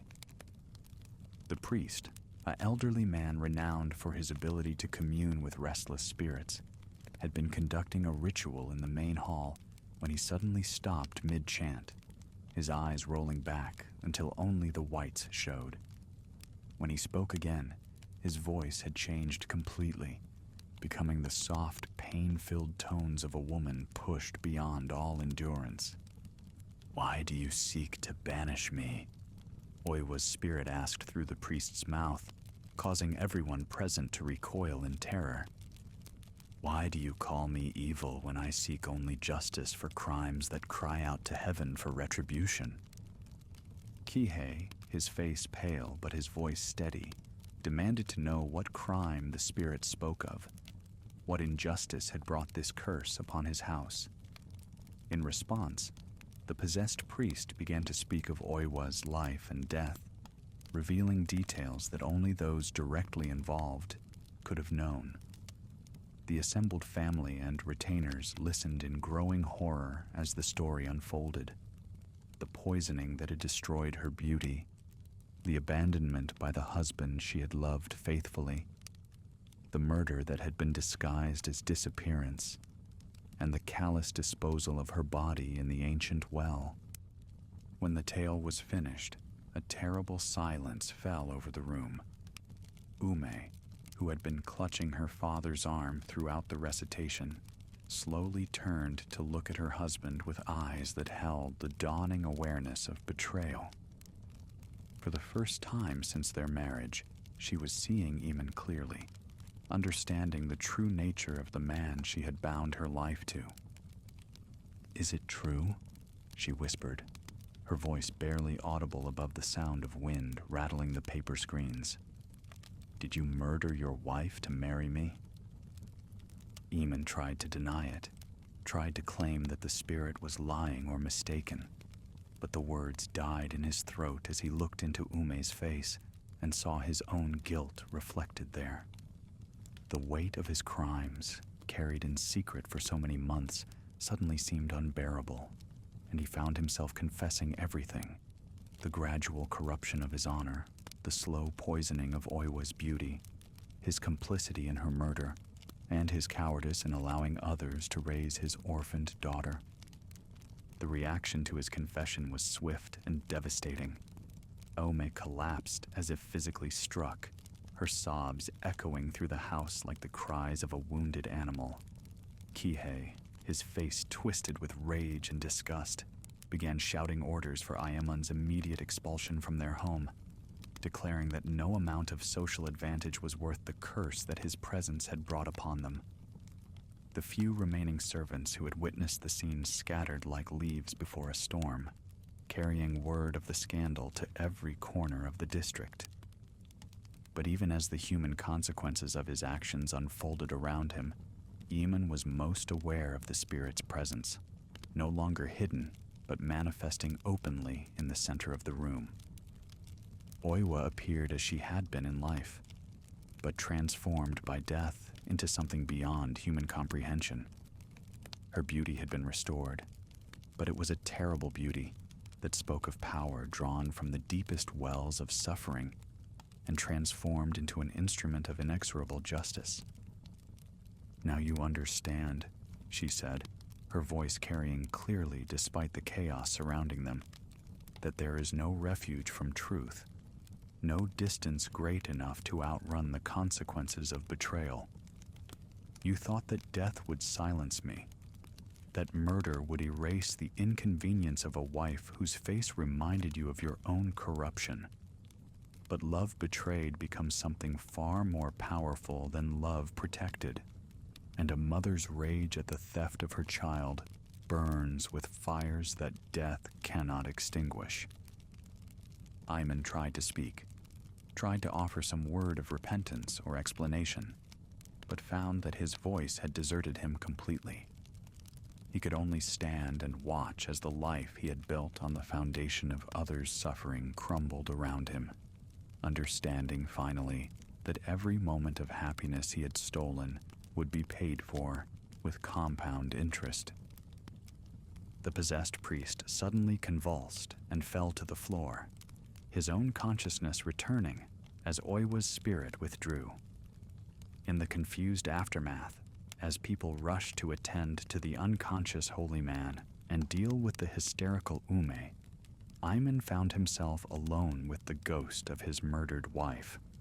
She looked at him with eyes that held not hatred, but something far more terrible, a cold, implacable determination that promised retribution beyond anything his imagination could conceive.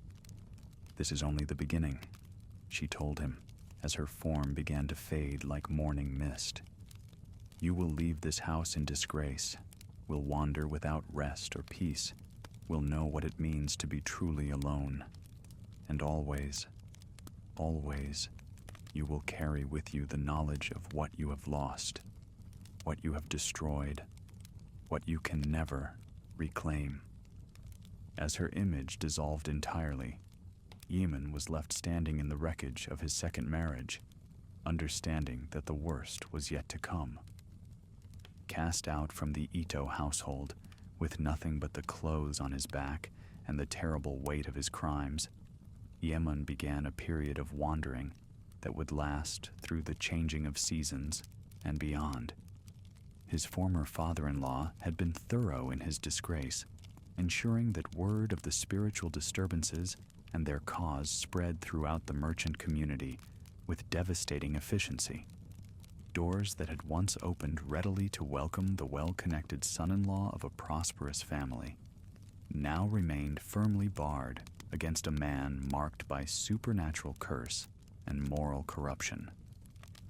The first weeks of his exile were perhaps the most difficult, as the comfortable assumptions of his new life fell away one by one. He had grown accustomed to fine food and silk clothing, to servants who anticipated his needs and companions who sought his favor.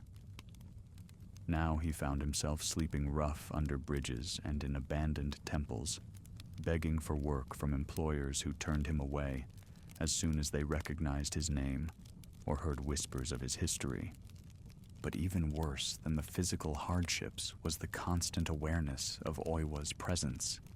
She did not appear to him every night as she had threatened, but her absence was almost more terrible than her manifestations, creating a state of constant anticipation that wore at his nerves like water dripping on stone.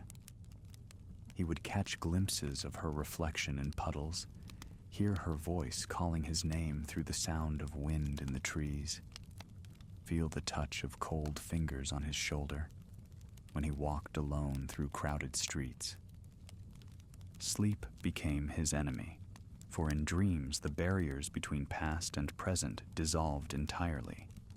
Night after night, he would find himself reliving the early days of his courtship with Oiwa, experiencing again the pure joy of their first meeting, the sweet anticipation of their wedding, the profound contentment of their brief period of happiness. These dreams were more tormenting than any nightmare, for they showed him with pitiless clarity exactly what he had destroyed in his pursuit of material advancement.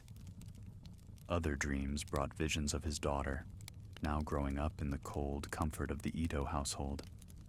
He saw her asking questions about her mother that were met with evasive answers, saw the way her bright curiosity gradually dimmed as she learned that some subjects were forbidden. Most painfully, he witnessed the moments when she would study her own reflection in mirrors, searching for traces of the mother she could barely remember, trying to understand why her father could not bear to look at her for more than a few moments at a time. As winter tightened its grip on the land, Eamon's wanderings brought him to the outskirts of the district where he had once lived with Oiwa. He told himself that he had come this way by accident, that the familiar paths were simply easier to travel than unknown roads. But in his heart, he knew that he was being drawn by forces beyond his conscious control. The landscape of his former happiness called to him with the irresistible pull of a wound that demands to be probed despite the pain it causes. He avoided the village itself, knowing that he would not be welcome there. But he could not resist walking the forest paths where he and Oiwa had once strolled together in the golden days of their courtship. The trees were bare now, their skeletal branches reaching toward a gray sky like supplicating hands, and the ground was carpeted with dead leaves that crunched beneath his feet with a sound like breaking bones. Every landmark brought fresh memories: the clearing where they had first kissed, the stream where she had washed their clothes while humming songs that made the very air seem lighter, the ancient shrine where they had prayed for their unborn child's health and happiness. It was at this shrine, half hidden by bare branches and thick with the silence of abandonment, that Oiwa finally appeared to him again. He had been kneeling before the crude wooden altar, trying to find words for a prayer that might somehow undo the terrible chain of events he had set in motion, when he became aware of another presence in the sacred space. She materialized slowly, as if gathering substance from the winter air itself, her form more solid and real than it had ever been during her previous manifestations. "Do you remember this place?" she asked, settling beside him on the frozen ground with the fluid grace that had once made his heart race with love and now filled it with dread. "Do you remember the promises we made here? The hopes we shared? The future we planned together?" Eamon found his voice at last, though it came out as little more than a whisper. "I remember everything. I remember. And I am sorry. If I could undo what I have done, if I could bring you back and restore what we had, I would gladly give my life to make it so." Oiwa's expression did not change, but something in her eyes suggested that his words had been heard and weighed. "Remorse is a luxury of the living," she replied. "The dead have no use for apologies, only for justice. But I will ask you this: if you could indeed undo your choices, would you choose differently? If you could return to the moment when Kihei first offered you his daughter's hand and his family's wealth, would you refuse?" The question hung between them like a blade, cutting through all his self-justifications and comfortable lies to the truth that lay beneath. Yemen wanted to answer immediately, wanted to declare that he would choose love over gold, honor over advancement, but the words would not come. For he knew, with the terrible clarity that comes only in moments of absolute honesty, that if faced with the same choices again, poverty and struggle with Oiwa, or wealth and ease with another, his fundamental nature would drive him to make the same decision. "I see." Oiwa said softly, and there was something almost like pity in her voice. You mourn not for my death, but for the consequences of my death. You regret not the betrayal itself, but the fact that betrayal brought punishment rather than reward. Even now, even knowing what your choices have cost, you would choose comfort over conscience if the price were not so high. The truth of her words struck him like a physical blow, and he found himself weeping.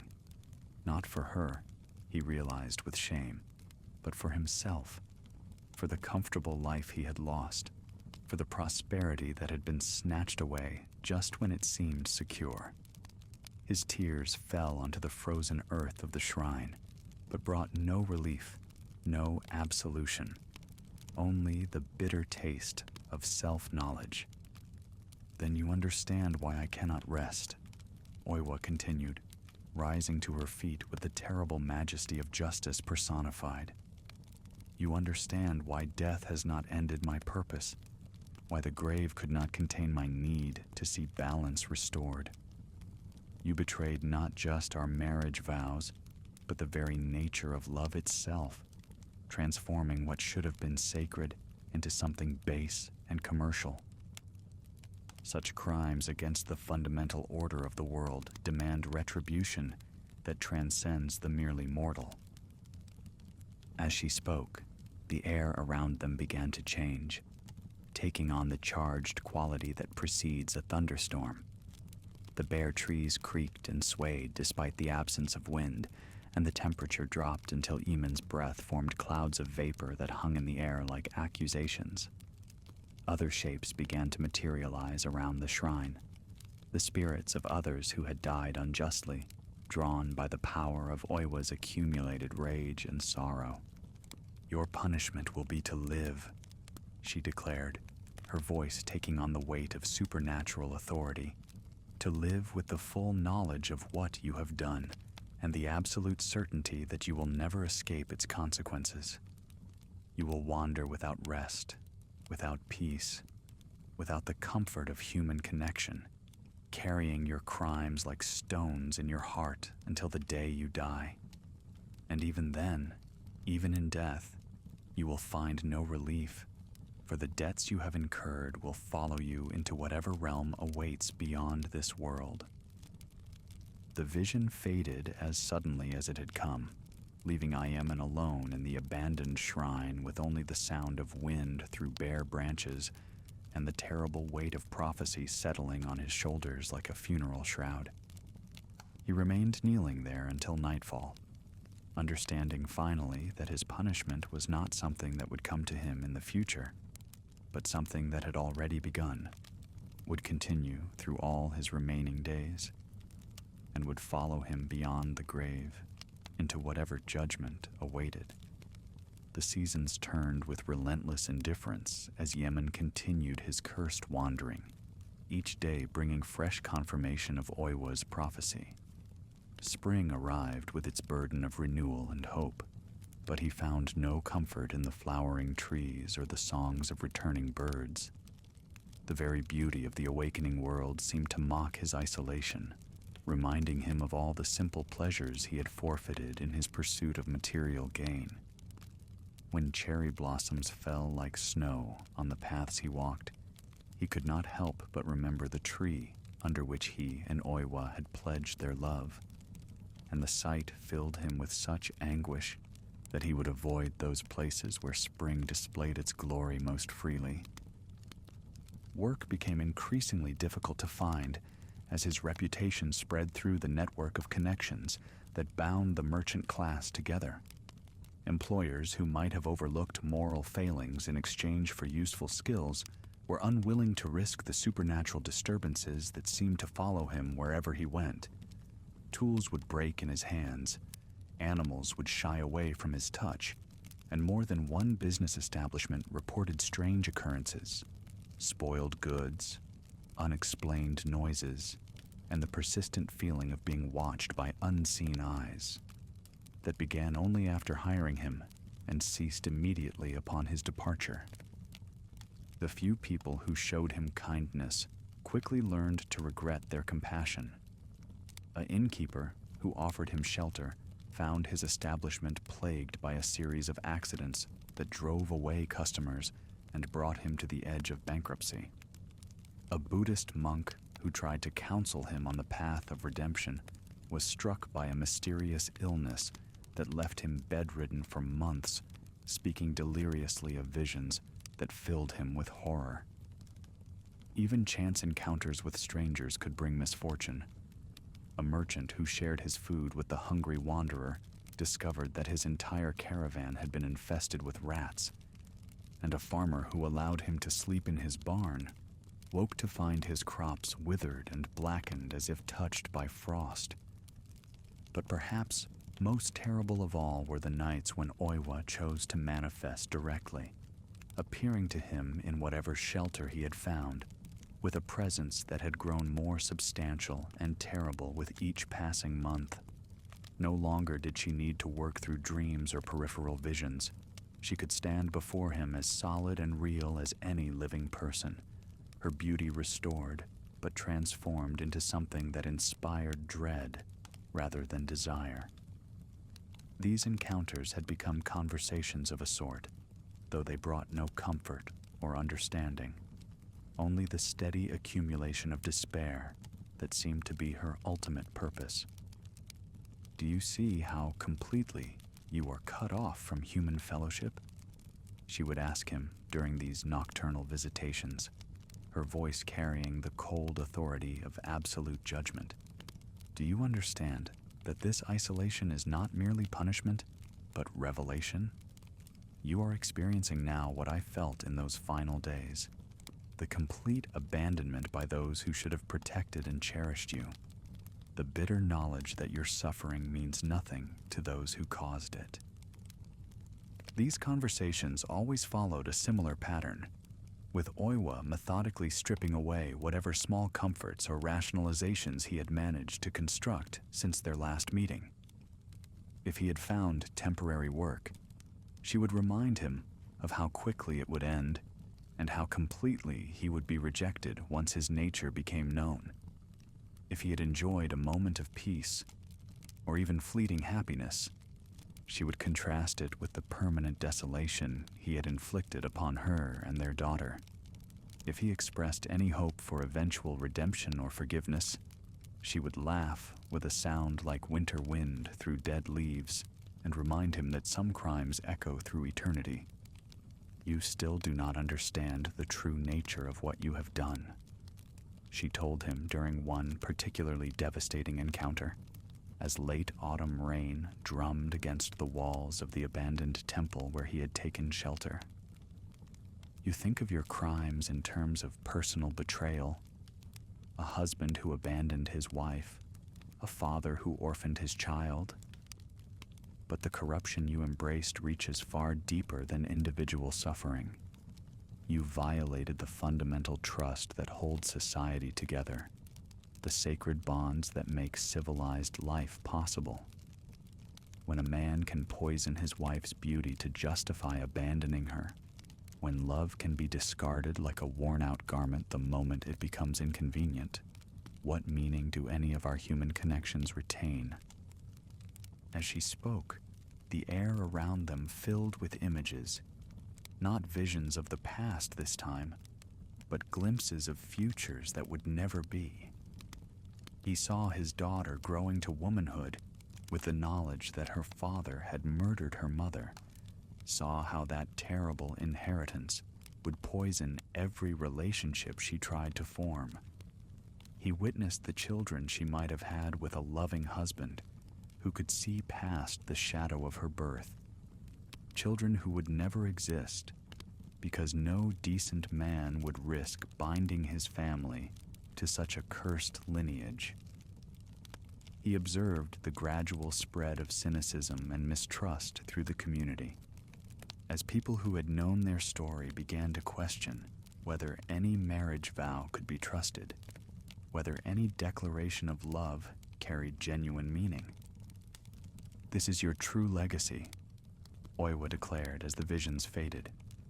"Not merely the destruction of one woman and one child, but the erosion of faith itself.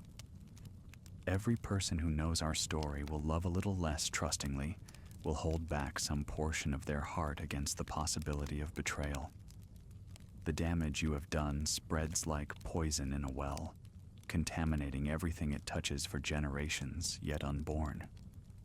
The weight of this expanded understanding settled on Iman's shoulders like a mountain, and he began to comprehend why death offered no escape from his punishment.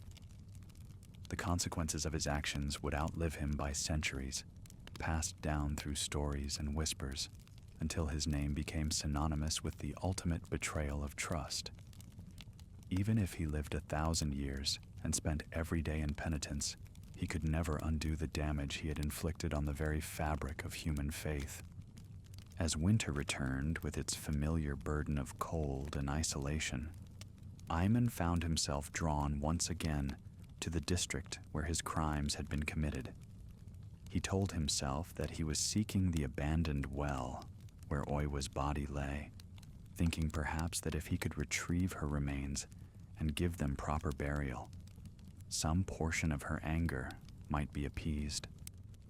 But deep in his heart, he knew that his true motivation was simpler and more selfish. He wanted to see his daughter, to look upon the child he had orphaned, and perhaps find in her face some echo of the love he had destroyed. The journey back to familiar territory was more difficult than he had expected, not because of physical obstacles, but because of the way the very landscape seemed to resist his presence. Paths that he remembered as straight and clear now twisted and doubled back on themselves, leading him in circles that left him exhausted and disoriented. Streams that had once provided fresh water turned bitter at his approach, and wildlife fled from his vicinity as if sensing some fundamental wrongness in his nature. By the time he reached the edges of his former home district, he understood that even the natural world had turned against him, recognizing him as something that had placed itself outside the normal order of existence. The village itself had changed in the months since his disgrace and exile. Where once there had been a sense of bustling prosperity, now an atmosphere of unease hung over the streets like morning fog that refused to lift. Shutters that had once stood open to welcome neighbors and customers now remained firmly closed, and people hurried through their daily business with downcast eyes and nervous glances over their shoulders. It was as if the entire community had been infected by the supernatural malevolence that his actions had unleashed, transforming a place of normal human activity into something haunted and fearful. He learned from overheard conversations that the changes had begun shortly after his departure, when reports of his crimes and their supernatural consequences had spread through the merchant networks. At first, people had dismissed the stories as superstitious nonsense, but gradually strange incidents began occurring throughout the district. Children would wake screaming from nightmares they could not remember, speaking of a sad woman who stood at the foot of their beds, weeping silent tears. Mirrors would crack without explanation, always in patterns that seemed to suggest a face twisted by suffering. Wells and streams that had provided pure water for generations began to develop an unpleasant taste that no amount of filtering could remove. Most disturbing of all were the reports of a ghostly figure seen wandering the area around the old well where Oiwa's body had been disposed of. Travelers on the forest paths spoke of glimpsing a woman in white whose beauty was marred by terrible disfigurement, who would appear suddenly in their peripheral vision before vanishing when they turned to look directly. Those who encountered her reported feeling overwhelmed by an inexplicable sadness that lingered for days afterward, as if they had been touched by a grief too vast for human comprehension. The Ito family, once the most prosperous and influential merchants in the region, had suffered a dramatic reversal of fortune that many attributed to supernatural causes. Their business ventures failed one after another with a consistency that defied natural explanation. Their health declined despite the best medical care available, and their once grand house stood increasingly empty as servants fled and guests found excuses to decline invitations. Kihei himself had aged decades in a matter of months, his hair turning white and his face developing lines that spoke of constant worry and fear.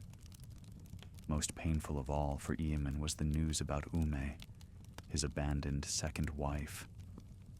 The trauma of that terrible night when Oiwa's spirit had possessed her consciousness had left her mentally shattered, unable to distinguish between her own memories and the experiences of the murdered woman whose essence had temporarily inhabited her body.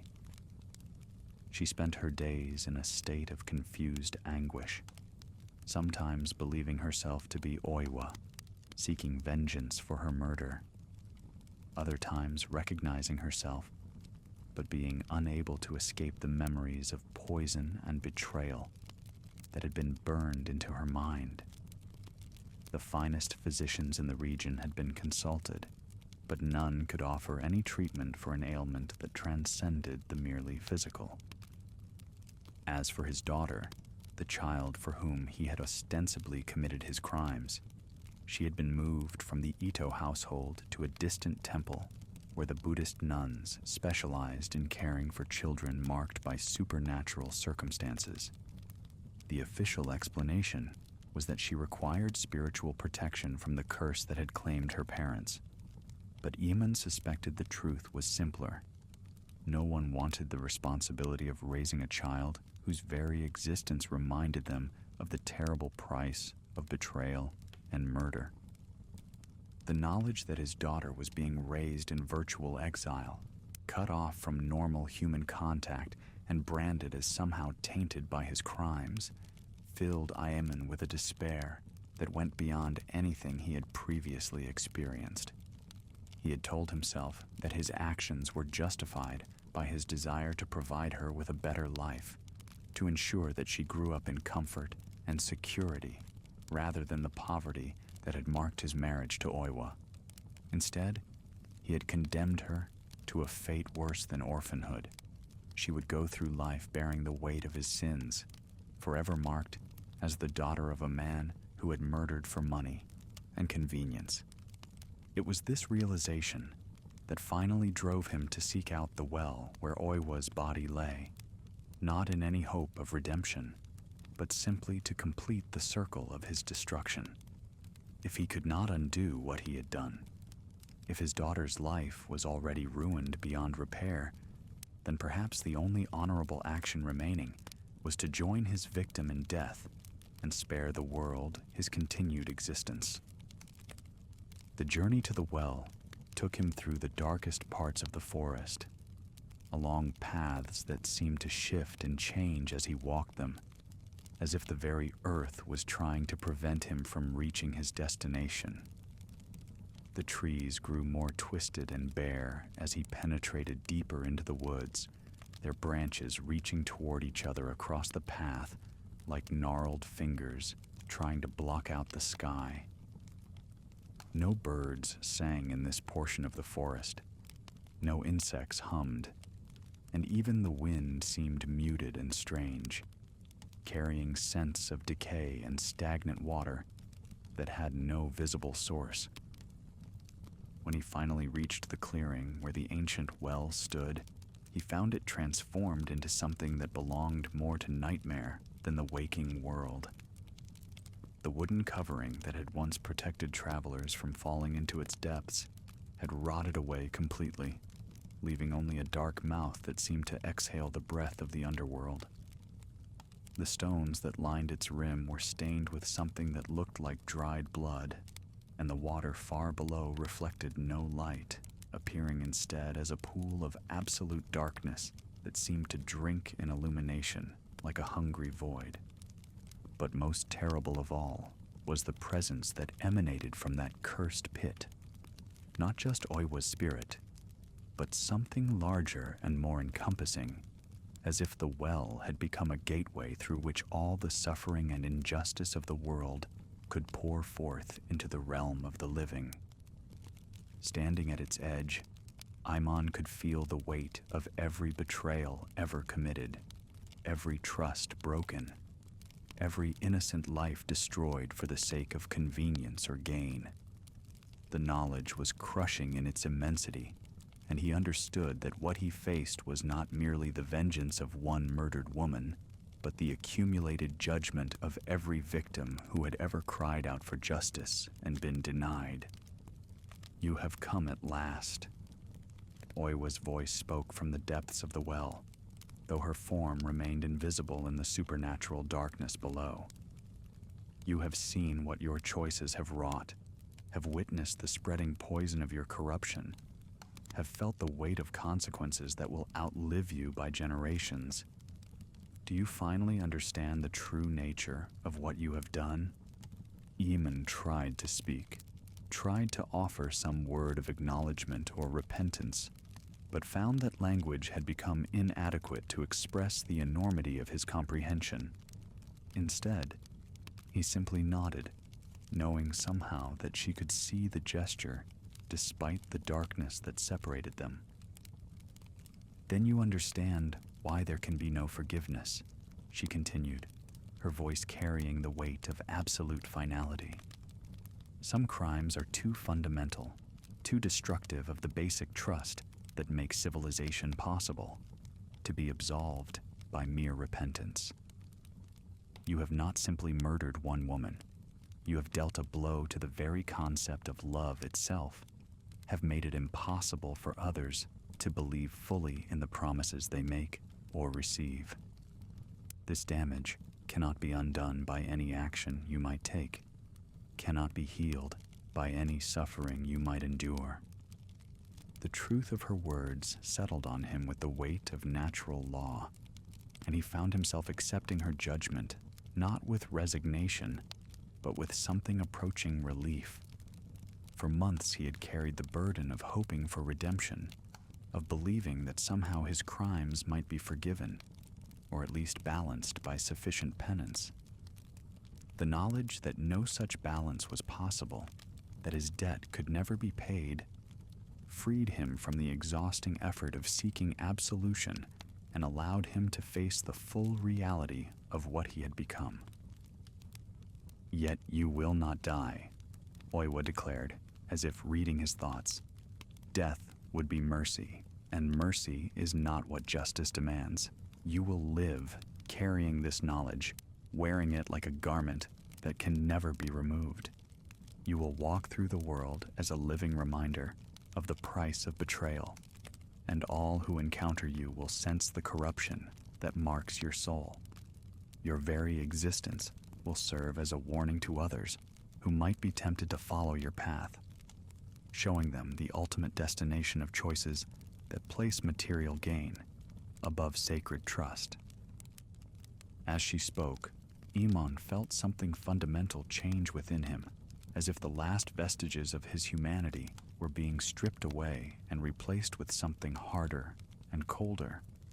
The capacity for hope, for joy, for any emotion save the grinding awareness of his crimes seemed to drain out of him like blood from a mortal wound. What remained was not quite human and not quite spirit, but something caught between the two states, a creature designed to serve as both warning and punishment for as long as the world endured. Years passed, though time itself seemed to have little meaning for the thing that Eamon had become. Seasons changed, governments rose and fell, and the Japan he had known transformed itself in ways that would have seemed impossible in his human life. Yet, through all these changes, he remained constant, a figure of warning and despair, who appeared at moments when others faced choices similar to those that had destroyed him. Young men who contemplated betraying faithful wives for the promise of wealthier matches would find him standing in their path, his very presence radiating the consequences of such choices.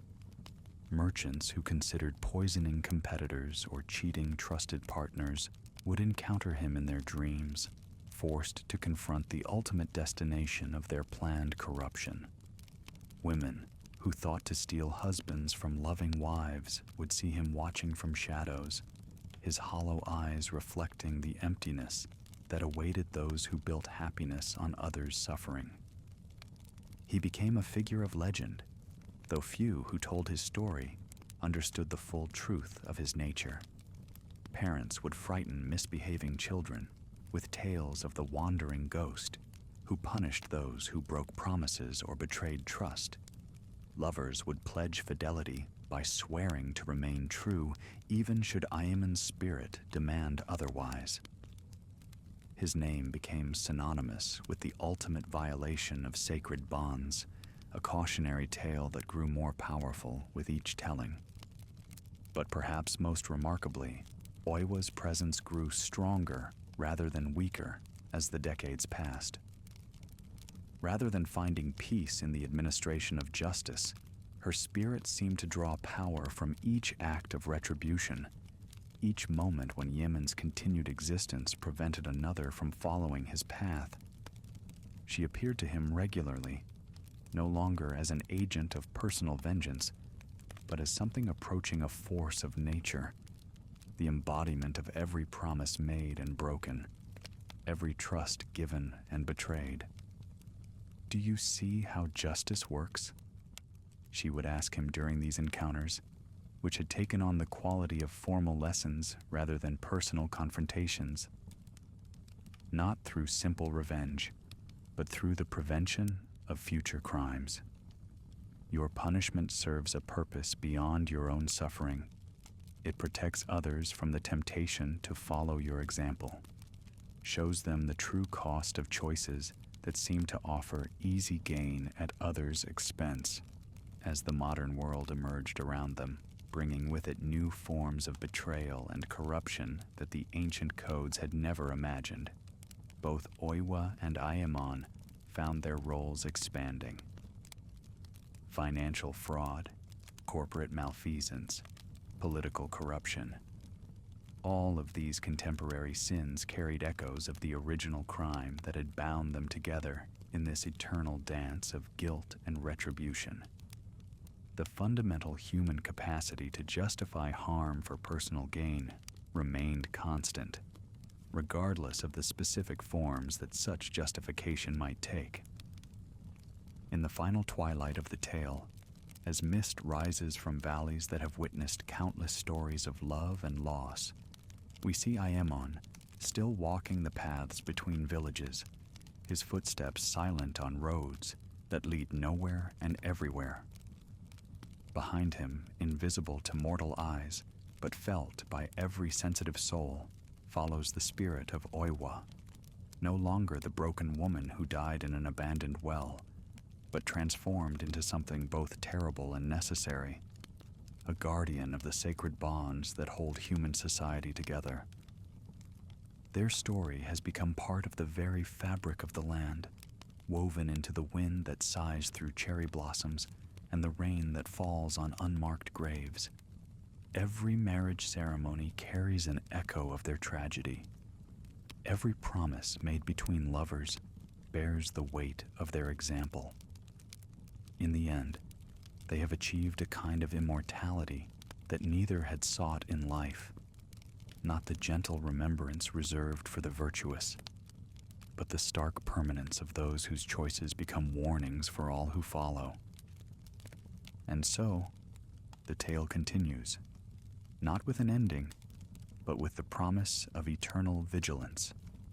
For as long as human hearts are capable of betrayal, as long as the weak can be tempted to harm the innocent for personal gain, the spirits of Oiwa and Iman will walk among us. She as the guardian of trust, he as the living consequence of its violation. Their story serves as both comfort and warning. Comfort for those who choose honor over advantage, warning for those who would sacrifice love for gold. In the deepest night, when wind rattles the shutters and shadows take on shapes that reason cannot explain, listen carefully to the sounds that drift through darkness. You may hear the soft pad of bare feet on wooden floors, the rustle of silk kimono moving through rooms where no living person walks. These are the sounds of Oiwa keeping her eternal watch, ensuring that the bonds of trust and love remain sacred, that the price of betrayal is never forgotten. Sleep well, knowing that in a world where such guardians maintain their vigil, justice may be delayed but never denied. And love, true love, remains the most powerful force in both the world of the living and the realm of spirits.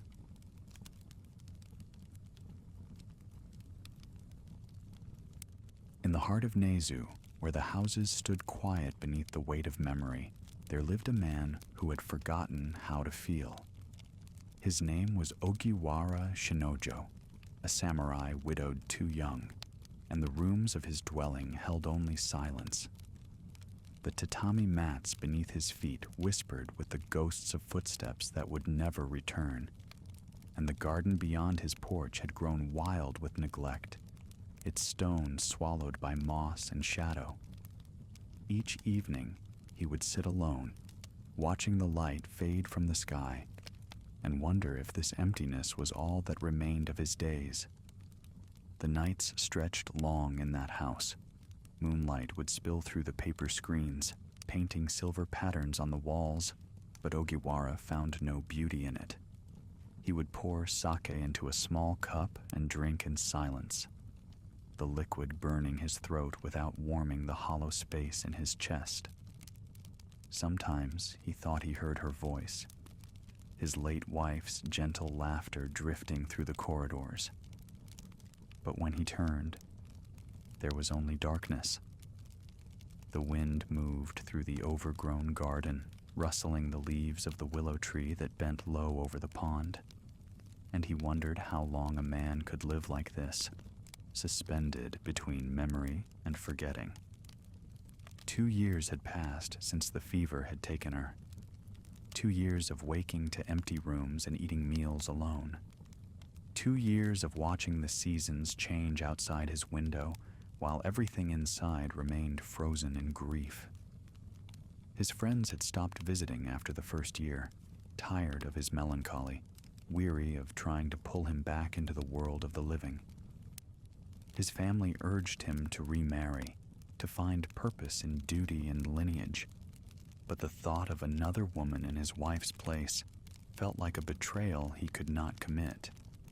So he remained in the house, performing the minimum requirements of his position as a samurai, attending the necessary ceremonies and meetings, but otherwise withdrawing from society.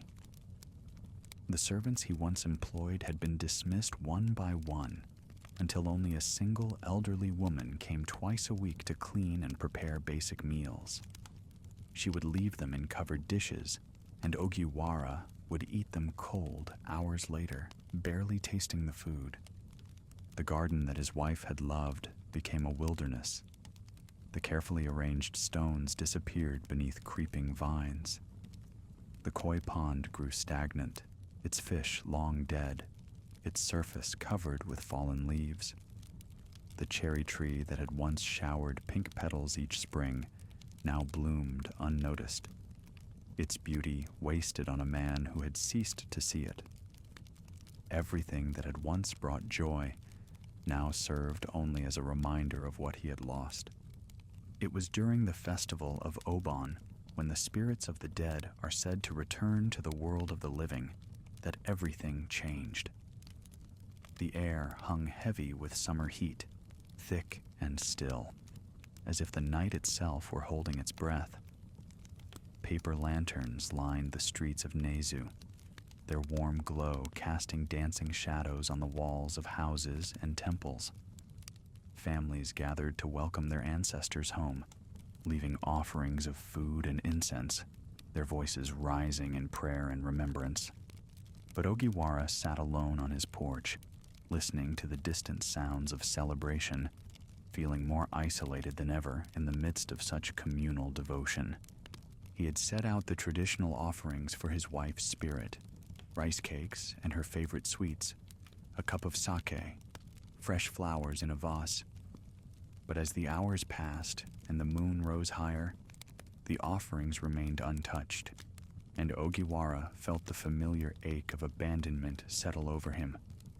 Even in death, it seemed, she would not return to him. The moon rose full and pale, a ghostly eye watching from above. Ogiwara gazed out at the garden, at the wild tangle of vines and flowers that had once been carefully tended, and a deep melancholy settled over him like fog. He wondered if his wife's spirit would come to him tonight, if she would find her way back to this house where they had shared so many quiet moments. But the garden remained empty, and the night wore on in silence. And then he saw them. Two figures emerged from the darkness at the edge of his property, moving slowly along the narrow path that bordered his garden. One was a young woman, slender and graceful, her face pale as moonlight beneath the elegant folds of her summer kimono. The other was a servant, older, walking a step behind and carrying a lantern. But it was no ordinary lantern. Tied to its handle was a spray of peonies, their heavy blooms swaying gently with each step, and their sweet fragrance drifted across the garden to where Ogiwara sat transfixed. The woman moved with an otherworldly elegance, her footsteps making no sound on the stone path. Her kimono was dark blue, patterned with white chrysanthemums that seemed to glow in the lantern light, and her hair was arranged in the style of a young lady of good family, adorned with simple ornaments that caught the light as she moved. She did not look toward the house at first, but seemed lost in thought, her eyes downcast and her hands folded before her. Ogiwara found himself rising without thinking, drawn to the garden gate as if pulled by invisible threads. His heart, which had been dormant for so long, suddenly quickened in his chest. There was something about the woman, a quality of grace and sorrow combined, that spoke to the deepest part of him, the part that had been sleeping since his wife's death. In her pale face and distant gaze, he recognized his own loneliness reflected back at him, and the recognition was both painful and strangely comforting. "Forgive my intrusion," he called out softly, his voice rough from disuse. "But the night is warm, and I noticed you walking past. Would you care to rest here for a moment? I have cool water and shade, such as it is." The woman stopped and turned, and when her eyes met his, Ogiwara felt as if the world had shifted beneath his feet. Her face was beautiful beyond measure, with delicate features and skin like porcelain, but it was her eyes that held him, dark and deep and filled with a sadness that mirrored his own. They were the eyes of someone who had known great loss, who understood the weight of grief and the burden of continuing to exist when all reason for living has been taken away. For a long moment, neither of them spoke, and in that silence, something passed between them, a recognition that needed no words. The servant with the peony lantern stepped forward and bowed deeply, her movement slow and deliberate. "My mistress is called Otsuyu," she said, her voice quiet and respectful, yet carrying clearly through the still night air. "She is grateful for your kindness, good sir." Otsuyu inclined her head, and a small smile touched her lips, though it did not reach her eyes. "I am honored by your invitation," she said, and her voice was like water flowing over stones, soft and musical. "The night is indeed warm, and I have been walking for some time. A moment of rest would be most welcome." Ogiwara opened the gate and gestured for them to enter. As they passed through into his garden, he caught the scent of the peonies, rich and heady, with an undertone of something else, something he could not quite name. It reminded him of the incense burned at funerals, of flowers left on graves. But he pushed the thought aside, unwilling to let darkness intrude on this unexpected moment of connection. He led them to the porch, where he had been sitting, and offered them cushions that had not been used in many months. The servant, whose name he learned was Oyon, set the peony lantern on the ground beside them, and its light cast a soft, flickering glow over the small gathering.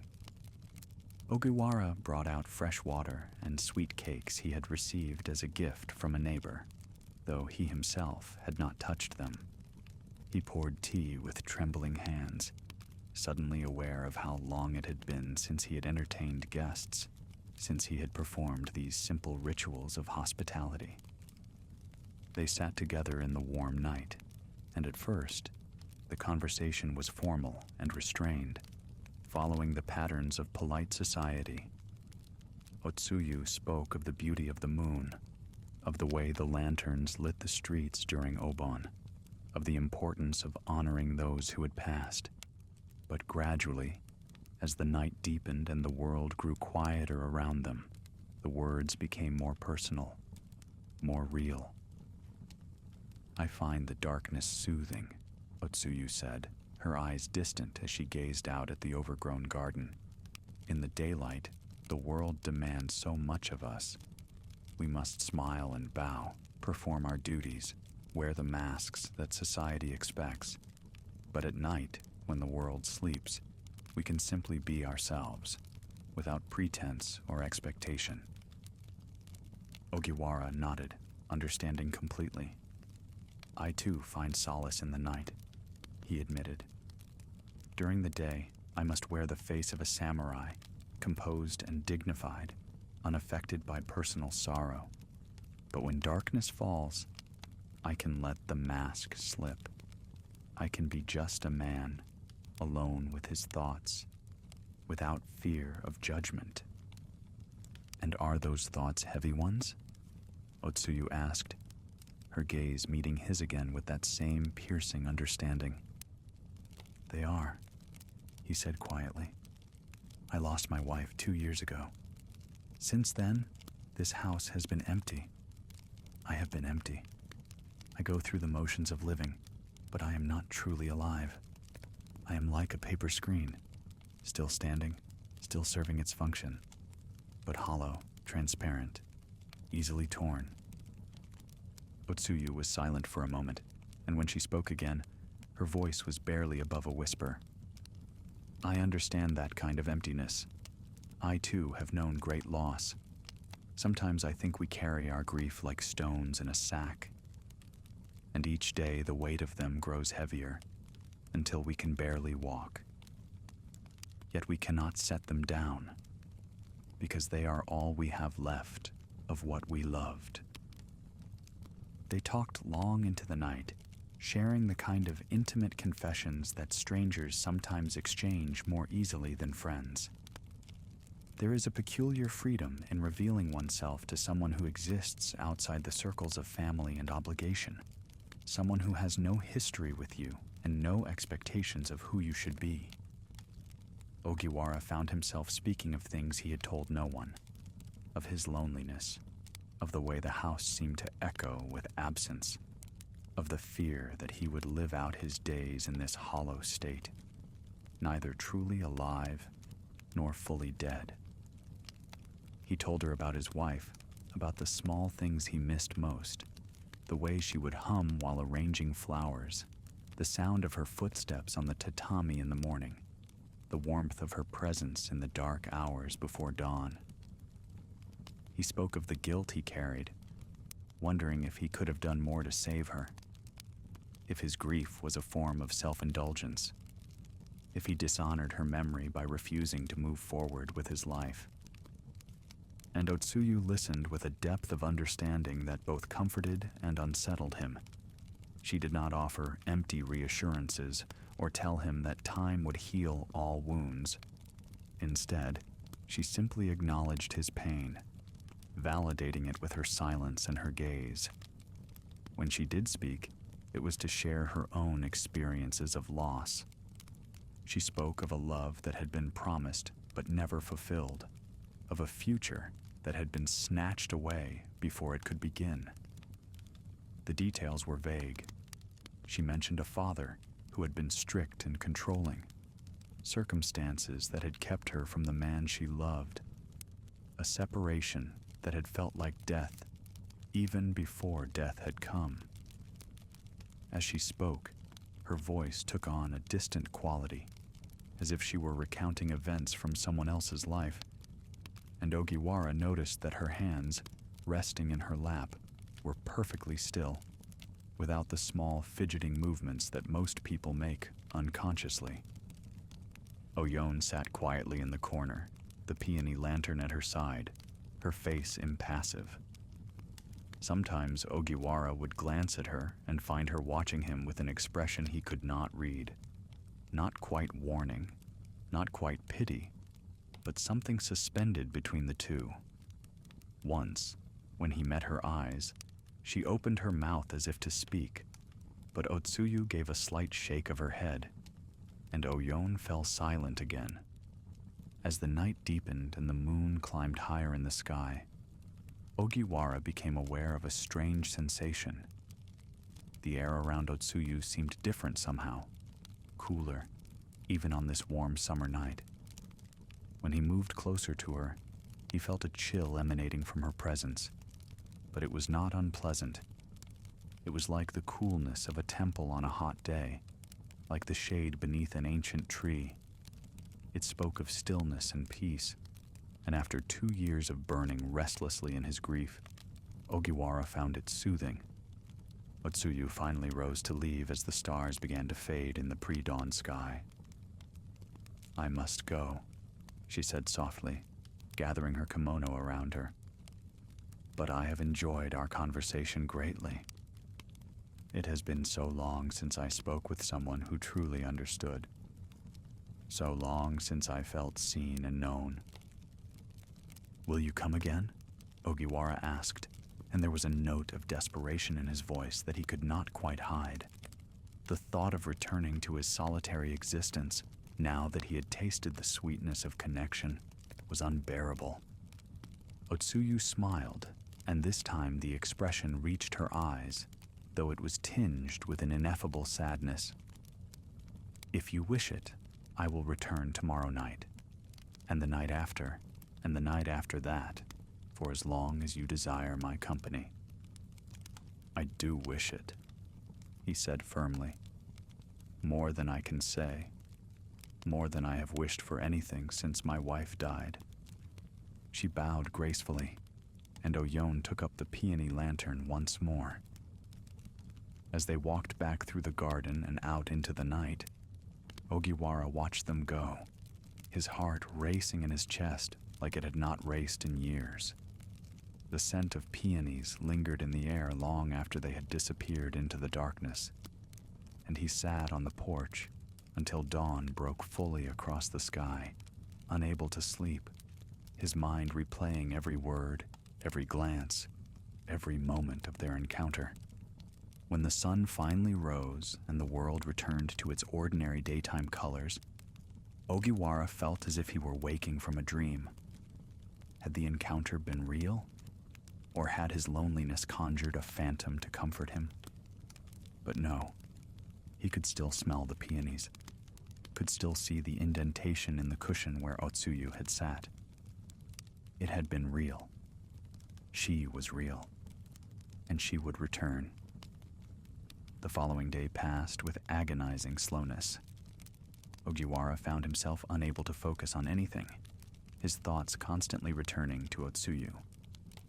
He bathed carefully, scrubbing away 2 years of neglect. He cleaned the house thoroughly, swept the porch, and even made an attempt to tidy the garden, though years of neglect could not be undone in a single afternoon. He cut back some of the wildest growth, cleared the worst of the debris from around the koi pond, straightened the stones of the path. As he worked, he felt something stirring within him that he had thought long dead: hope. the possibility that his life might contain something other than emptiness, that there might be reasons to greet the morning other than mere duty. He knew it was foolish to place so much weight on a single encounter, to pin his entire emotional future on a woman he had just met. But foolish or not, he could not help himself. She had awakened something in him, and now that it was awake, it would not be quieted. As evening approached, he bathed again and put on his finest kimono, not the formal one he wore to official functions, but the one his wife had always said brought out the color of his eyes. He arranged sake and fresh tea, set out sweets on a lacquered tray, and placed a fresh mat on the porch. Then he sat and waited, his heart pounding with a mixture of anticipation and anxiety. The hours stretched on, and doubt began to creep into his mind. Perhaps she would not come. Perhaps their meeting had been nothing more than a chance encounter, a moment of connection that would not be repeated. Perhaps he had imagined the understanding in her eyes, the promise in her smile. He poured himself sake and tried to quiet his restless thoughts, watching the moon rise and the stars appear one by one in the darkening sky. And then, just when he had nearly given up hope, he saw the glow of the Peony Lantern approaching through the darkness. Otsuyu appeared at the garden gate, Oyon following close behind with the lantern, and Ogiwara felt his heart leap with joy and relief so intense it was almost painful. "You came," he said, rising to meet them, unable to keep the emotion from his voice. "I said I would," Otsuyu replied, and there was warmth in her voice that had not been there the night before, a softening that suggested she, too, had been thinking of him during the day. From that night forward, Otsuyu visited him every evening. She would arrive after darkness had fully fallen, when the moon was visible in the sky, and she would stay until the first hint of dawn touched the eastern horizon. They would sit together on the porch or in the quiet rooms of his house, talking for hours about everything and nothing. She told him fragments of her life, of a lonely childhood in a wealthy household where appearances mattered more than feelings, of a father who was distant and cold, who saw her only as a tool for advancing the family's position. She spoke of strict rules and rigid expectations, of dreams that had withered before they could bloom. She mentioned a man she had loved, or thought she had loved, though the details remained frustratingly vague. When Ogiwara pressed for more information, she would deflect gently, turning the conversation back to him or to more abstract topics: poetry, philosophy, the nature of existence and impermanence. They discussed the teachings of Buddhism, the concept of mono-no-aware, the pathos of things, the bittersweet awareness of impermanence. Otsuyu spoke eloquently about how beauty was deepened by the knowledge that it would fade, how love was made more precious by its fragility. She quoted poems from the classical collections, her voice soft and musical in the darkness. As the days passed, Ogiwara felt himself coming alive again in a way he had not thought possible. The emptiness that had consumed him for so long began to recede, filled now with anticipation and longing. He found himself smiling during the day, thinking of the evening to come. He began to care for the house again, to take pride in its appearance. The garden slowly transformed under his attention, the wild growth trimmed back to reveal the stones and paths beneath.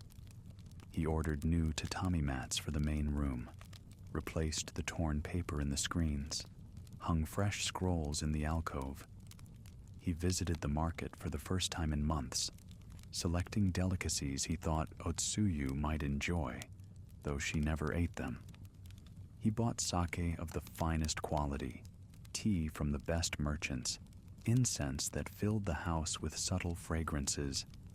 His neighbors noticed the change in him and commented on it. The old cleaning woman remarked that he looked healthier, that there was color in his cheeks again. A fellow samurai who had served with him mentioned that he seemed more engaged during their meetings, more present. But when they asked what had brought about this transformation, Ogiwara deflected, unwilling to share the source of his renewed vitality. Otsuyu was his secret, his treasure, something too precious and fragile to expose to the harsh light of common scrutiny. But there was something strange about Otsuyu's visits, though Ogiwara tried not to dwell on it. She would arrive after darkness had fully fallen and would leave long before dawn, always insisting that she must be gone before the first light touched the sky. She gave no clear explanation for this requirement, only saying that her circumstances demanded discretion, that her father would disapprove of their meetings. She never ate the food he offered, though she would hold the cup of tea he poured for her, letting its warmth seep into her pale hands. When he asked if the food did not please her, she would smile and say that she had eaten already, that she came to him for conversation, not sustenance, and her skin, when he brushed against it accidentally, was always cold, no matter how warm the night. Once, when he remarked on it, she laughed softly and said she had always run cold, that her blood was thin and sluggish. Oyon, too, was an enigma. She sat silently in the corner with her peony lantern, never speaking unless spoken to, her eyes watchful and unreadable. Sometimes Ogiwara would catch her staring at him with an expression he could not decipher. Not quite pity, not quite warning, but something in between. Once, when Otsuyu had stepped away briefly, he tried to engage Oyon in conversation, asking her about her mistress's household, about Otsuyu's daily life.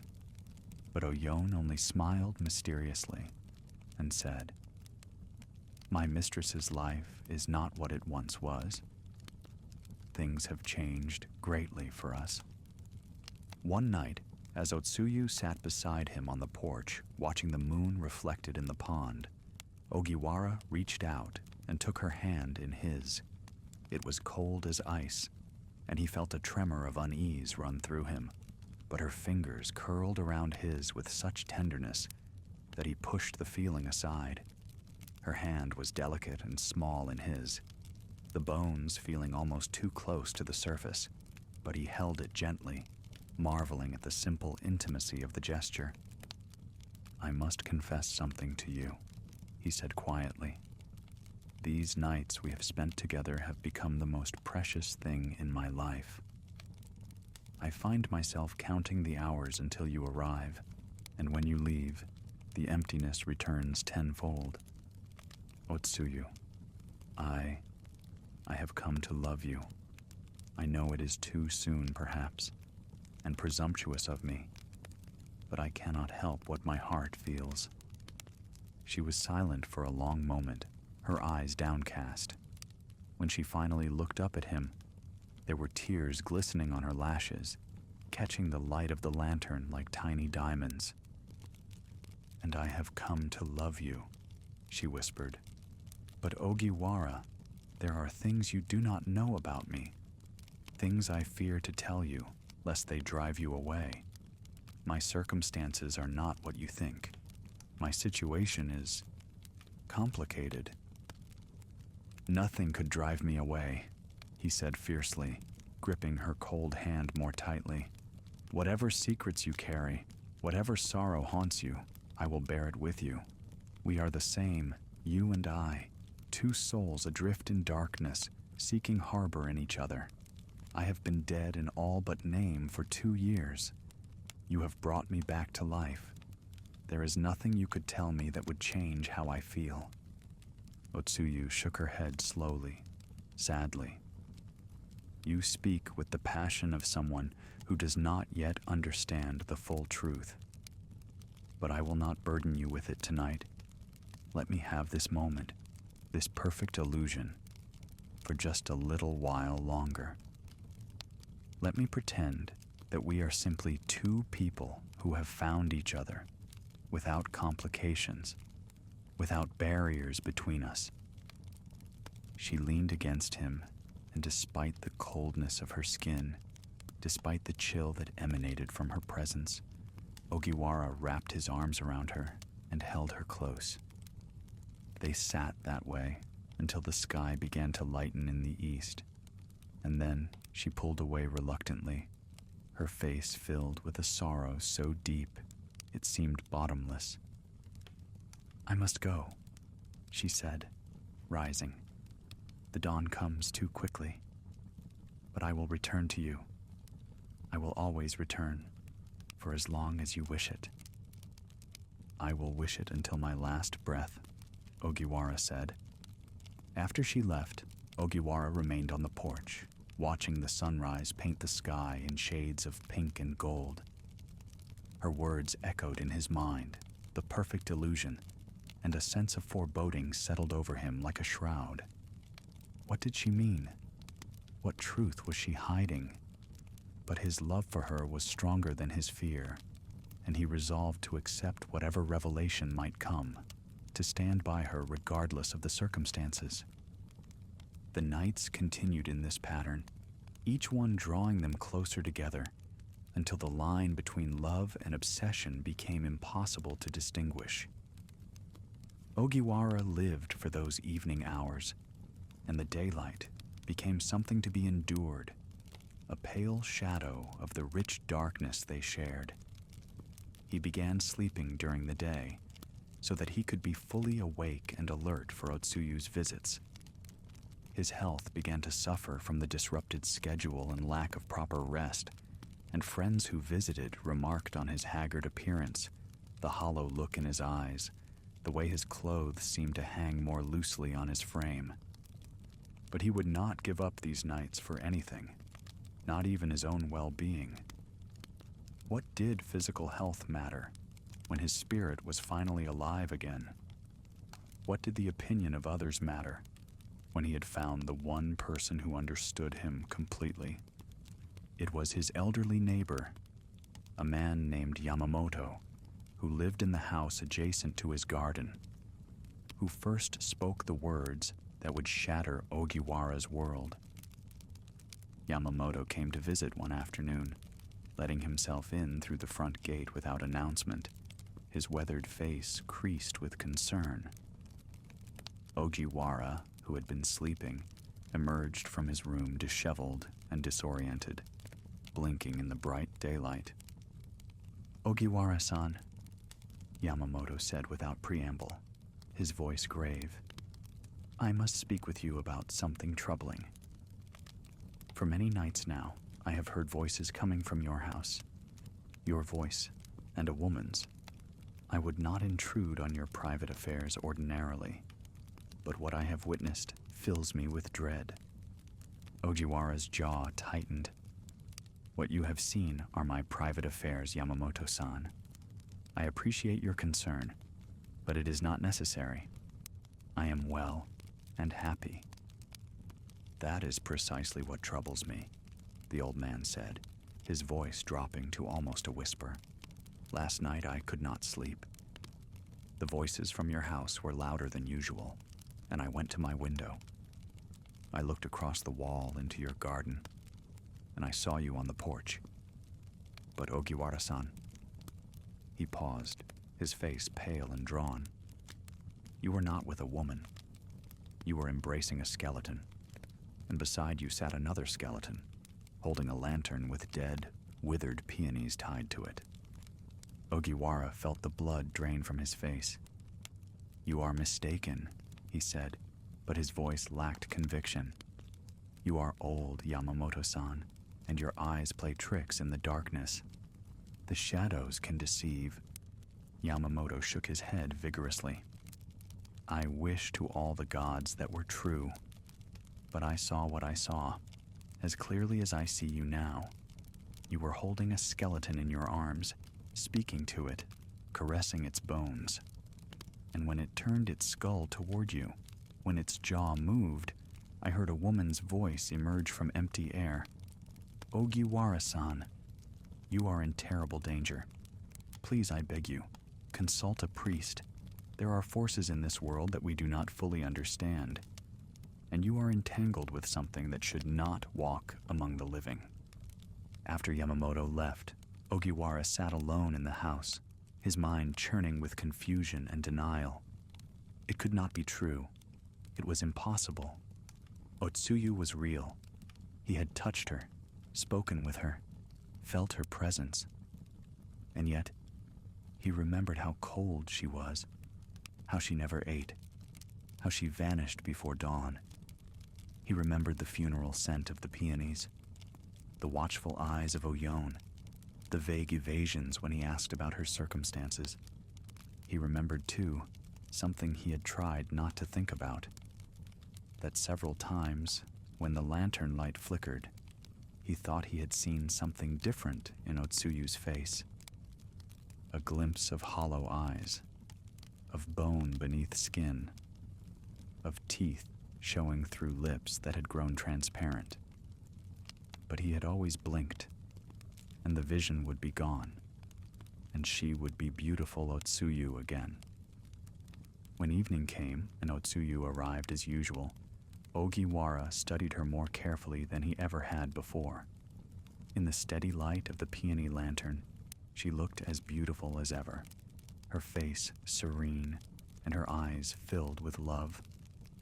But when the flame wavered in a slight breeze, just for a moment, he saw what Yamamoto had described, a skull grinning at him, empty sockets where eyes should be, skeletal hands reaching for him. He gasped and stepped back, and Otsuyu's face, or was it a skull, turned toward him with concern. "Is something wrong, my love?" she asked, and her voice was the same as always, soft and musical. "No," he lied, his heart hammering in his chest. "I was simply startled by a shadow. It is nothing." But doubt had taken root in his mind, and it grew like poison ivy, spreading through his thoughts with choking tendrils. After Otsuyu left that night, Ogiwara did not sleep. He sat in the darkness, wrestling with himself, until finally, as dawn broke, he made a decision. He would consult a Buddhist priest, not because he believed Yamamoto's words completely, but to prove them false and put his mind at ease. He would get a blessing, a charm, something to dispel whatever illusion or trick was making him see terrible things. The priest he sought out was an old man who lived at a nearby temple, known throughout Nezu for his wisdom in matters of the spirit world. The temple was small and ancient, its wooden beams dark with age, its garden meticulously maintained. Ogiwara found the priest tending to the graves in the cemetery behind the main hall, pulling weeds with gnarled but steady hands. He told the priest everything, of Otsuyu's visits, of her strange nature, of the things he had glimpsed and tried to ignore, of Yamamoto's terrible claim. The priest listened without interruption, his weathered face growing more somber with each word. When Ogiwara finished, the priest was silent for a long time, his eyes distant and troubled. Finally, he gestured for Ogiwara to follow him. They walked through the cemetery, past rows of stone markers, until they came to a section that was older, more neglected. Here, the graves were covered with moss and lichen, their inscriptions worn almost smooth by time and weather. "What you describe," the priest said at last, "is known in our traditions as a yurei, a spirit bound to this world by powerful emotions, unable to rest and move on to the next life. Most people think of yurei as vengeful ghosts, spirits consumed by anger or hatred, but love and longing can be just as powerful, just as binding. They can trap a soul in the realm between life and death just as effectively as rage. He stopped before a particular grave, its stone tilted and overgrown with creeping vines. "Come," he said. "Look at this." Ogiwara stepped closer and brushed away some of the growth. Beneath it, he could just make out the carved characters. Otsuyu, beloved daughter of the Ijima family, died in her 18th year. The date of death was 3 years in the past. The world seemed to tilt beneath Ogiwara's feet. He reached out to steady himself against the gravestone, and his hand came away cold and damp. "No," he whispered, "it cannot be." "And here," the priest said, pointing to a smaller stone beside it, "the servant who died with her, Oyon." Ogiwara sank to his knees before the graves, his mind reeling.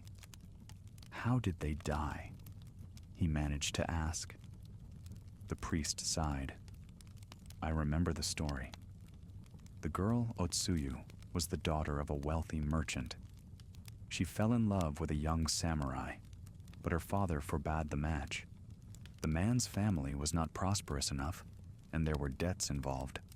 The father arranged a marriage for her to an older man, a political alliance. Otsuyu begged and pleaded, but her father would not relent. On the night before the arranged marriage was to take place, Otsuyu took poison. Her faithful servant Oyon found her, and in her grief and loyalty, drank the same poison. They died together and were buried here.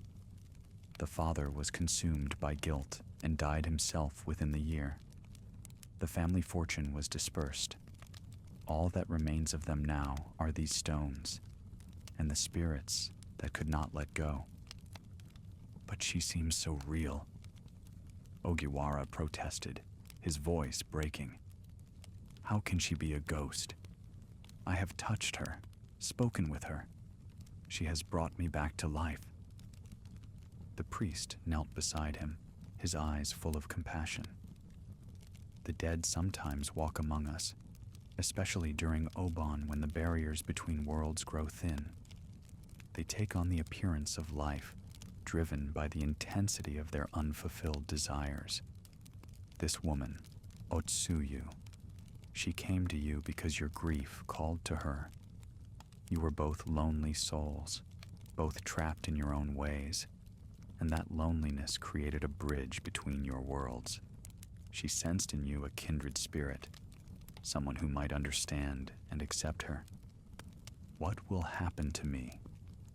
Ogiwara asked, though part of him did not want to know the answer. The priest's expression was grave. "If you continue to see her, she will drain your life force little by little, not out of malice, but because maintaining her appearance in this world requires energy. She draws it from you, probably without even knowing she does so. And each night you spend with her, you become more entangled with the realm of the dead. Eventually, you will cross over completely, pulled into her world. Already you look like a man half dead. If you do not break this connection soon, it will be your doom." He reached into his robes and withdrew several sutras written on paper, and a set of protective talismans inscribed with sacred characters. "Place these on your doors and windows tonight," he instructed. "They will prevent her from entering, and you must not go outside, no matter what you hear, no matter how she calls to you. She will try to lure you out because she loves you and does not want to be separated from you. But you must resist. Your life depends on it." Ogiwara took the sutras and talismans with trembling hands. Part of him wanted to throw them away, to reject everything the priest had said and continue his nights with Otsuyu. What did it matter if she drained his life force? He had not truly been living anyway, not until she came. Death in her arms seemed preferable to years of empty existence without her. But another part, the part that still clung to life, the part that honored his duties and remembered his ancestors, knew that he must try. His wife would not want him to die this way, consumed by a ghost's love. She would want him to live, to find meaning and purpose again, even if it took years. That evening, as the sun set and darkness crept across the sky like an incoming tide, Ogiwara carefully affixed the sutras and talismans to every door and window of his house. His hands shook as he worked, and tears streamed down his face unchecked. He felt like he was preparing his own prison, sealing himself away from the one thing that had made him feel alive in 2 years. When he was finished, he sat in the main room and waited, his heart breaking, dreading what was to come. Night fell, and the hours passed with agonizing slowness. Ogiwara sat rigid and tense, straining to hear any sound from outside, any sign of her approach. And then, just before midnight, he heard it. The soft shuffle of footsteps on the garden path, the familiar rhythm that he had come to know so well. The gentle creak of the gate opening. His heart clenched painfully in his chest. "Ogiwara," came Otsuyu's voice, sweet and questioning, carrying clearly through the walls. "Why is your door closed tonight? Please, let me in. Are you unwell?" He closed his eyes and gripped his hands together, forcing himself to remain still and silent. Every instinct in him screamed to go to her, to open the door, to take her in his arms. "Ogiwara?" Her voice came again, closer now, right outside the door. She must be standing on the porch, just on the other side of the paper screen. "Have I done something to offend you? Have I said something wrong? Please, speak to me. Tell me what troubles you." The pain in her voice was unbearable, and Ogiwara felt fresh tears running down his face. But he did not move, did not speak. The priest's words echoed in his mind. "You must resist." There was silence for a moment, a waiting stillness that seemed to stretch endlessly. Then Otsuyu began to sing. It was a melody he had never heard before, haunting and beautiful, filled with such longing and sorrow that it seemed to pierce straight through his heart like an arrow. The song spoke of love and loss, of separation and eternal devotion. It spoke of two souls meant to be together, divided by cruel fate, yearning across an unbridgeable distance. The words wrapped around him like chains, pulling at him, calling to the deepest parts of his soul. He felt himself rising to his feet, his body moving almost of its own accord, drawn to the door by invisible threads. "Please," Otsuyu called out. And now there was desperation in her voice, a raw need that tore at him. "I cannot enter. Something prevents me from crossing your threshold. But you can come out. Come to me, my love. We belong together. In life or death, it does not matter. We are meant to be one. Can you not feel it? Can you not feel how right it is when we are together?" Ogiwara took a step toward the door, then another. His hand reached out toward the handle, trembling. The wood felt warm beneath his palm, as if something on the other side was radiating heat. Or was it his own fever that made it seem so? "Come to me," Otsuyu sang, and her voice had changed subtly, become more ethereal, more otherworldly. "Leave behind this world of suffering and pain. Leave behind the loneliness and the emptiness. In my arms, you will know peace. In death, we will never be parted. We will walk together through gardens of moonlight forever. Is that not what you want? Is that not what you have been yearning for?" His fingers touched the door handle, and in that moment, he felt the pull of the other side, a darkness that promised rest, an end to all pain and loneliness and grief. It would be so easy to open the door, to step out into her embrace. They would be together forever, and the emptiness that had haunted him for so long would finally be filled. No more waking alone, no more silent rooms, no more grief. But then he remembered the priest's words. She will drain your life force little by little until you cross over into her realm. He thought of his wife, who had loved him in life and would want him to continue living, to honor her memory by finding a way to live fully again, not by surrendering to death. He thought of the sun on his face, of sake and cherry blossoms in spring, of the laughter of children, of all the small joys of existence that he had forgotten in his grief, but that still waited for him, if he could find the courage to embrace them. He thought of duty and honor, of the ancestors who had come before him and the generations that should come after. He thought of the world in daylight, bright and painful and real, and he knew that he belonged to it, not to the shadowy realm where Otsuyu dwelled. With a tremendous effort of will, Ogiwara jerked his hand away from the door and stumbled back. "No," he whispered, and then louder, "No, I cannot. Otsuyu, forgive me, but I cannot follow you into death. I love you, but I must live." The singing stopped abruptly, cut off mid-note, and there was a terrible silence. Then Otsuyu spoke again, and her voice had changed completely. It was hollow now, echoing with the vast emptiness of the grave, resonating with sorrow and rage in equal measure.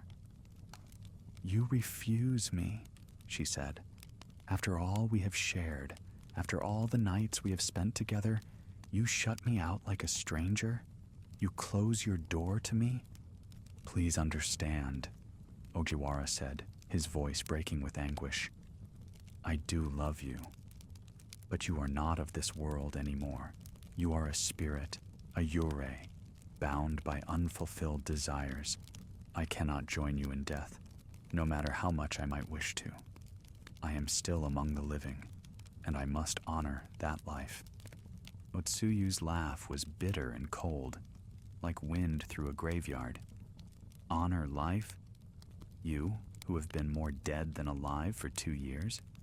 You, who welcomed me into your arms without question, who loved me without caring who or what I was? Now suddenly, you care about the distinction between life and death?" "Yes," Ogiwara said, though the word cost him everything. "Because you have shown me that I can feel again, that I can love again. You have brought me back from the edge of the grave, and now I must use that gift to truly live, not to throw myself into death." There was a long silence. When Otsuyu spoke again, her voice was softer, filled with an infinite sadness. "Then you have chosen. You choose life over love. You choose the bright world over the shadows where I dwell. I choose to honor what you have given me," Ogiwara said quietly. "I will never forget you, Otsuyu. I will carry you in my heart until my dying day. But I cannot die now, not like this." "So be it," she said, and there was a terrible finality in her words. "But know this, Ogiwara Shinojo. My love for you will not die, because I am already dead. It will not fade, because there is no time where I dwell. I will wait for you at the threshold between worlds, and when your time comes at last, when death claims you as it must claim all living things, I will be there waiting to welcome you home. We will have our eternity together, my love. It will simply come later than I had hoped." There was a sound like wind rushing through bamboo, a sensation of immense movement, and then silence. The air felt suddenly warmer, the oppressive chill that had gathered around the house dissipating like morning mist. Ogiwara collapsed to the floor, weeping, his body shaking with the force of his grief and relief combined. He had saved himself, but the price was the loss of the one thing that had made him feel truly alive again. The rest of the night passed in a blur of anguish. Ogiwara lay on the floor, crying until he had no more tears, until he was hollow and empty once more. When dawn finally came, pale light filtering through the screens, he rose on unsteady legs and went to the door. His hands shook as he removed the sutras and talismans carefully, treating them with the reverence they deserved. He opened the door to look out at the garden, half hoping, half fearing that Otsuyu would still be there. But the porch was empty. The garden was still. The only thing that remained of her visit was a single peony, lying on the wooden boards where she must have stood. Its petals were brown and withered, as if it had been dead for weeks, and when Ogiwara picked it up, it crumbled to dust in his hands. In the days that followed, Ogiwara tried to return to his normal life. He ate and slept, performed his duties as a samurai, attended meetings and ceremonies. He spoke with neighbors and accepted their invitations to tea. He forced himself to go through all the motions of living, but everything felt hollow and meaningless, like a play performed for an audience that had long since left the theater. The nights were the worst. He would lie awake in the darkness, listening for footsteps that never came, hoping against hope to hear her voice calling to him one more time. Part of him regretted turning her away, wondered if he had made the wrong choice. Would death with Otsuyu really have been so terrible? Would an eternity in her arms, even in the shadowy realm of spirits, have been worse than this slow emptiness? His health, which had been failing during his nightly visits with Otsuyu, did not improve. If anything, he grew weaker, more listless. The hollow look never left his eyes. Dark circles deepened under them, permanent shadows that spoke of sleepless nights and unending grief. His hands developed a tremor that would not subside, and his appetite remained poor. Food had no taste. Sake had no warmth. The world seemed drained of color and vitality. Friends and colleagues urged him to see a doctor, to travel to the hot springs for healing, to remarry and start his life anew. But Ogiwara refused all suggestions, offering polite demurrals, but no real explanations. How could he explain? How could he tell them that his spirit had already begun its journey to the other side, drawn by invisible threads of love and longing that connected him to a dead woman? How could he make them understand that the priest's sutras had kept Otsuyu from claiming him quickly, but they could not sever the bond between them? He returned to the temple several times, seeking the priest's counsel. The old man was kind but firm in his advice. Ogiwara must move forward with his life, must find new purpose and meaning, must let go of his attachment to the ghost. He gave Ogiwara more protective charms, recommended prayers and meditations, suggested visiting other temples to receive blessings. But Ogiwara knew, in the deepest part of his soul, that none of it would matter. He was bound to Otsuyu as surely as if they had been married in life. His time in this world was drawing to a close, not because she was draining him anymore, but because part of him had already crossed over on those nights when they had sat together, talking in the darkness. He had one foot in each world, and it was only a matter of time before the balance shifted completely. A month after he had turned her away, Ogiwara woke in the middle of the night with a strange certainty in his heart. He knew, without knowing how he knew, that this was his last night among the living. The knowledge did not frighten him. Instead, he felt a deep sense of peace wash over him, the first real peace he had known since that terrible night when he had closed the door against Otsuyu. He rose from his futon and walked through the dark house to the garden, moving silently through rooms that had witnessed so much sorrow. The moon was full again, just as it had been on the night they first met. and its light turned everything silver and ghostly, transforming the familiar garden into something magical and strange. He stood among the partially restored paths and trimmed gardens, the work he had done for her to make the space beautiful for her visits, and breathed in the cool night air. It smelled of earth and growing things, of water and stone, of all the simple elements that made up the world of the living. He tried to fix it in his memory, this last experience of life. "Otsuyu," he called out softly to the empty night, his voice carrying across the silent garden. "I am sorry for turning you away. I was afraid of death, afraid of letting go, but I am not afraid anymore. I understand now that love is stronger than the barriers we build, stronger than the walls between life and death. I am ready now. I am ready to come to you."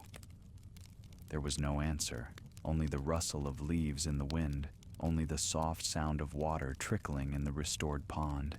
But Ogiwara smiled, because he knew she had heard him. He could feel her presence, just beyond the veil, waiting patiently as she had promised. And he knew that when his spirit finally left his body, she would be there with her Peony Lantern to guide him through the darkness to wherever they would dwell together. He returned to his room and lay down on his futon, arranging his robes carefully around him. He closed his eyes, and immediately sleep came, deeper than any sleep he had known in years. And with it came dreams, beautiful dreams of a woman with pale skin and dark eyes, walking toward him through a garden bathed in moonlight. She held a lantern with peonies tied to its handle, and she was smiling, her face radiant with love and welcome. In the dream, Ogiwara walked toward her, and with each step he felt lighter, freer, as if he were shedding the weight of years. When he reached her, she took his hand, warm now, no longer cold, and together they walked into a landscape of eternal twilight, where the moon never set and the flowers never faded. When his servants found him the next morning, Ogiwara Shinojo was dead. There was no sign of violence or illness. He simply looked as though he had passed peacefully in his sleep, a small smile on his lips, his face more serene than it had been in years. But those who prepared his body for burial noted with unease that his skin was cold as ice, far colder than death alone could account for.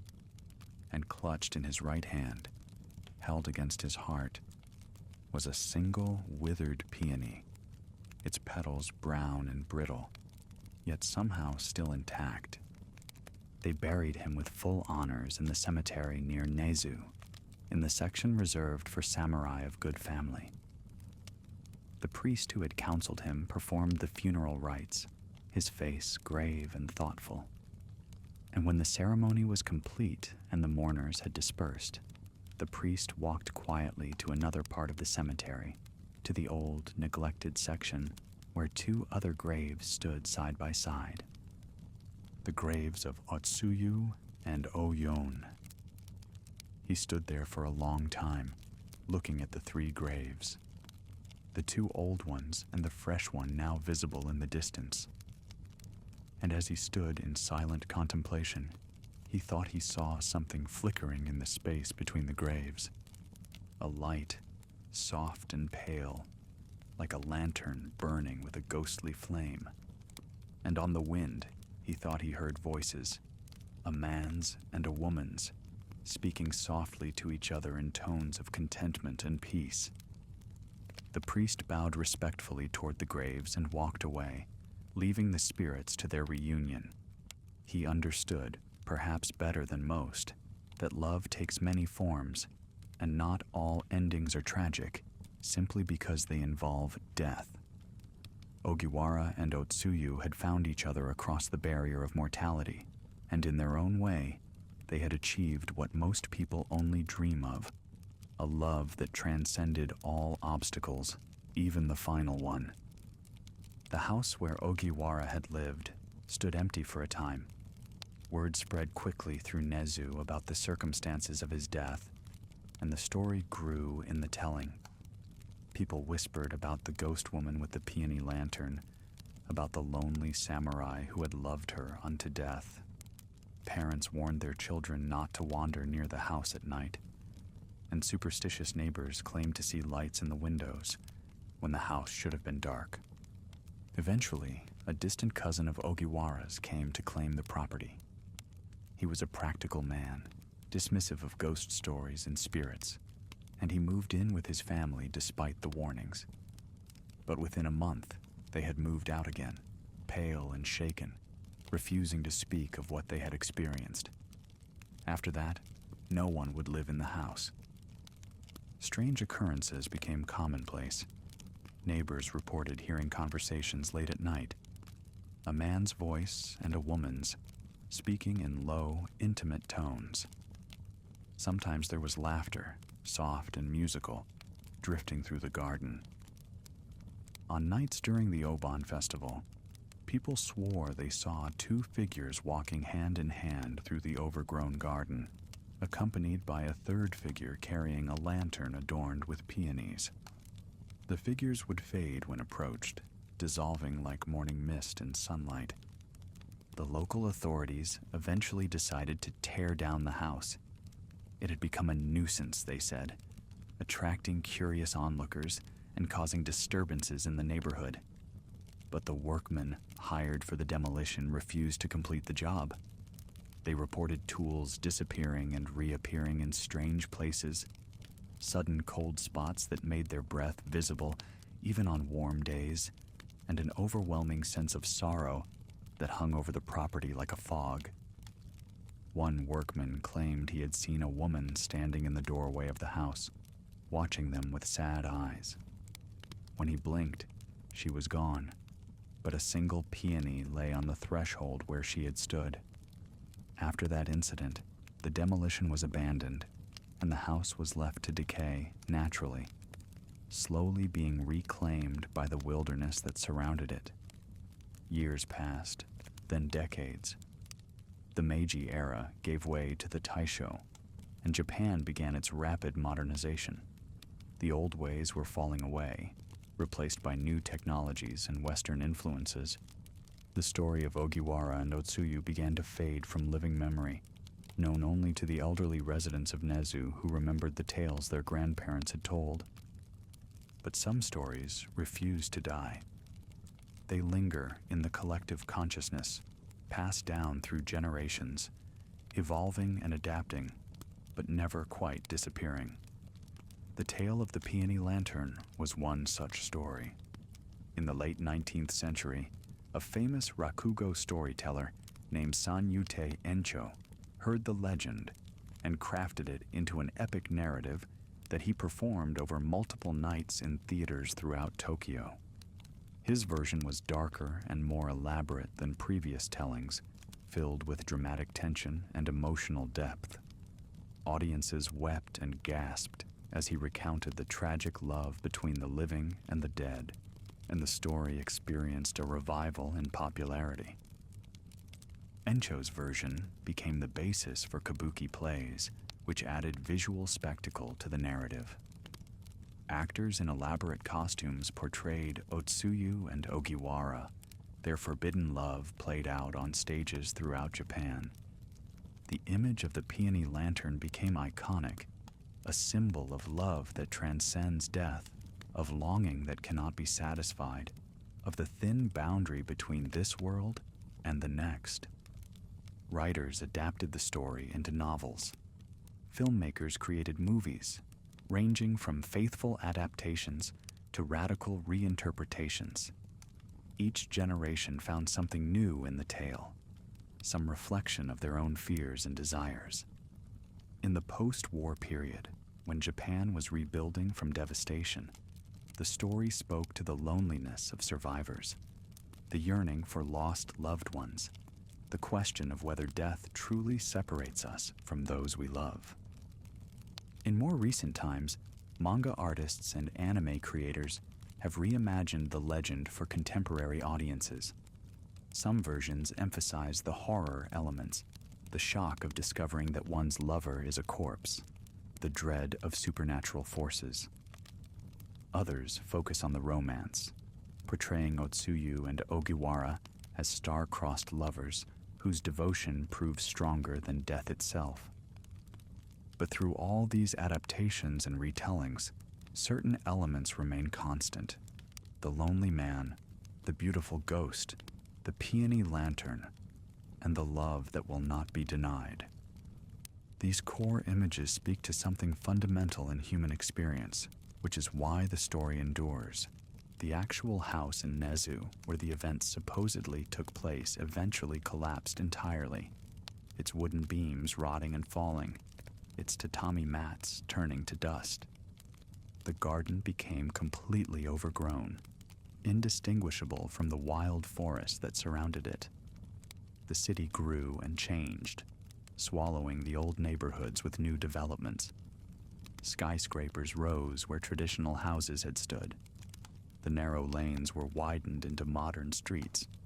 Yet even as Tokyo transformed into a gleaming modern metropolis, pockets of the old city remained.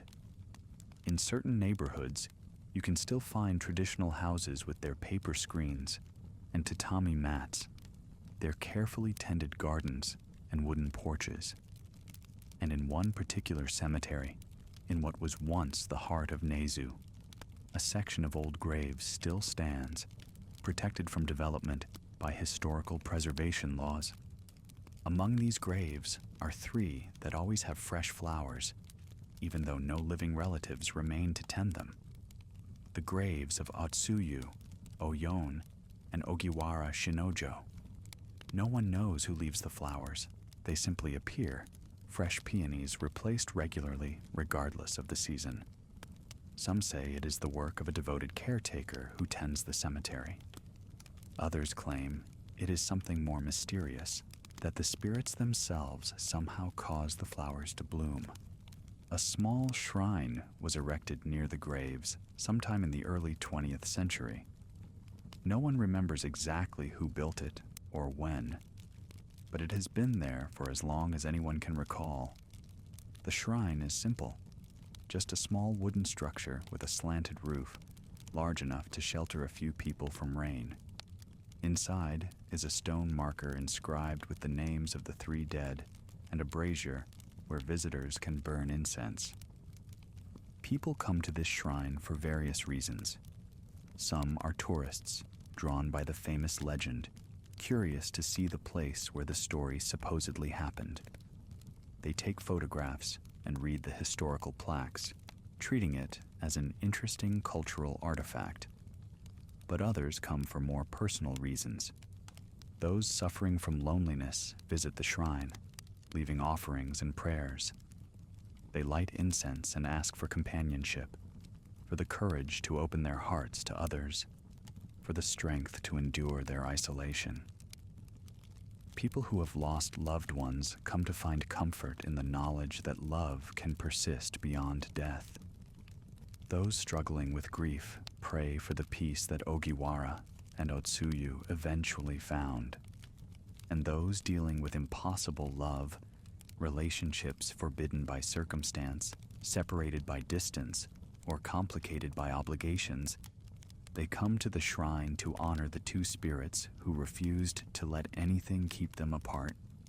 They pray for the strength to fight for their love, or for the wisdom to know when to let go. The shrine keeper, an elderly woman who has tended the place for over 40 years, maintains a book where visitors can write their thoughts and prayers. The book is filled with entries, some brief, just a name and a date, others lengthy confessions of heartache and longing. Reading through the pages is like glimpsing into thousands of private souls, each carrying their own burden of loneliness or love. One entry, written in careful calligraphy, reads, "I lost my wife 3 years ago, and I thought I would never feel alive again." Reading about Ogiwara, I understand that grief can be both a prison and a connection. I am learning to honor my wife's memory, while also opening myself to life again. Thank you for this lesson. Another, in the hasty scrawl of someone writing through tears. I cannot be with the person I love. Society, family, circumstance, everything stands against us. But knowing that somewhere, somehow, Ogiwara and Otsuyu found their way to each other gives me hope. Even if we cannot be together in this life, perhaps in the next. And another, stark and simple. I am so alone.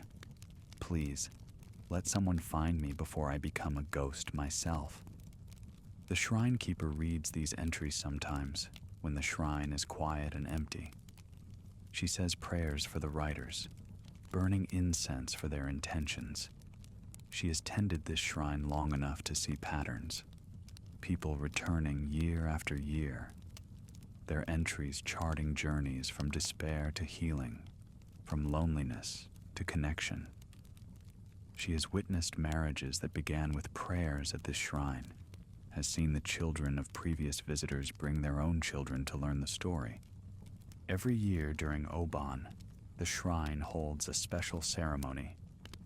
As the sun sets on the first night of the festival, people gather with peony lanterns. Real peonies are hard to obtain year-round, but during Oban, the shrine keeper makes sure to have them available. Visitors tie the flowers to small paper lanterns and light them, creating a garden of glowing blooms in the gathering darkness. The lanterns are then set afloat in a small pond that was constructed near the shrine specifically for this purpose. One by one, people release their lanterns onto the water, and the pond becomes a floating constellation of light and color. The peonies sway gently, their fragrance filling the air, and in that moment, the boundary between past and present, between life and death, seems to dissolve. The shrine keeper leads the assembly in a brief ceremony. She recites a sutra for the dead, asking for peace for all spirits who linger between worlds. Then she reads a poem that has become traditional for this occasion, though no one knows who wrote it. When darkness falls and hearts grow cold, when loneliness becomes too much to bear. Remember those who walked before, who loved beyond all reason and all fear. The lantern glows with borrowed light. The peony blooms and fades away. But love, once kindled in the heart, burns eternal, night and day.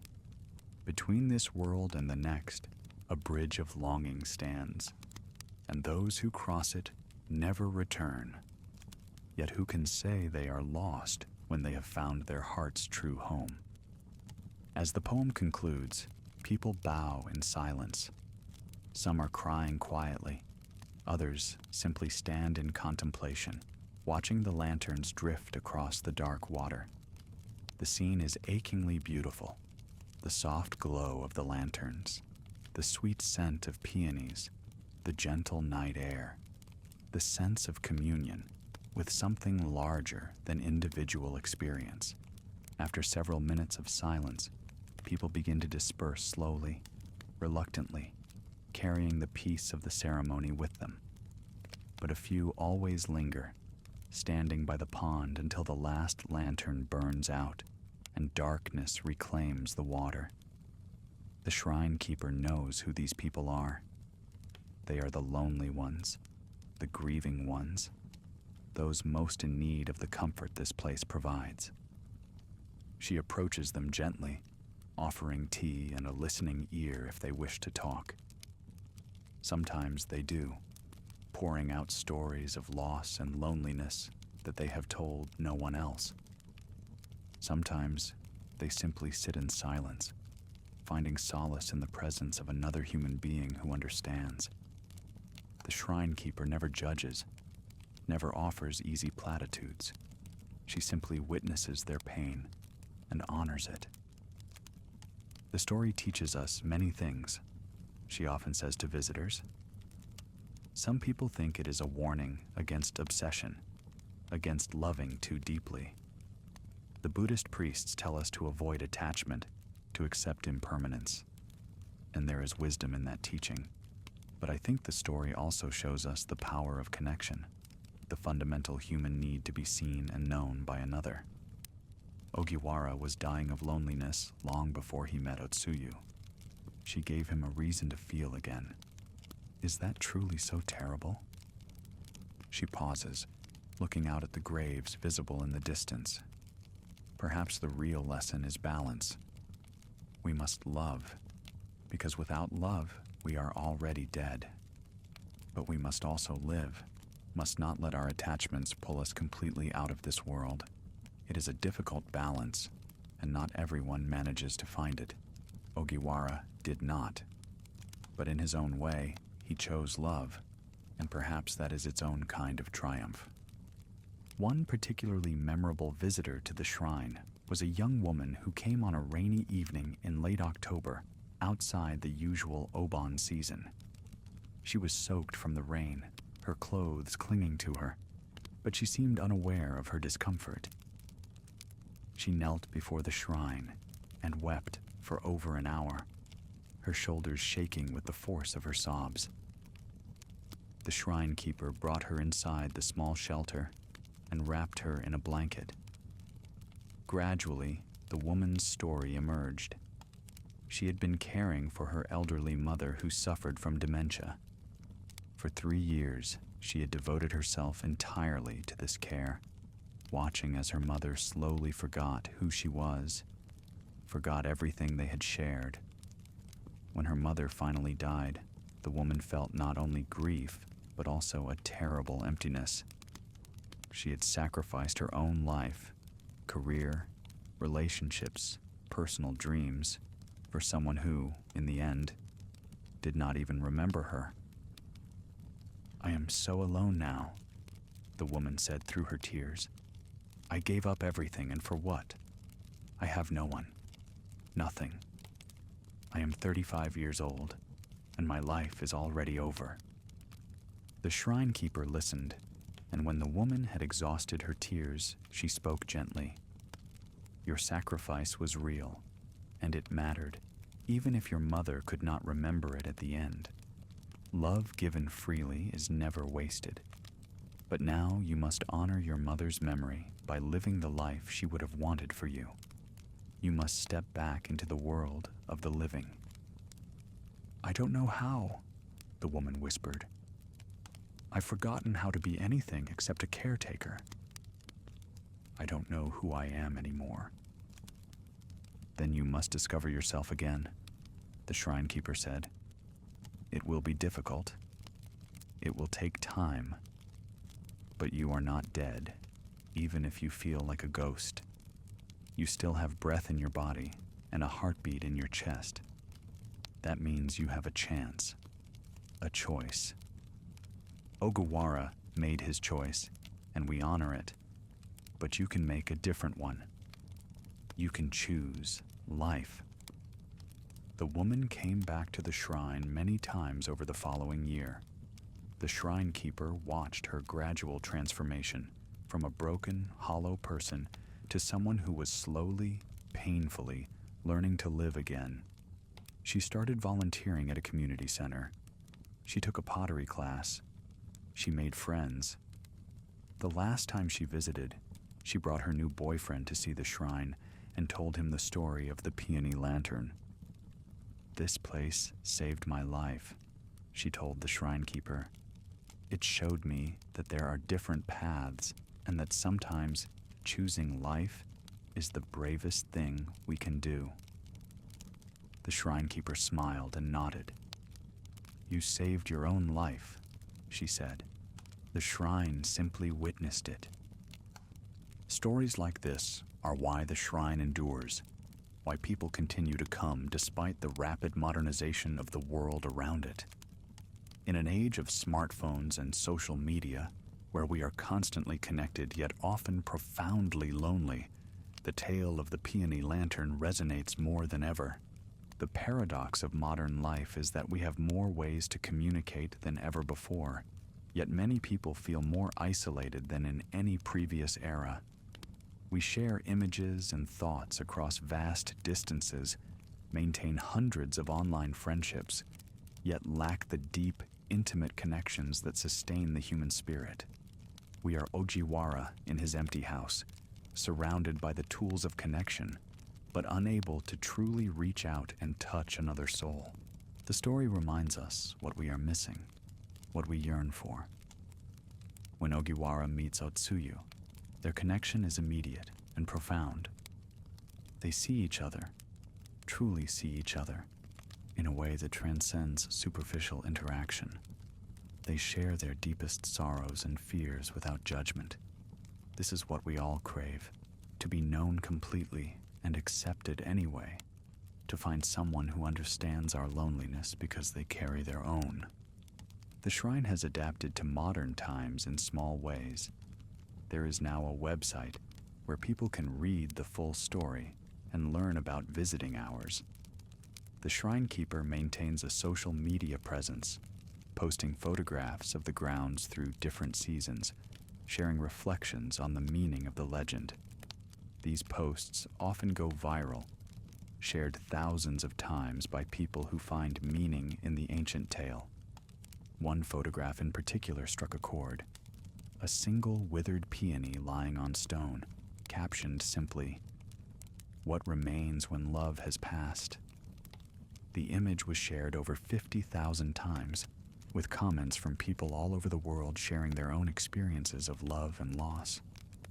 "I held my husband's hand as he died," one person wrote.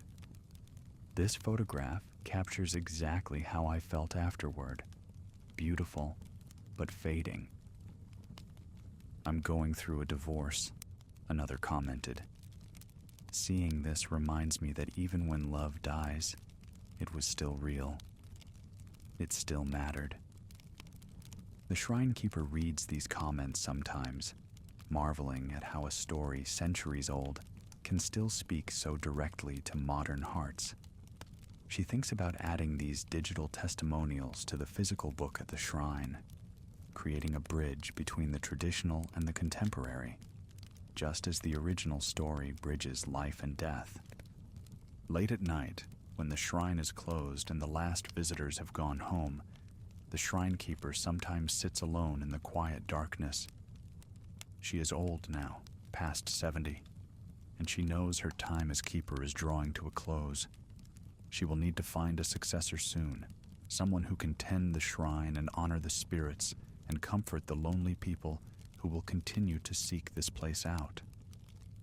On these quiet nights, she thinks she understands what draws her here, what has kept her serving this shrine for 4 decades. It is not the fame of the legend or the beauty of the story.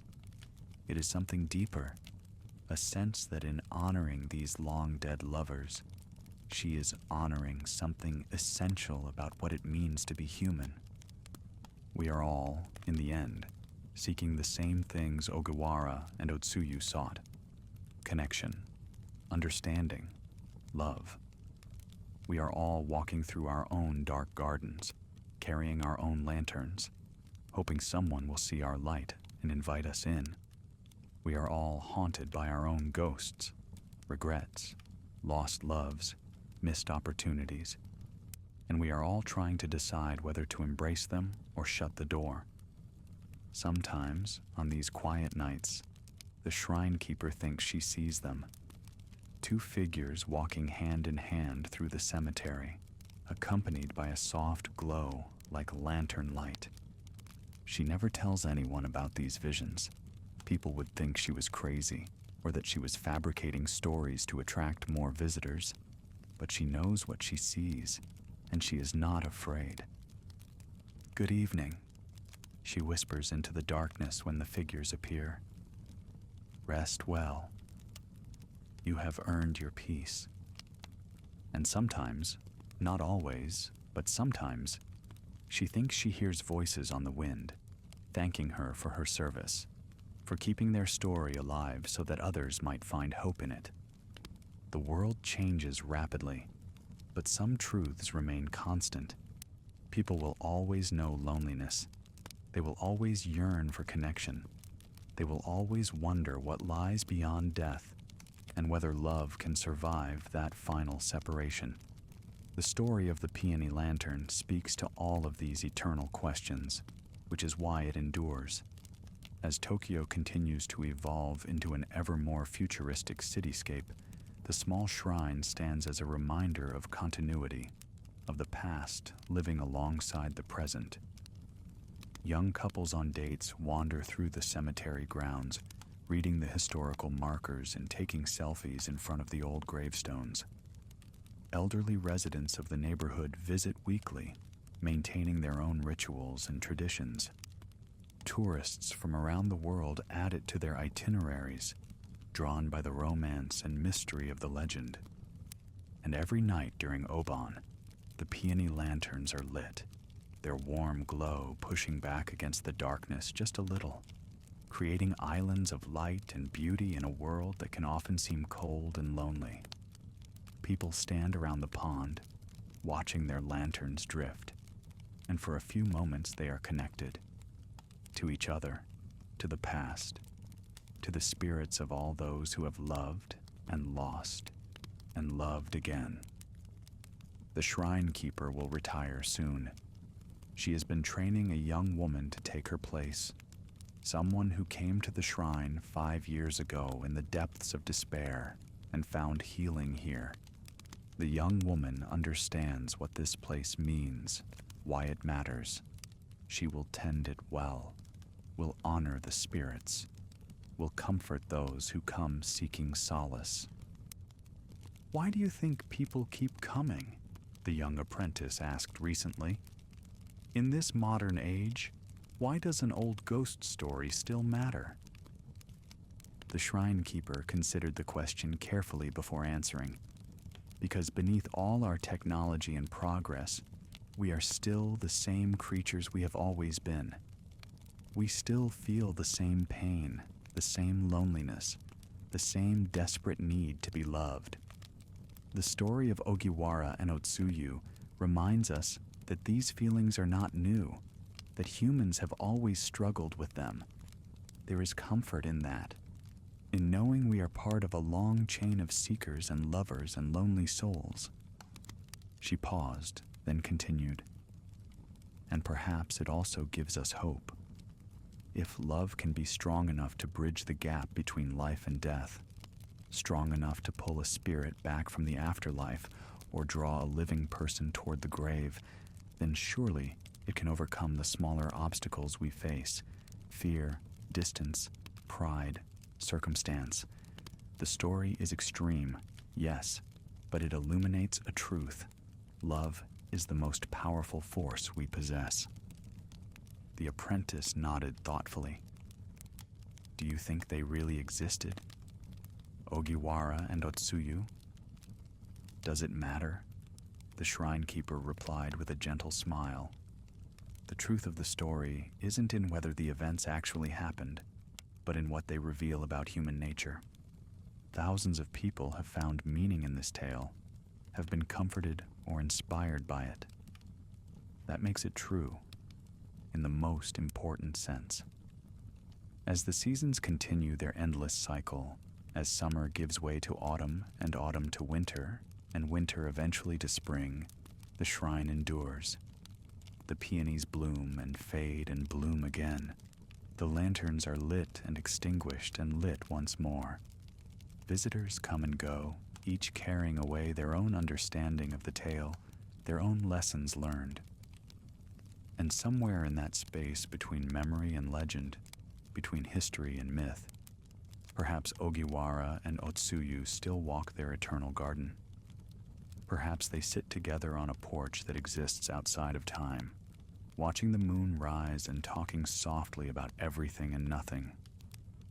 Perhaps their love, which began in loneliness and ended in death, has found its perfect expression in some realm beyond our understanding.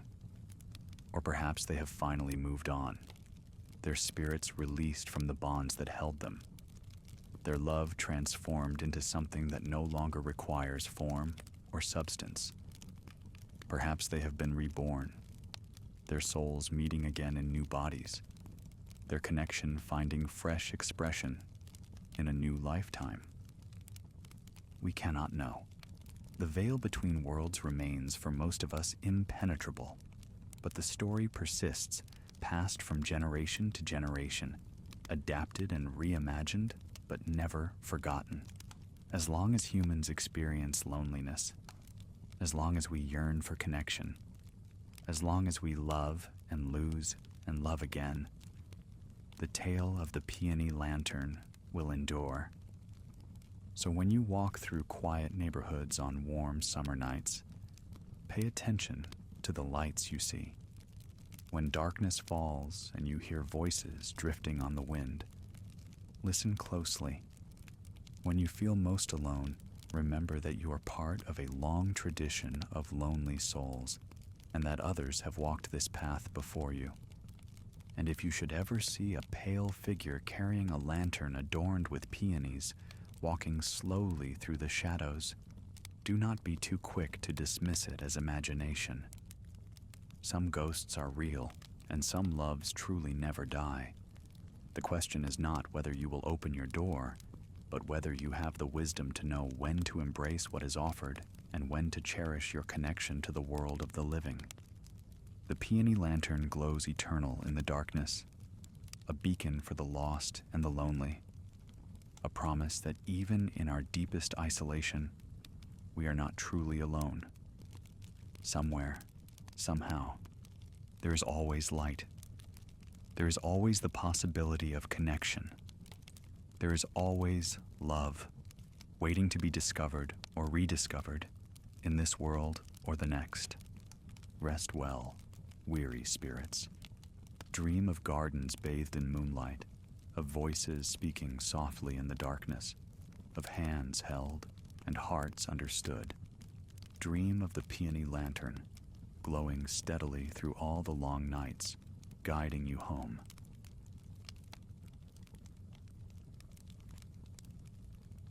The mountain stood alone beneath a pale and restless sky, its peaks shrouded in mist that moved like breath through the rocky passes. The valleys below had long since shed their summer green, trading vibrant life for the muted palette of approaching winter. Brown grasses bent beneath winds that carried the promise of snow, and the last leaves clung to branches with desperate tenacity, knowing their fall was inevitable. The mountain itself seemed to exist outside the normal passage of seasons, its upper reaches perpetually locked in a state between autumn's death and winter's sleep. Time moved differently in those heights, stretching and contracting like breath, and those who ventured there often spoke of hours that felt like days, or days that passed in moments. The merchant had been traveling for 3 weeks when he reached the mountain's base, his feet carrying him along roads that grew progressively more remote, more forgotten. The larger highways had given way to village paths, and village paths to trading routes, and trading routes finally to trails that existed more as suggestion than reality. Each settlement he passed through was smaller than the last, the people more reserved, their eyes holding a wariness that spoke of isolation and the knowledge that help, should disaster strike, was far away and slow to arrive. In the final village before the mountain proper began, an old man had approached him at the inn where he lodged. The man's face was a map of wrinkles, each line earned through decades of mountain life, and his hands shook as he gripped the merchant's sleeve. He spoke of the high paths in a voice that trembled with something beyond age, something that might have been remembered fear. He described travelers who had gone up and never returned, not all at once, but scattered across years, a steady attrition that the villagers marked and mourned but could not explain or prevent. The merchant had listened politely, thanking the old man for his concern, but in his heart he dismissed the warnings as the superstitions of isolated people who saw threats in every shadow. He was a practical man, accustomed to evaluating risks through the lens of commerce and experience. Bandits were real, storms were real, dangerous animals were real. But spirits and demons belonged to stories told to children, not to the world of trade and travel where he made his living. Now, as he climbed higher into the mountain's embrace, his confidence began to erode like soil in heavy rain. The atmosphere here was wrong in ways he could not articulate, as though the mountain itself were alive and aware, watching his progress with interest that was neither benign nor overtly hostile, but simply present. The stones beneath his feet seemed to absorb sound rather than reflect it, creating pockets of silence so profound that his own heartbeat became thunderous in his ears. Few travelers dared venture into those heights, where the air grew thin and the paths wound through stone corridors carved by ancient winds. The villagers in the valley below spoke in hushed voices of the mountain's secrets, of sounds that carried down on winter nights, of shapes that moved against the fog. They warned their children to stay clear of the high trails, where the world grew strange and the boundaries between the living and the spirits blurred like ink in water. On a cold autumn evening, as the sun bled pale light across the western ridges, a lone traveler began the ascent into those forgotten heights. He was a merchant, carrying bolts of silk and small treasures wrapped in oilcloth, bound for a distant town on the mountain's far side. The journey was long, and the direct route through the peaks would save him 3 days of walking along the safer valley roads. He had heard the warnings, of course, but necessity pressed harder than superstition. His worn straw sandals whispered against the stone as he climbed, his breath misting in the cooling air. The path narrowed as he rose higher, the vegetation thinning to twisted pines that clung to the rocky slopes with gnarled roots. Moss grew thick on the shadowed stones, and the air carried the scent of earth and dampness, of places where sunlight seldom reached. The merchant paused at intervals to rest, setting down his pack and listening to the silence that seemed to deepen with each step upward. It was not the simple quiet of an empty place, but something heavier, as though the mountain itself held its breath and watched with hidden eyes. As dusk approached, the fog thickened, rolling up from unseen valleys to wrap the trail in gray wool. The merchant quickened his pace, knowing that nightfall in these heights brought dangers beyond mere cold. Wolves roamed the upper slopes, and there were older things as well, spirits that belonged to the stone and shadow, entities that fed on loneliness and fear. He pulled his thin jacket tighter and pressed forward, searching for any sign of shelter where he might wait out the darkness. The path turned sharply around a massive boulder, and the merchant found himself facing a narrow ravine where water once flowed. The dry stream bed led upward between walls of black rock, disappearing into the mist ahead. He hesitated, uncertain whether to follow this uncertain route or continue along the main trail that seemed to vanish into nothingness. The fog pressed close now, limiting his vision to a few paces in any direction. Every sound seemed amplified in that gray stillness, the scrape of his sandals, the rustle of fabric, the beating of his own heart. Then, cutting through the silence like a blade, came a voice. It was thin and high, wavering like wind through hollow reeds, calling out words he could not quite distinguish.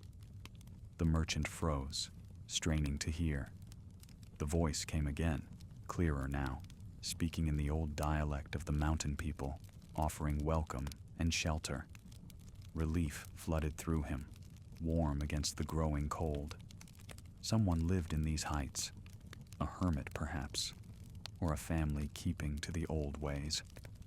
He called back, announcing himself as a traveler in need of rest. The voice guided him forward, leading him up the dry stream bed, where stones lay smooth and pale like bones in the fading light. The walls of the ravine rose higher on either side, blocking what little remained of the day's illumination. The merchant moved carefully, testing each step, following the voice that seemed to drift ahead of him through the mist. It spoke of warmth, of food and tea, of a place where he could rest his weary body and wait for morning. The words wrapped around him like a promise, soft and insistent. The ravine opened suddenly into a small clearing where the rock walls fell back and the ground leveled beneath scattered pines. In the center of this space, barely visible through the fog, stood a crude dwelling built against the mountain's face. It was ancient, constructed of weathered timber and stone, with a thatched roof that sagged under the weight of years. Smoke rose from a hole in the roof, gray on gray, and a dim light flickered behind a paper screen that covered the doorway. The merchant approached slowly, his merchant's caution stirring even as his body craved the warmth that radiated from within. The door slid open before he could knock, and a figure emerged into the twilight. She was old, impossibly old, bent double beneath the weight of uncounted years. Her face was a landscape of wrinkles, deep as mountain crevasses, and her eyes were small and dark as winter berries. She wore robes of faded indigo, patched and repatched until the original fabric was lost beneath layers of repair. Her hands, twisted with age, gestured him inside with urgent hospitality. The merchant bowed, offering thanks in the formal manner, and stepped across the threshold into warmth and firelight. The interior was small, a single room with a hearth at its center where embers glowed red beneath a blackened kettle. Straw mats covered the earthen floor, and bundles of dried herbs hung from the rafters, filling the air with a sharp, medicinal scent. The old woman gestured for him to set down his burden and rest. She moved with surprising quickness for one so ancient, shuffling to the fire and stirring whatever simmered in the kettle. As the merchant settled onto the mat, removing his sandals and arranging his pack beside him, he studied his host more carefully. There was something unsettling about her movements, a quality he could not quite name. Her hands, despite their gnarled appearance, moved with fluid precision, and when she turned to face him, her smile revealed teeth too numerous and too sharp for comfort. Yet the warmth was real, and the smell of cooking food made his stomach clench with hunger. He had not eaten since morning, and the cold had driven deep into his bones during the climb. The old woman ladled soup into a wooden bowl and passed it to him with both hands, bowing low. The merchant accepted it gratefully, breathing in the steam that rose from the surface.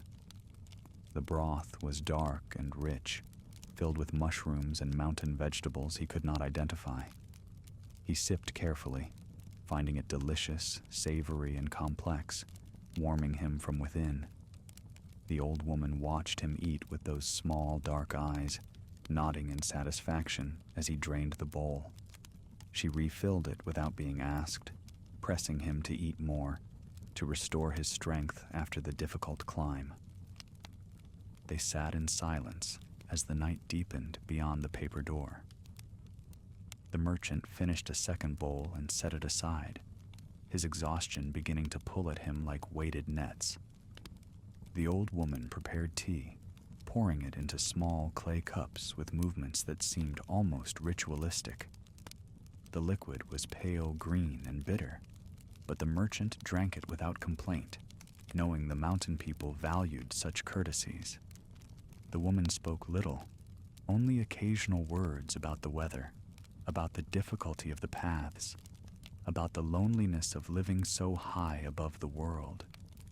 As the tea worked its way through his system, the merchant felt a strange lassitude spreading through his limbs. His thoughts grew slow and thick, and the firelight seemed to pulse with his heartbeat. The old woman's face, illuminated from below by the glowing embers, took on a quality both ancient and alien, as though she were carved from the mountain itself, a thing of stone given temporary flesh. Her smile never wavered, and her eyes never left his face, watching with an intensity that should have alarmed him, but instead only made him drowsier. The merchant's head nodded forward, and he jerked awake, fighting the pull of sleep. In his dreams, the merchant walked through landscapes that never existed, and always had existed, places where the rules of waking reality held no authority. He was in the cave again, but the cave was also a forest, and the forest was also the interior of some vast creature, whose rib cage formed the trees, and whose breath was the wind. The bones he walked among were singing, each one producing a single note that combined with all the others into a harmony that was beautiful and terrible in equal measure. The old woman was there too, but she wore many faces, cycling through them like a masked dancer in a festival. Sometimes she was young and lovely, with skin like porcelain and eyes that promised understanding. Sometimes she was ancient beyond comprehension, a thing of withered flesh stretched over jutting bone. And sometimes she was not human at all, but a shape that his sleeping mind could not fully process, a geometry that existed in too many dimensions, angles that folded into impossible configurations. She spoke to him in that dream, and though her words were in languages he had never learned, their meaning arrived in his consciousness fully formed. She told him of hunger, the kind that went beyond mere physical need into something more fundamental. It was the hunger of existence itself, the drive to continue, to persist, to consume whatever was necessary for survival. She had been many things, she told him, before she became what she was now. Once, perhaps, she had been human, a woman who made choices and lived a life defined by more than appetite. But time and circumstance and the mountain's influence had worn away everything except the essential need. The merchant wanted to ask questions, wanted to understand how such a transformation occurred, whether it was gradual or sudden, whether she mourned what she had lost or embraced what she had become. But his dream tongue could not form words, and he could only listen as she continued her monologue, speaking of centuries spent in those high places, of the slow parade of victims who had nourished her existence, of the loneliness that came with being a solitary predator in a world that had moved beyond belief in such things. When he woke, gasping in the gray dawn, fragments of that dream clung to his consciousness like cobwebs. He could not remember the specifics, but the emotional residue remained, a mixture of pity and horror that left him unsettled and confused. How could he feel sympathy for a creature that intended to devour him? Yet in the dream, she had seemed almost tragic, a being trapped by her nature, as surely as any prey was trapped by circumstance. But the warmth, the food, the tea, the exhaustion of the climb, all conspired to drag him down into darkness.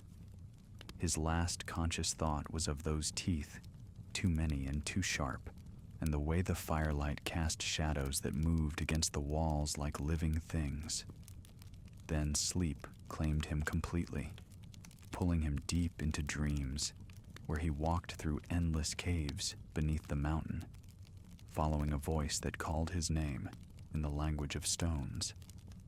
The merchant woke to gray light filtering through the paper door, his body stiff and cold despite the blanket that had been draped over him during the night. The fire had burned down to ash, and the air in the small dwelling carried a chill that made his breath visible. He sat up slowly, his mind foggy with the remnants of strange dreams, and looked around for his host. The old woman was not present, though her sleeping mat in the corner showed signs of recent use. He rose carefully, his joints protesting, and moved to the door. Sliding it open, he stepped out into a morning transformed by mist. The fog had grown denser overnight, reducing visibility to mere arm's length.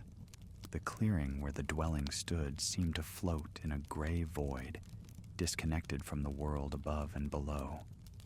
The pines were invisible, their presence marked only by vague shadows in the surrounding whiteness. No sound broke the silence, no bird call or wind whisper, nothing but the merchant's own breathing and the soft scrape of his movements. He called out for the old woman, his voice swallowed by the fog almost before it left his lips. No answer came. The merchant frowned, troubled by her absence and by the unnatural quality of the morning. He had intended to leave early, to continue his journey before the mountain claimed too much of the day, but the fog made travel impossible. Without seeing the path, he would wander in circles, or worse, step over some unseen edge to tumble down the rocky slopes below. With reluctance, he returned to the dwelling and busied himself with rekindling the fire.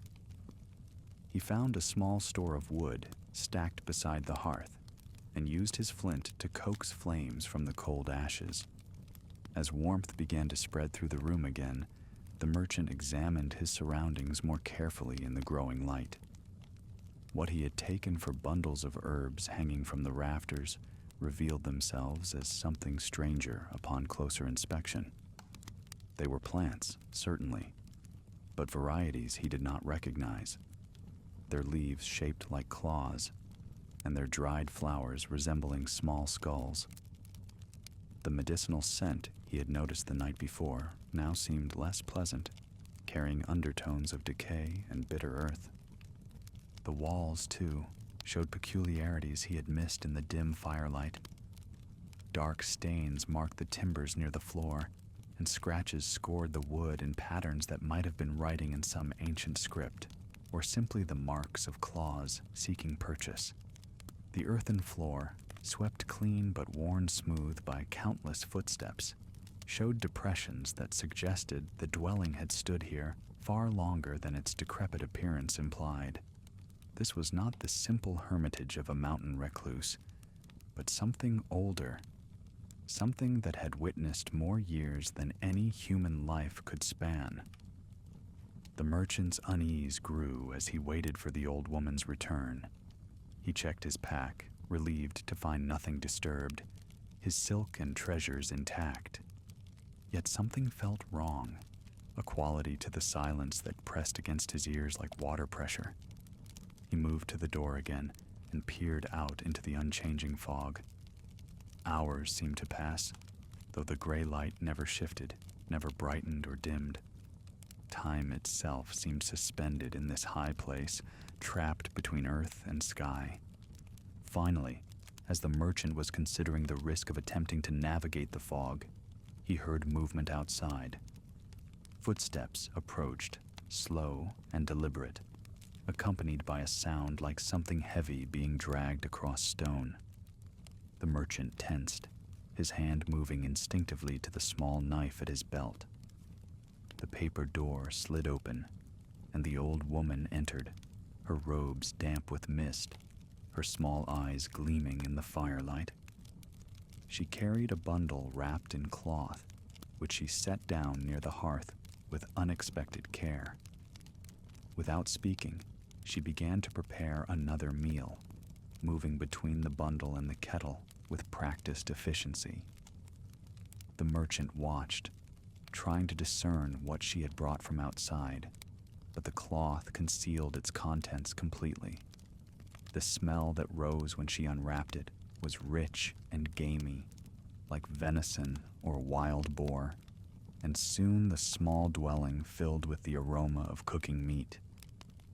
The old woman served him again, pressing food upon him with insistent hospitality. The merchant ate, though his appetite had diminished.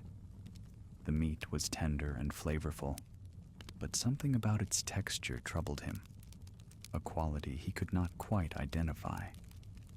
He forced himself to finish what she had given, not wanting to offend his host. especially while trapped by the fog in this isolated place. As they ate, the old woman began to speak more freely than she had the previous night. Her voice was thin but clear, and she told him stories of the mountain, of the spirits that dwelled in its heights, of travelers who had passed through over the years. Some had stayed, she said, finding peace in the solitude and the simple life. Others had continued on their way, carrying tales of the kindly hermit who offered shelter to those in need. Her words painted a picture of benevolent isolation, of a life lived in harmony with the harsh mountain environment. Yet beneath her words, the merchant sensed currents he could not fathom. The way she spoke of the travelers who had stayed suggested something permanent, something final. And when she mentioned the spirits of the mountain, her small eyes seemed to reflect lights that did not come from the fire. He found himself studying her hands as she gestured, noting how the twisted fingers moved with that same unsettling grace, how the nails were thick and yellowed and curved like talons. The fog persisted throughout the day, showing no signs of lifting. The merchant paced the small dwelling, his restlessness growing with each passing hour. The old woman seemed unconcerned, going about small tasks with patient efficiency. She mended a torn robe, ground herbs in a stone mortar, sang softly to herself in a language the merchant did not recognize. When he asked about the fog, whether it might clear by evening, she shrugged and said that the mountain kept its own time, that weather here followed no rules understood by valley dwellers. As darkness approached once more, the merchant felt a creeping dread settling over him. The thought of spending another night in this place, of drinking more of that bitter tea, and falling into those deep, dream-haunted sleeps, filled him with a fear he could not rationalize. He had been treated with nothing but kindness, fed and sheltered without request for payment, yet every instinct screamed at him to leave, to flee into the fog if necessary, to put distance between himself and this ancient dwelling and its too gracious host. But night fell before he could summon the courage to act on his fear, and the fog grew even denser in the darkness, a tangible barrier against escape. The old woman prepared tea again, and the merchant drank it, feeling that familiar heaviness creeping through his limbs. This time, he fought against it, pinching himself to stay awake, biting his tongue until he tasted blood. The old woman watched him with those unreadable eyes, her smile never faltering. In the firelight, as sleep pulled at him despite his resistance, the merchant saw something that made his blood run cold. The shadows on the wall behind the old woman seemed to move independently of her body, writhing and stretching like living things. And in those shadows, he glimpsed shapes that suggested not the bent form of an ancient woman, but something larger, something with too many limbs and a mouth that opened wide enough to swallow the moon. He blinked, and the vision passed, but the image burned in his mind as darkness claimed him once more. The merchant woke abruptly, his heart racing, pulled from sleep by some sound he could not identify. The dwelling was dark except for the faint glow of embers in the hearth. The old woman's sleeping mat was empty again, and through the paper door came a thin light that suggested dawn, or possibly moonlight filtered through the persistent fog. He lay still, listening, every sense straining against the silence. Then he heard it again, a sound like stone grinding against stone, coming from somewhere beyond the walls. It was rhythmic, purposeful, the sound of something being moved or worked. The merchant rose silently, careful not to disturb the blanket, and crept to the door. He eased it open a crack and peered out into the gray-lit morning. The fog had thinned slightly, enough to reveal shapes and distances. The clearing was empty, but at its far edge, where the rock face of the mountain rose sheer and dark, he saw an opening he had not noticed before. It was a cave mouth, partially concealed by a jutting overhang, and from within came that grinding sound and a flickering light that suggested flame. Without conscious decision, the merchant found himself moving toward it, drawn by a need to understand, to see what his host did in the hours when her guests slept. He approached the cave opening carefully, his bare feet silent on the cold stone. The entrance was narrow, barely wide enough for a person to pass through sideways, but beyond it, the passage opened into a larger space.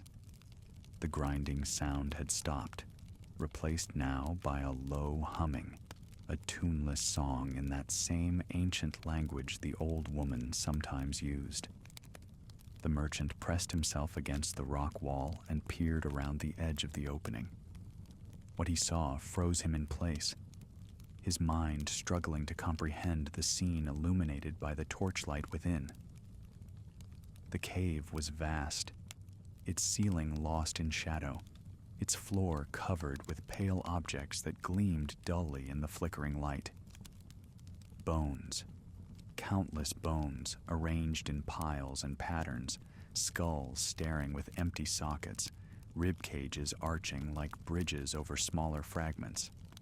And among them moved the old woman, or rather, something that wore her shape like an ill-fitting garment.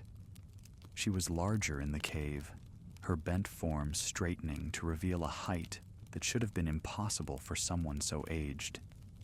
Her robes hung loose, revealing limbs that were too long, joints that bent in ways that defied human anatomy. As the merchant watched in horror, she selected bones from the piles with careful deliberation, examining each piece before adding it to a basket at her feet. Her movements were methodical, practiced, the actions of someone performing a familiar task.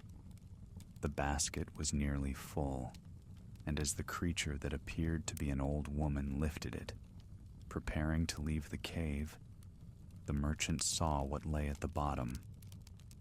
The bones varied in age, some ancient and yellowed, crumbling at their edges, others newer, still bearing stains that the merchant's mind refused to identify. He could see evidence of careful organization in how they were arranged, skulls grouped by size, long bones sorted by type, smaller fragments collected in carved wooden bowls.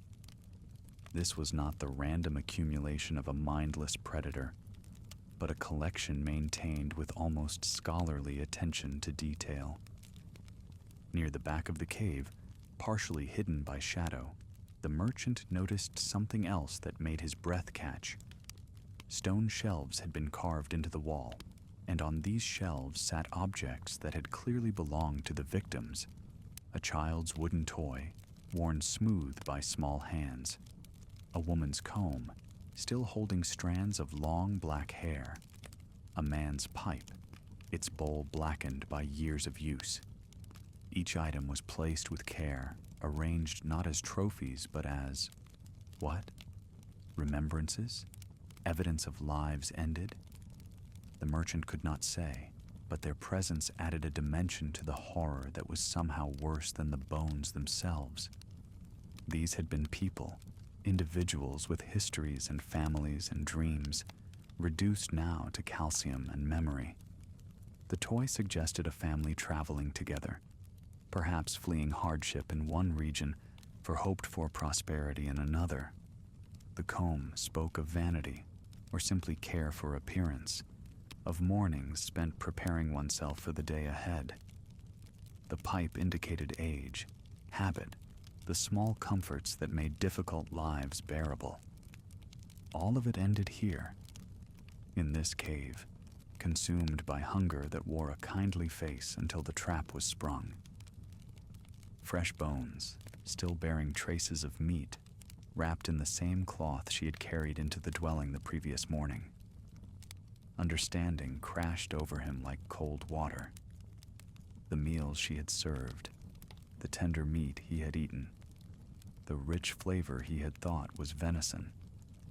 His stomach heaved, and he pressed his hand over his mouth to stop the sound that wanted to escape. The creature turned toward the cave entrance, and the merchant scrambled backward, his mind screaming at him to run. But years of traveling had taught him caution, and he forced himself to move slowly, to make no sound that would alert her to his discovery. He slipped back across the clearing, his heart hammering so hard he feared it would burst, and eased himself back into the dwelling. He arranged himself on his mat, pulling the blanket over his shaking body, and closed his eyes just as he heard her footsteps approaching the door. She entered quietly, setting down the basket with barely a sound. The merchant kept his breathing slow and even, feigning sleep, though every muscle in his body was tense with the effort. He heard her moving about the room, stirring the fire, preparing the morning meal. The smell that rose from the kettle now made his stomach turn, knowing what he knew, understanding what she was. An Onibaba, a demon hag. The stories he had dismissed as superstition were real, and he was trapped here with her, fed and fattened like livestock awaiting slaughter. How many travelers had she lured to this high place? How many had eaten from her pot, drunk her drugged tea, and never woken from their sleep? The bones in the cave represented years, perhaps centuries, of victims, all of them trusting in her appearance of kindness, in the universal human need for shelter and warmth. The merchant knew he had to act, had to find a way to escape before she decided he had served his purpose. But the fog still pressed against the dwelling, and he had no knowledge of the paths through these heights. She had the advantage of terrain, of familiarity, of supernatural strength and endurance. He was just a man, tired and far from home, armed with nothing but a small knife and his wits. As morning fully arrived and the old woman called to him to wake and eat, the merchant forced himself to rise and smile and accept the bowl she offered. But he did not eat, merely pretended to, while she busied herself with other tasks. When she left the dwelling again, muttering something about gathering water, he took his chance. He dumped the contents of the bowl into the fire, watching it hiss and steam, then moved quickly to examine the small space for anything that might help him. In a corner, hidden beneath a pile of old robes, he found items that had belonged to previous victims. A pilgrim's staff, weathered and cracked, prayer beads carved from wood, a small mirror in a tarnished frame, and most significantly, a map, drawn on thin paper, showing the mountain paths and marking the location of the dwelling. The merchant studied it quickly, memorizing the routes, noting a path that led not back down the way he had come, but through a narrow pass to the mountain's eastern side.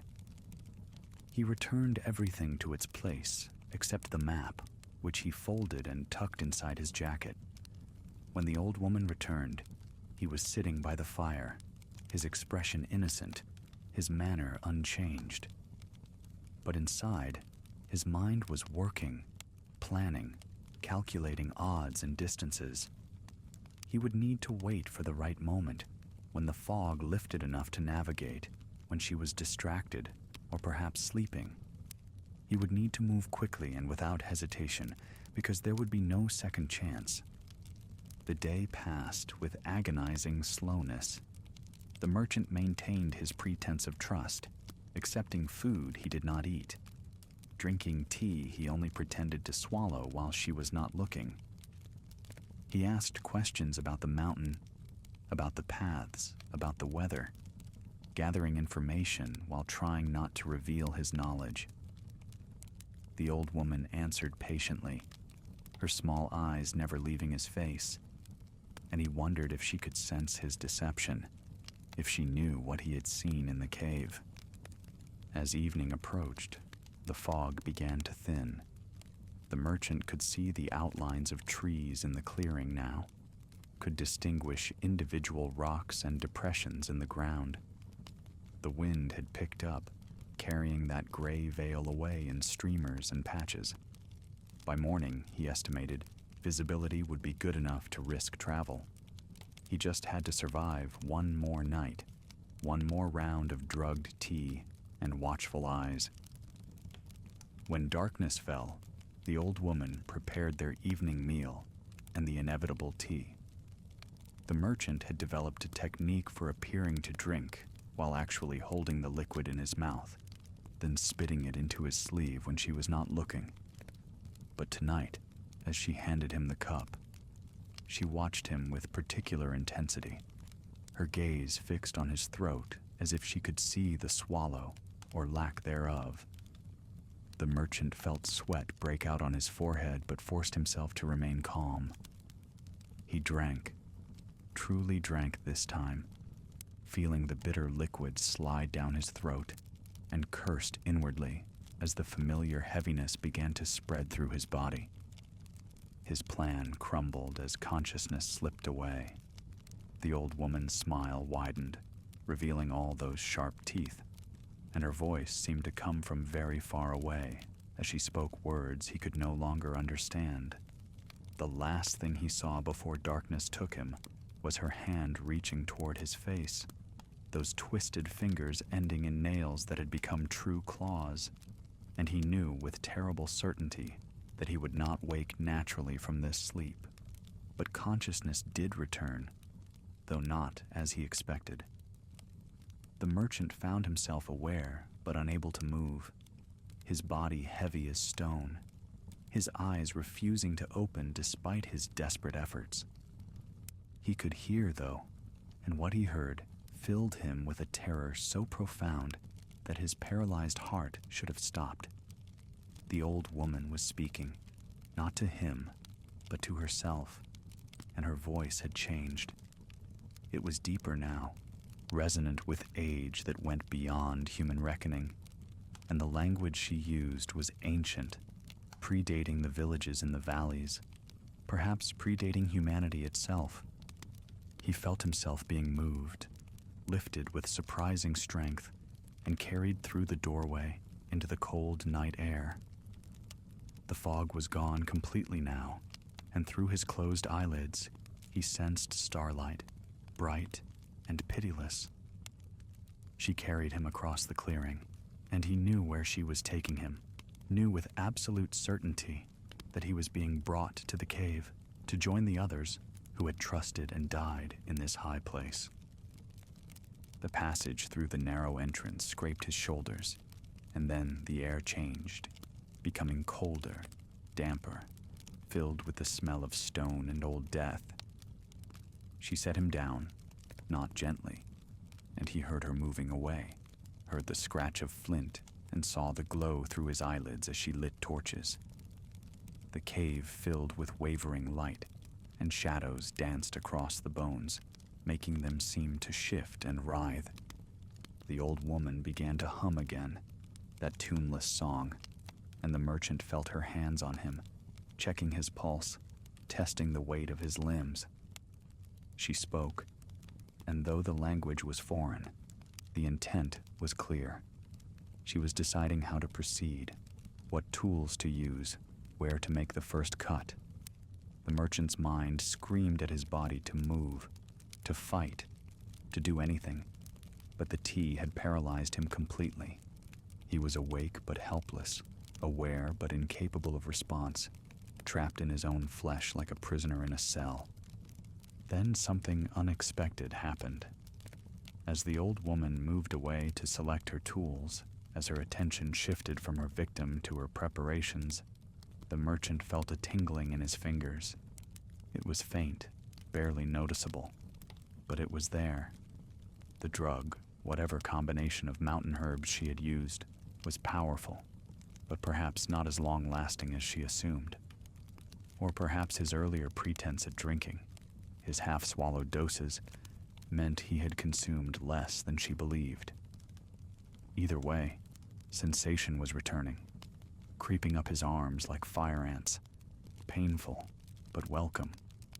He forced himself to remain still, to maintain the appearance of complete paralysis, while internally he focused every shred of will on reclaiming control of his body. His fingers twitched, his toes curled, his eyelids fluttered open just a crack, enough to see the cave around him, to see the old woman bent over her tools, her back turned. He was lying on a flat stone, worn smooth by repeated use, and around him the bones of her previous victims seemed to watch with hollow accusation. The merchant's right hand was near the edge of the stone, and as feeling returned to his arm, he slowly, incrementally, began to move it. The motion was clumsy, his muscles responding poorly, but he managed to close his fingers around a piece of stone that had chipped away from his resting place. It was small, but sharp, roughly triangular, and its weight in his palm gave him a measure of desperate hope. The old woman was chanting now, her voice rising and falling in patterns that suggested ritual. This was not simple murder to her, but something sacred, a ceremony performed countless times, a sacrament of hunger and survival. She turned toward him, and in her hands she held a blade, crude but wickedly sharp, its edge glinting in the torchlight. Her face had changed fully now, no longer maintaining even the pretense of human features. Her jaw had elongated, revealing rows of needle teeth, and her eyes had grown larger, reflecting light like an animal's. This was her true form, the shape she wore in privacy, the demon beneath the human mask. She approached the stone where he lay, and the merchant knew his time had run out. If he was going to act, it had to be now, regardless of his partial paralysis, regardless of the odds against success. As she raised the blade, beginning the first gesture of her ritual, the merchant's body suddenly obeyed his desperate command. He rolled sideways off the stone, falling heavily to the cave floor among the bones, and swept his makeshift weapon toward her legs. The sharp stone caught her ankle, cutting deep, and the creature that had been an old woman howled in surprise and rage. The sound was inhuman, echoing through the cave and beyond, a noise that made the very rocks shudder. But the merchant had no time to process his fear. He scrambled to his feet, his legs unsteady, his movements uncoordinated, and ran for the cave entrance. Behind him, he heard her recovering, heard the scrape of claws on stone as she gave chase. He burst through the narrow opening into the starlit clearing, gasping for breath, his heart thundering. The cold air hit his face like a slap, clearing some of the fog from his mind. He could see the path now, illuminated by moonlight, the route marked on the stolen map burned into his memory. East, through the narrow pass, down the far slope where settlements lay. But it was miles away, and she was faster, stronger, more familiar with the terrain. The merchant ran anyway, because the alternative was death. He plunged into the darkness beyond the clearing, following the path by feel as much as sight, his hands outstretched to catch himself when he stumbled. Behind him, growing closer, came the sounds of pursuit. Not footsteps, but something else, something that moved across stone with a skittering, insect-like gait.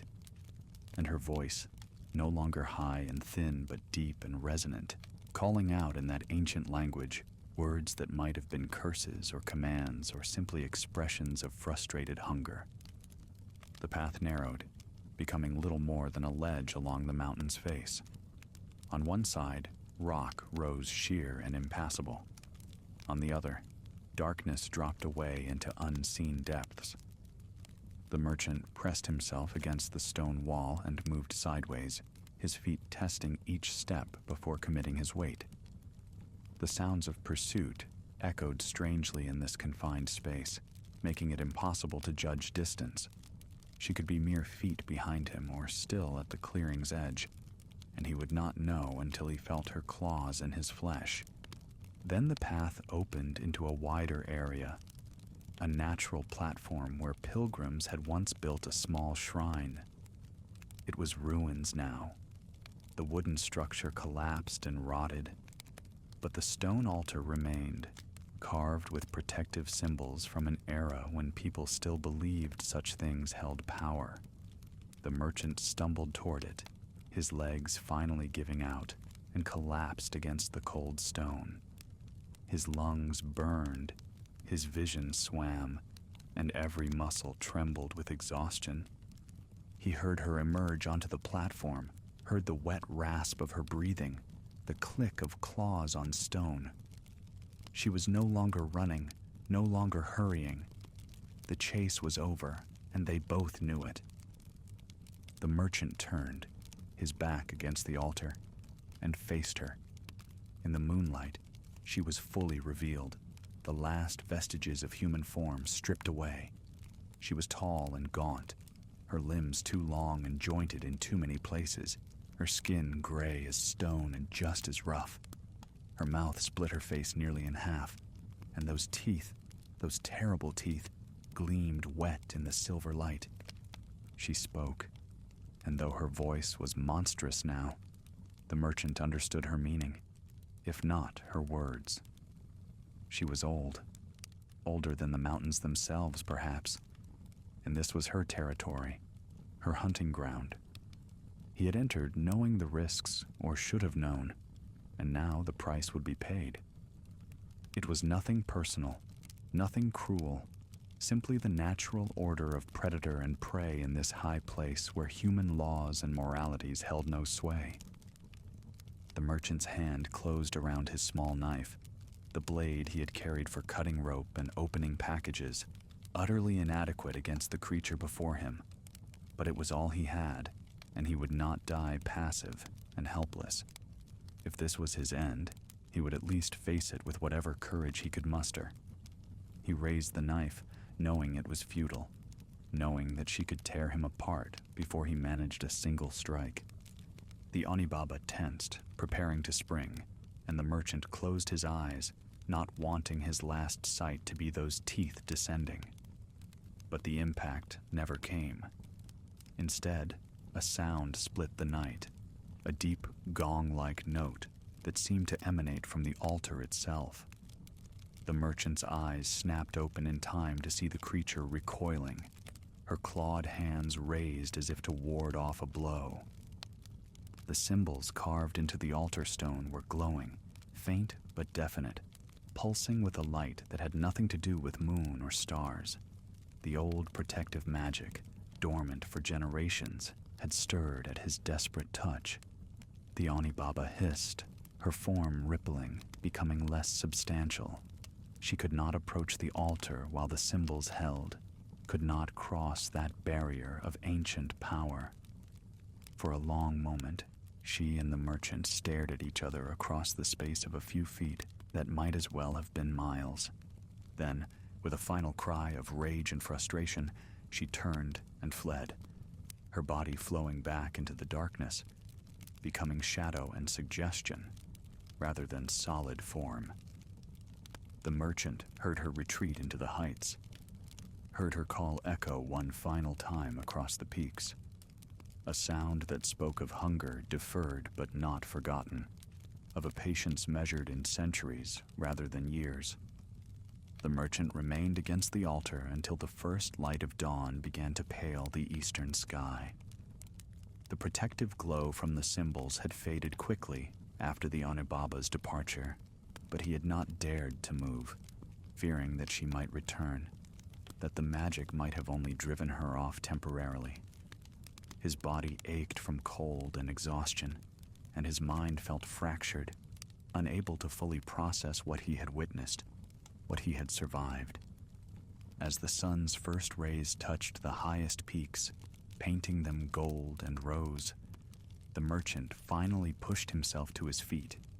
His legs were unsteady, and he had to lean on the altar for support. But eventually, he managed to stand unaided. The narrow path continued eastward, winding down the mountain's far side toward the distant promise of safety. He took a deep breath of the cold morning air, feeling it burn in his lungs, and began to walk. The descent was treacherous, especially in his weakened state.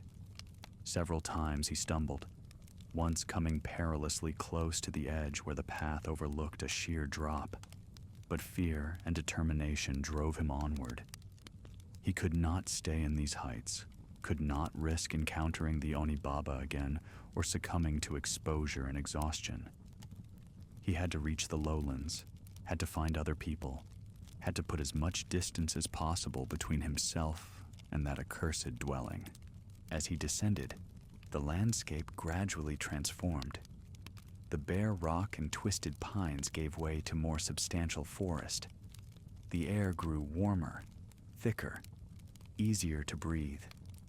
Bird calls broke the silence, and once he startled a family of deer that had been browsing among the underbrush. These ordinary sights and sounds felt miraculous after the nightmare of the previous days, evidence of a normal world that still existed beyond the mountain's malevolent grip. By midday, he reached a stream, the first running water he had encountered since beginning his flight. He drank deeply, the cold water washing away some of the bitter taste that lingered from the Onibaba's tea. He splashed his face and hands, cleaning away the grime of travel and terror, though no amount of water could cleanse his memories.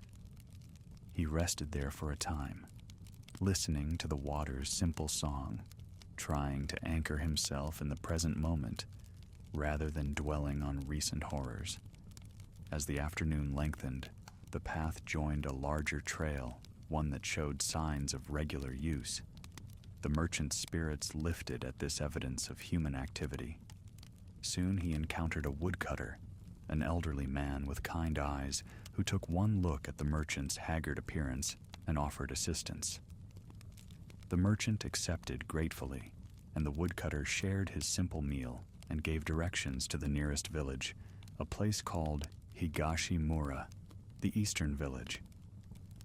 They walked together for a time, the woodcutter chatting about local matters, about weather and crops and village gossip, ordinary concerns that seemed to belong to a different world than the one the merchant had just escaped. When the woodcutter asked what had brought him to these remote trails, the merchant found himself unable to answer directly.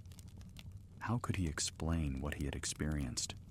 Who would believe tales of demon hags and caves full of bones?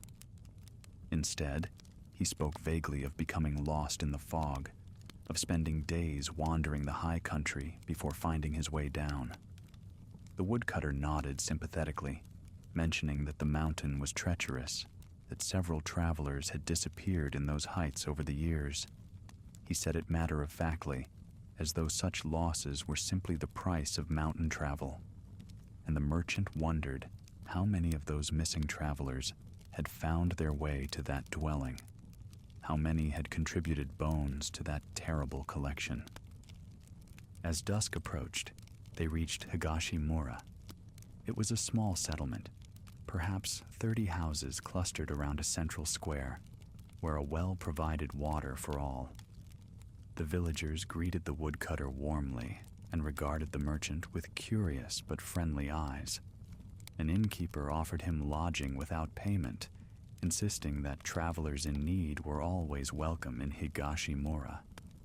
The merchant accepted with gratitude bordering on tears, overwhelmed by this simple human kindness after the false hospitality of the Onibaba. That night, sleeping on clean straw in a warm room, with the sounds of normal human life around him, the merchant finally allowed himself to feel the full weight of his ordeal. Tears came then, tears of relief and horror and grief for those who had not escaped as he had. He had been incredibly fortunate, saved as much by luck and ancient magic as by his own actions. Countless others had not been so blessed, and their bones remained in that cave, testament to the Onibaba's endless hunger.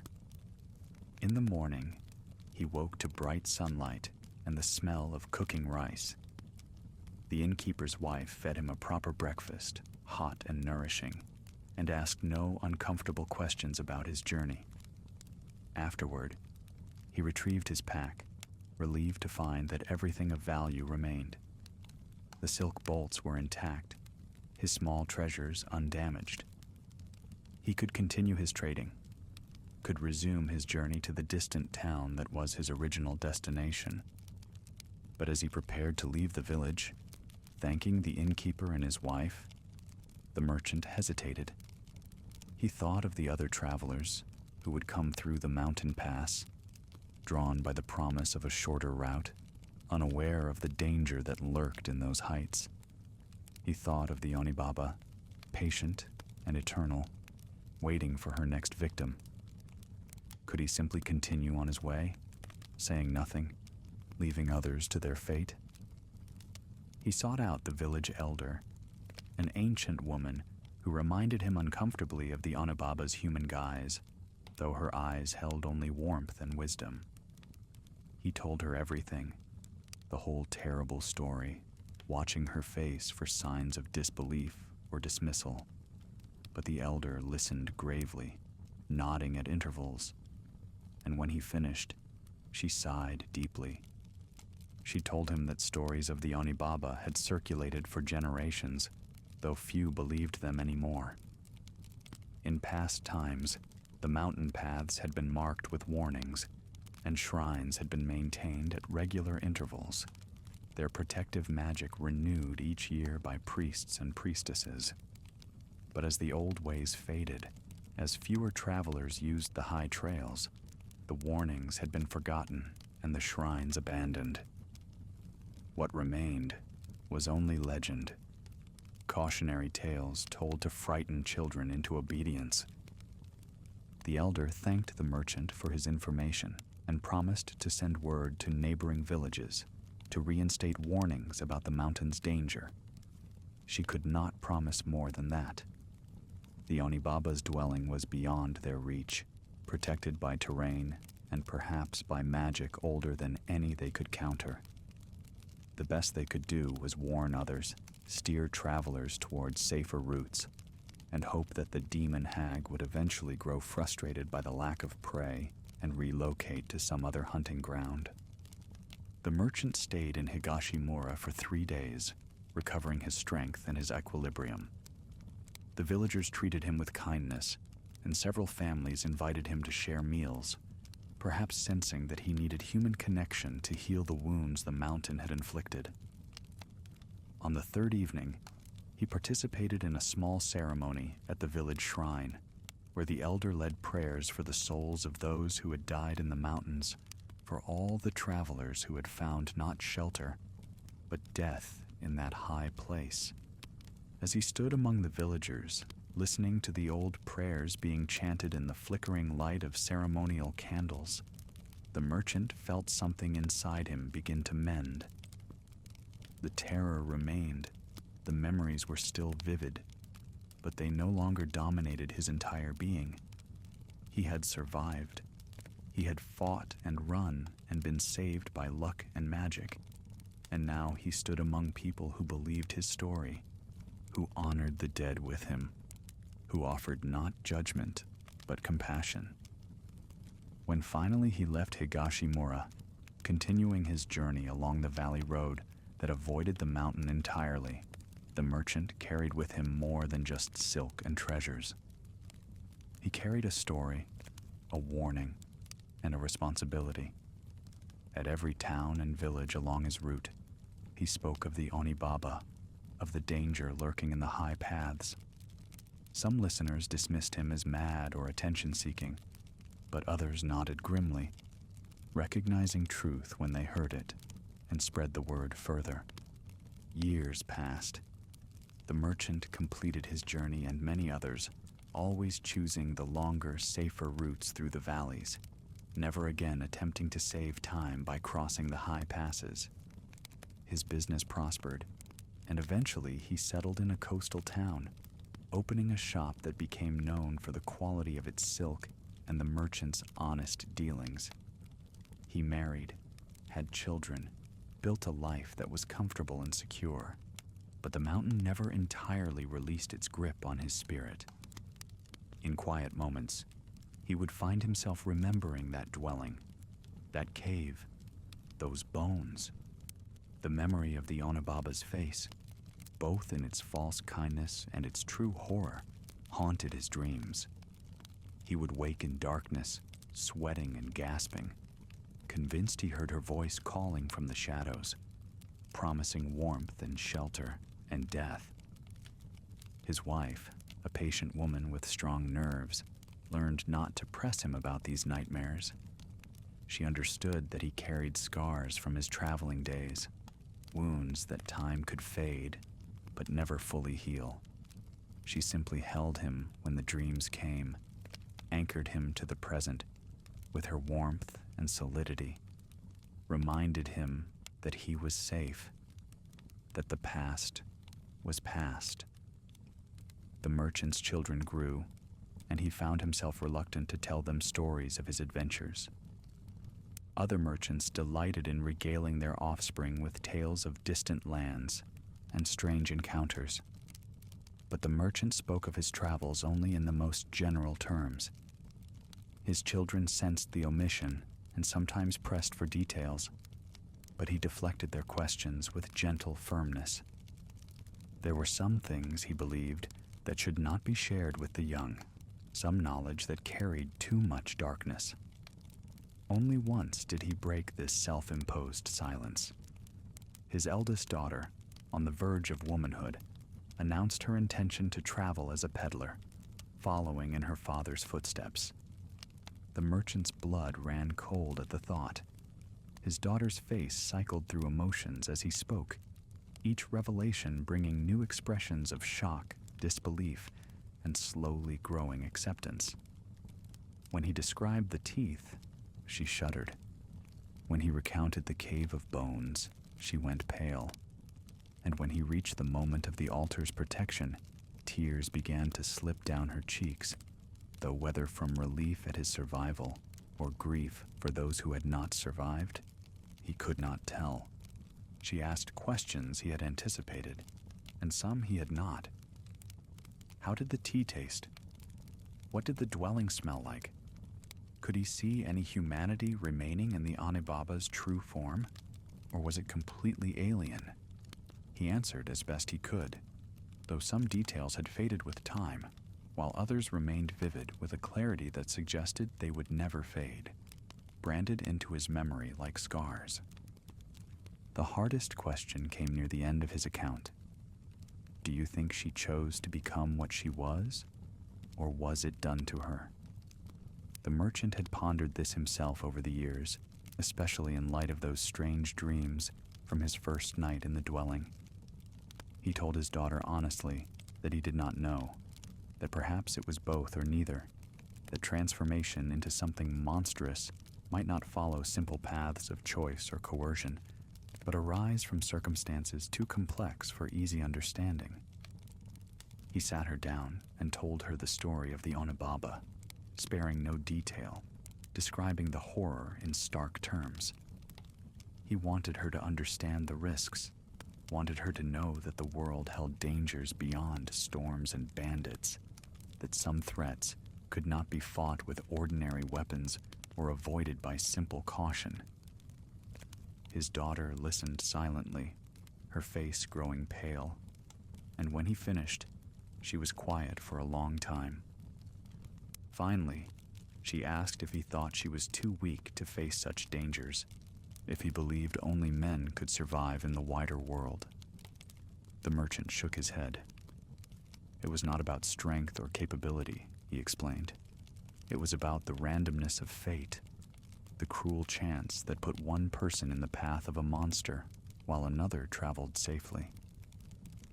He had survived through luck as much as skill, and the knowledge of how easily it could have gone differently haunted him still. In the end, his daughter chose a different path. She became a scholar, studying history and folklore, documenting the old stories before they disappeared entirely. She collected accounts of yokai and spirits from across the region, creating a comprehensive record that would survive even after the last person who believed in such things had passed. The merchant contributed to her research, finally writing down the full account of his encounter with the Onibaba, adding it to the growing collection of supernatural testimonies. Reading that written account, seeing his experience transformed into text that others could study and evaluate, gave the merchant a strange sense of relief. It was no longer just his burden to carry. The story had become part of a larger tapestry, a warning and a remembrance for future generations. Perhaps some traveler, reading his words decades or centuries hence, would take a different path, avoid that mountain, survive when otherwise they might have perished. As the merchant aged, his hair turning gray and then white, his strong body growing weaker, he found his thoughts returning more and more to the mountain. He wondered if the Onibaba still dwelt there, still lured travelers to that cave of bones.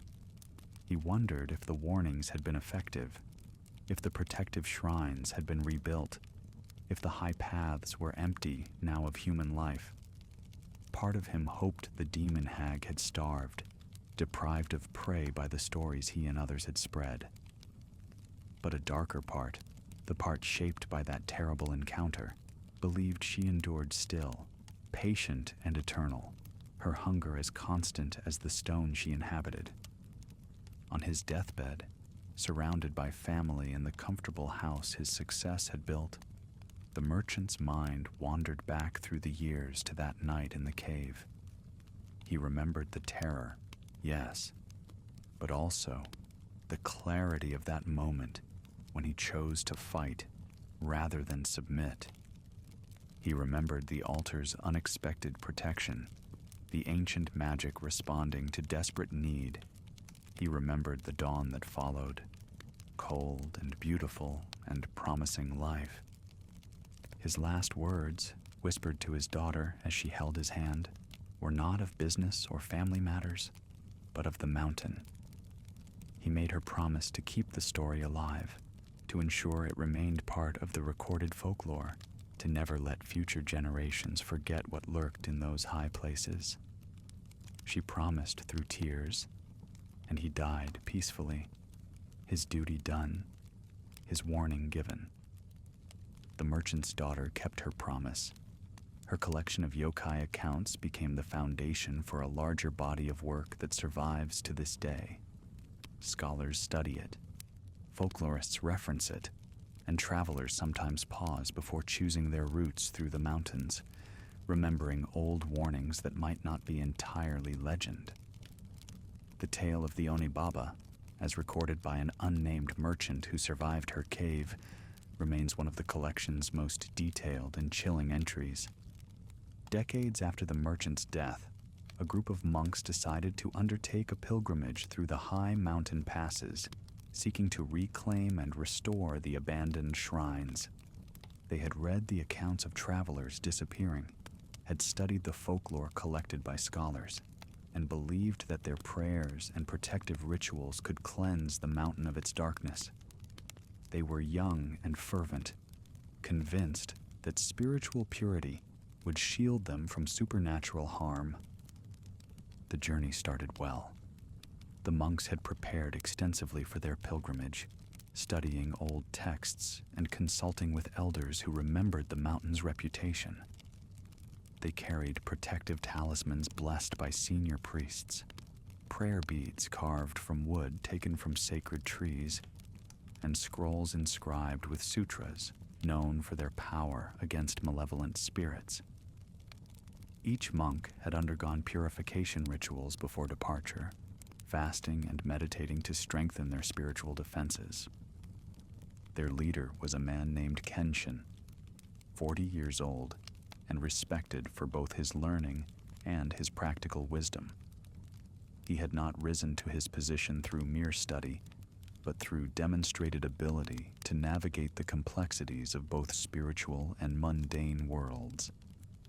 When younger monks spoke with certainty about the supremacy of faith over fear, Kenshin tempered their enthusiasm with reminders that respect for danger was not the same as cowardice, that caution could coexist with courage. It was Kenshin who recognized the dwelling for what it was, even through the fog and despite the decades that had passed since the merchant's account was written.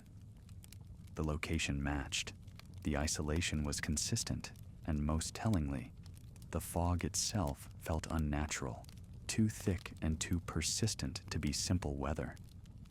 When the old woman emerged, Kenshin saw past the facade immediately, his years of training and observation allowing him to notice the small inconsistencies that marked her as something other than human. The monks climbed steadily through the lower slopes, chanting sutras and marking their passage with prayers.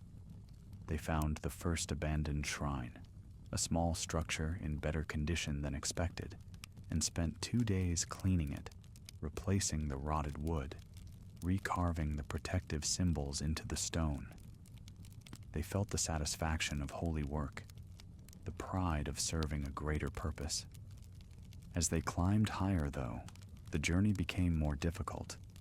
Fog rolled in, thick and persistent, limiting visibility to a few feet. The temperature dropped sharply, and their robes, adequate for the lowlands, provided insufficient protection against the mountain's cold.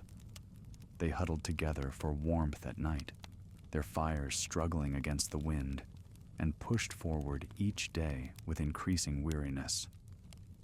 On the 5th day, they reached a plateau where the fog was particularly dense. One of the younger monks, scouting ahead, called back that he had found a dwelling, a place where they could shelter and rest. The leader of the group felt a prick of unease at these words, remembering the merchant's account, but rationalized it away. Many hermits lived in these mountains, not all of them supernatural threats. And they were monks, protected by their faith, armed with holy words and sacred symbols. They approached the dwelling, and an old woman emerged to greet them.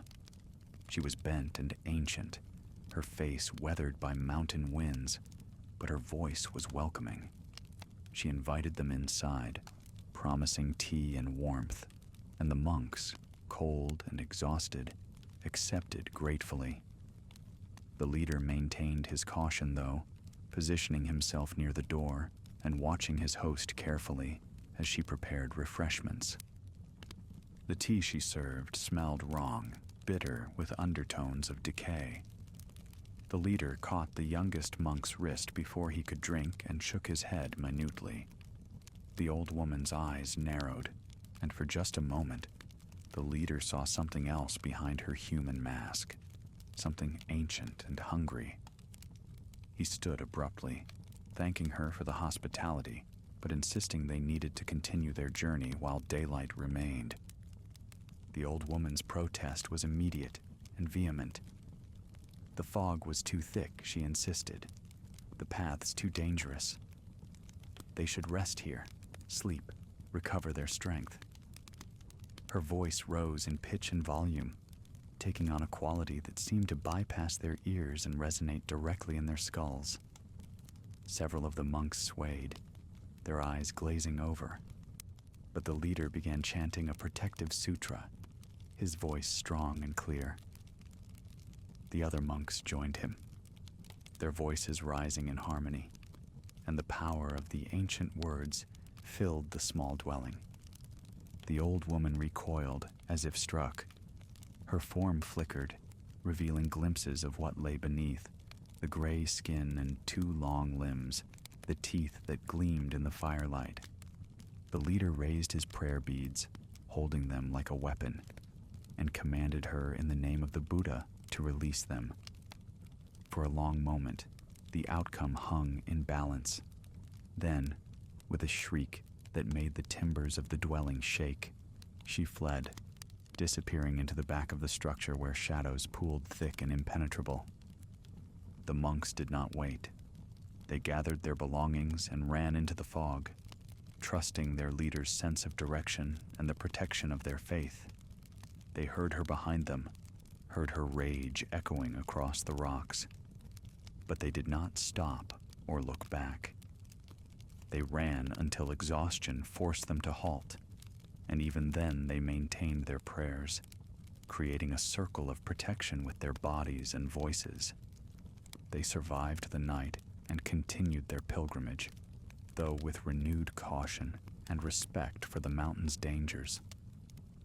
When they returned to the lowlands weeks later, they reported their encounter to the temple elders, and additional warnings were issued. The high paths were formally declared forbidden to solitary travelers, and those who insisted on using them were advised to travel only in groups, armed with prayers and protective talismans. The mountain stands still beneath its crown of mist, and in its highest reaches, where the air grows thin and the stones remember ages before human time, the dwelling endures. The Oni Baba may dwell there still, or perhaps she is moved to some other hunting ground, following the scent of human travelers to new territories. No one ventures there to confirm, and perhaps that is wise. The story persists, though, passed down through generations, transformed by each telling, yet maintaining its essential truth. Parents use it to warn children away from dangerous paths. Travelers share it around evening fires, their voices dropping to whispers as they speak of the kindly old woman whose hospitality conceals horror. Scholars document it, adding new accounts to the old, building a record that spans centuries. And sometimes, when the fog rolls thick through the mountain passes, when the wind carries sounds that might be voices calling, travelers report seeing a dwelling where none should exist, seeing smoke rising from a hidden valley, hearing offers of warmth and shelter. Most turn away, remembering the warnings, but occasionally one does not, drawn by exhaustion or skepticism or simple misfortune into that ancient trap. The mountain remembers everything. It remembers the merchant who escaped by luck and magic. It remembers the monks who drove back darkness with prayer. It remembers all those who did not survive, whose bones lie in caves beneath the stone, testimony to hunger that endures beyond mortal understanding. And it will remember you, listener, should you ever find yourself on those high trails, should you ever hear a voice promising rest in the wilderness. Be wary of kindness in places where kindness should not exist. Question hospitality that comes too easily in harsh terrain. Trust your instincts when they whisper warnings in the language of fear. The Onibaba's tale is not just history, but present reality, not just story, but continuing truth. The demon hag endures, patient as stone, waiting for the next traveler who ignores the warnings, who believes themselves beyond the reach of old magic and ancient hunger. The mountain stands beneath the stars, eternal and watching, and somewhere in its heights, a voice calls through the mist, offering shelter to those who have lost their way. In modern times, when fewer people believe in yokai and most travelers take highways that bypass the old mountain paths entirely, the dwelling stands empty more often than not. Seasons pass unmarked, snow accumulating on the sagging roof in winter, spring rains washing away the traces of occasional visitors. The cave behind remains undisturbed, its contents slowly settling deeper into the earth, becoming part of the mountain's geological record. But empty does not mean abandoned. The Oni Baba, if she still exists, has learned patience measured in lifetimes rather than seasons. She can wait decades between meals, entering states of hibernation that blur the line between life and death, her metabolism slowing to near stillness until the vibrations of approaching footsteps wake her hunger.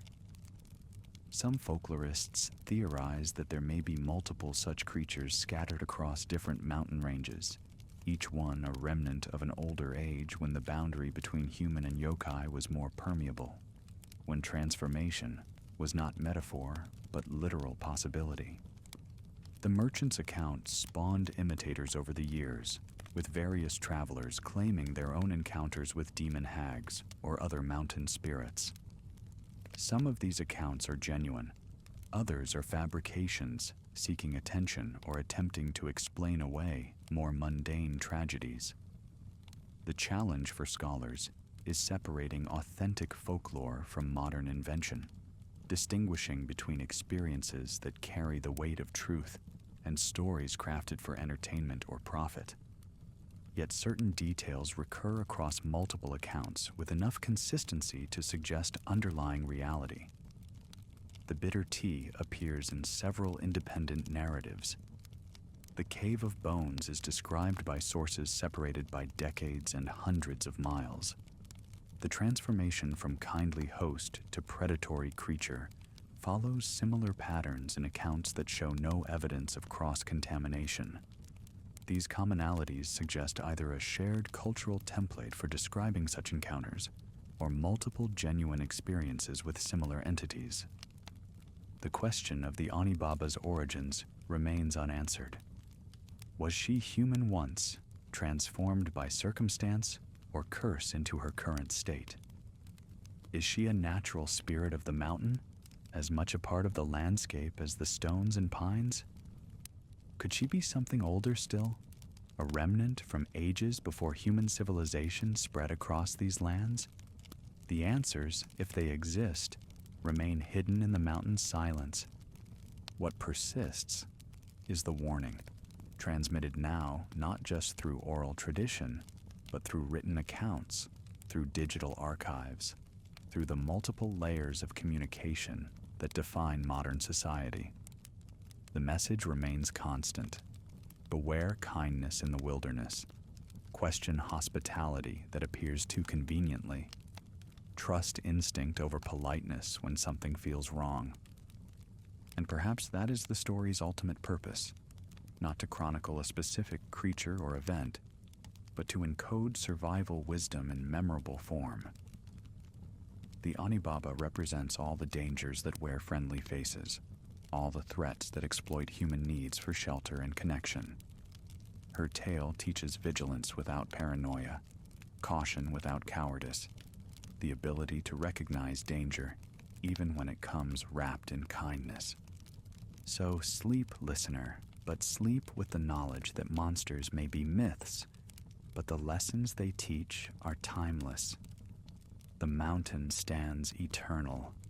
The fog rolls through its passes, and somewhere in the heights, a voice may still call through the mist, offering rest to the weary, sustenance to the hungry, warmth to the cold.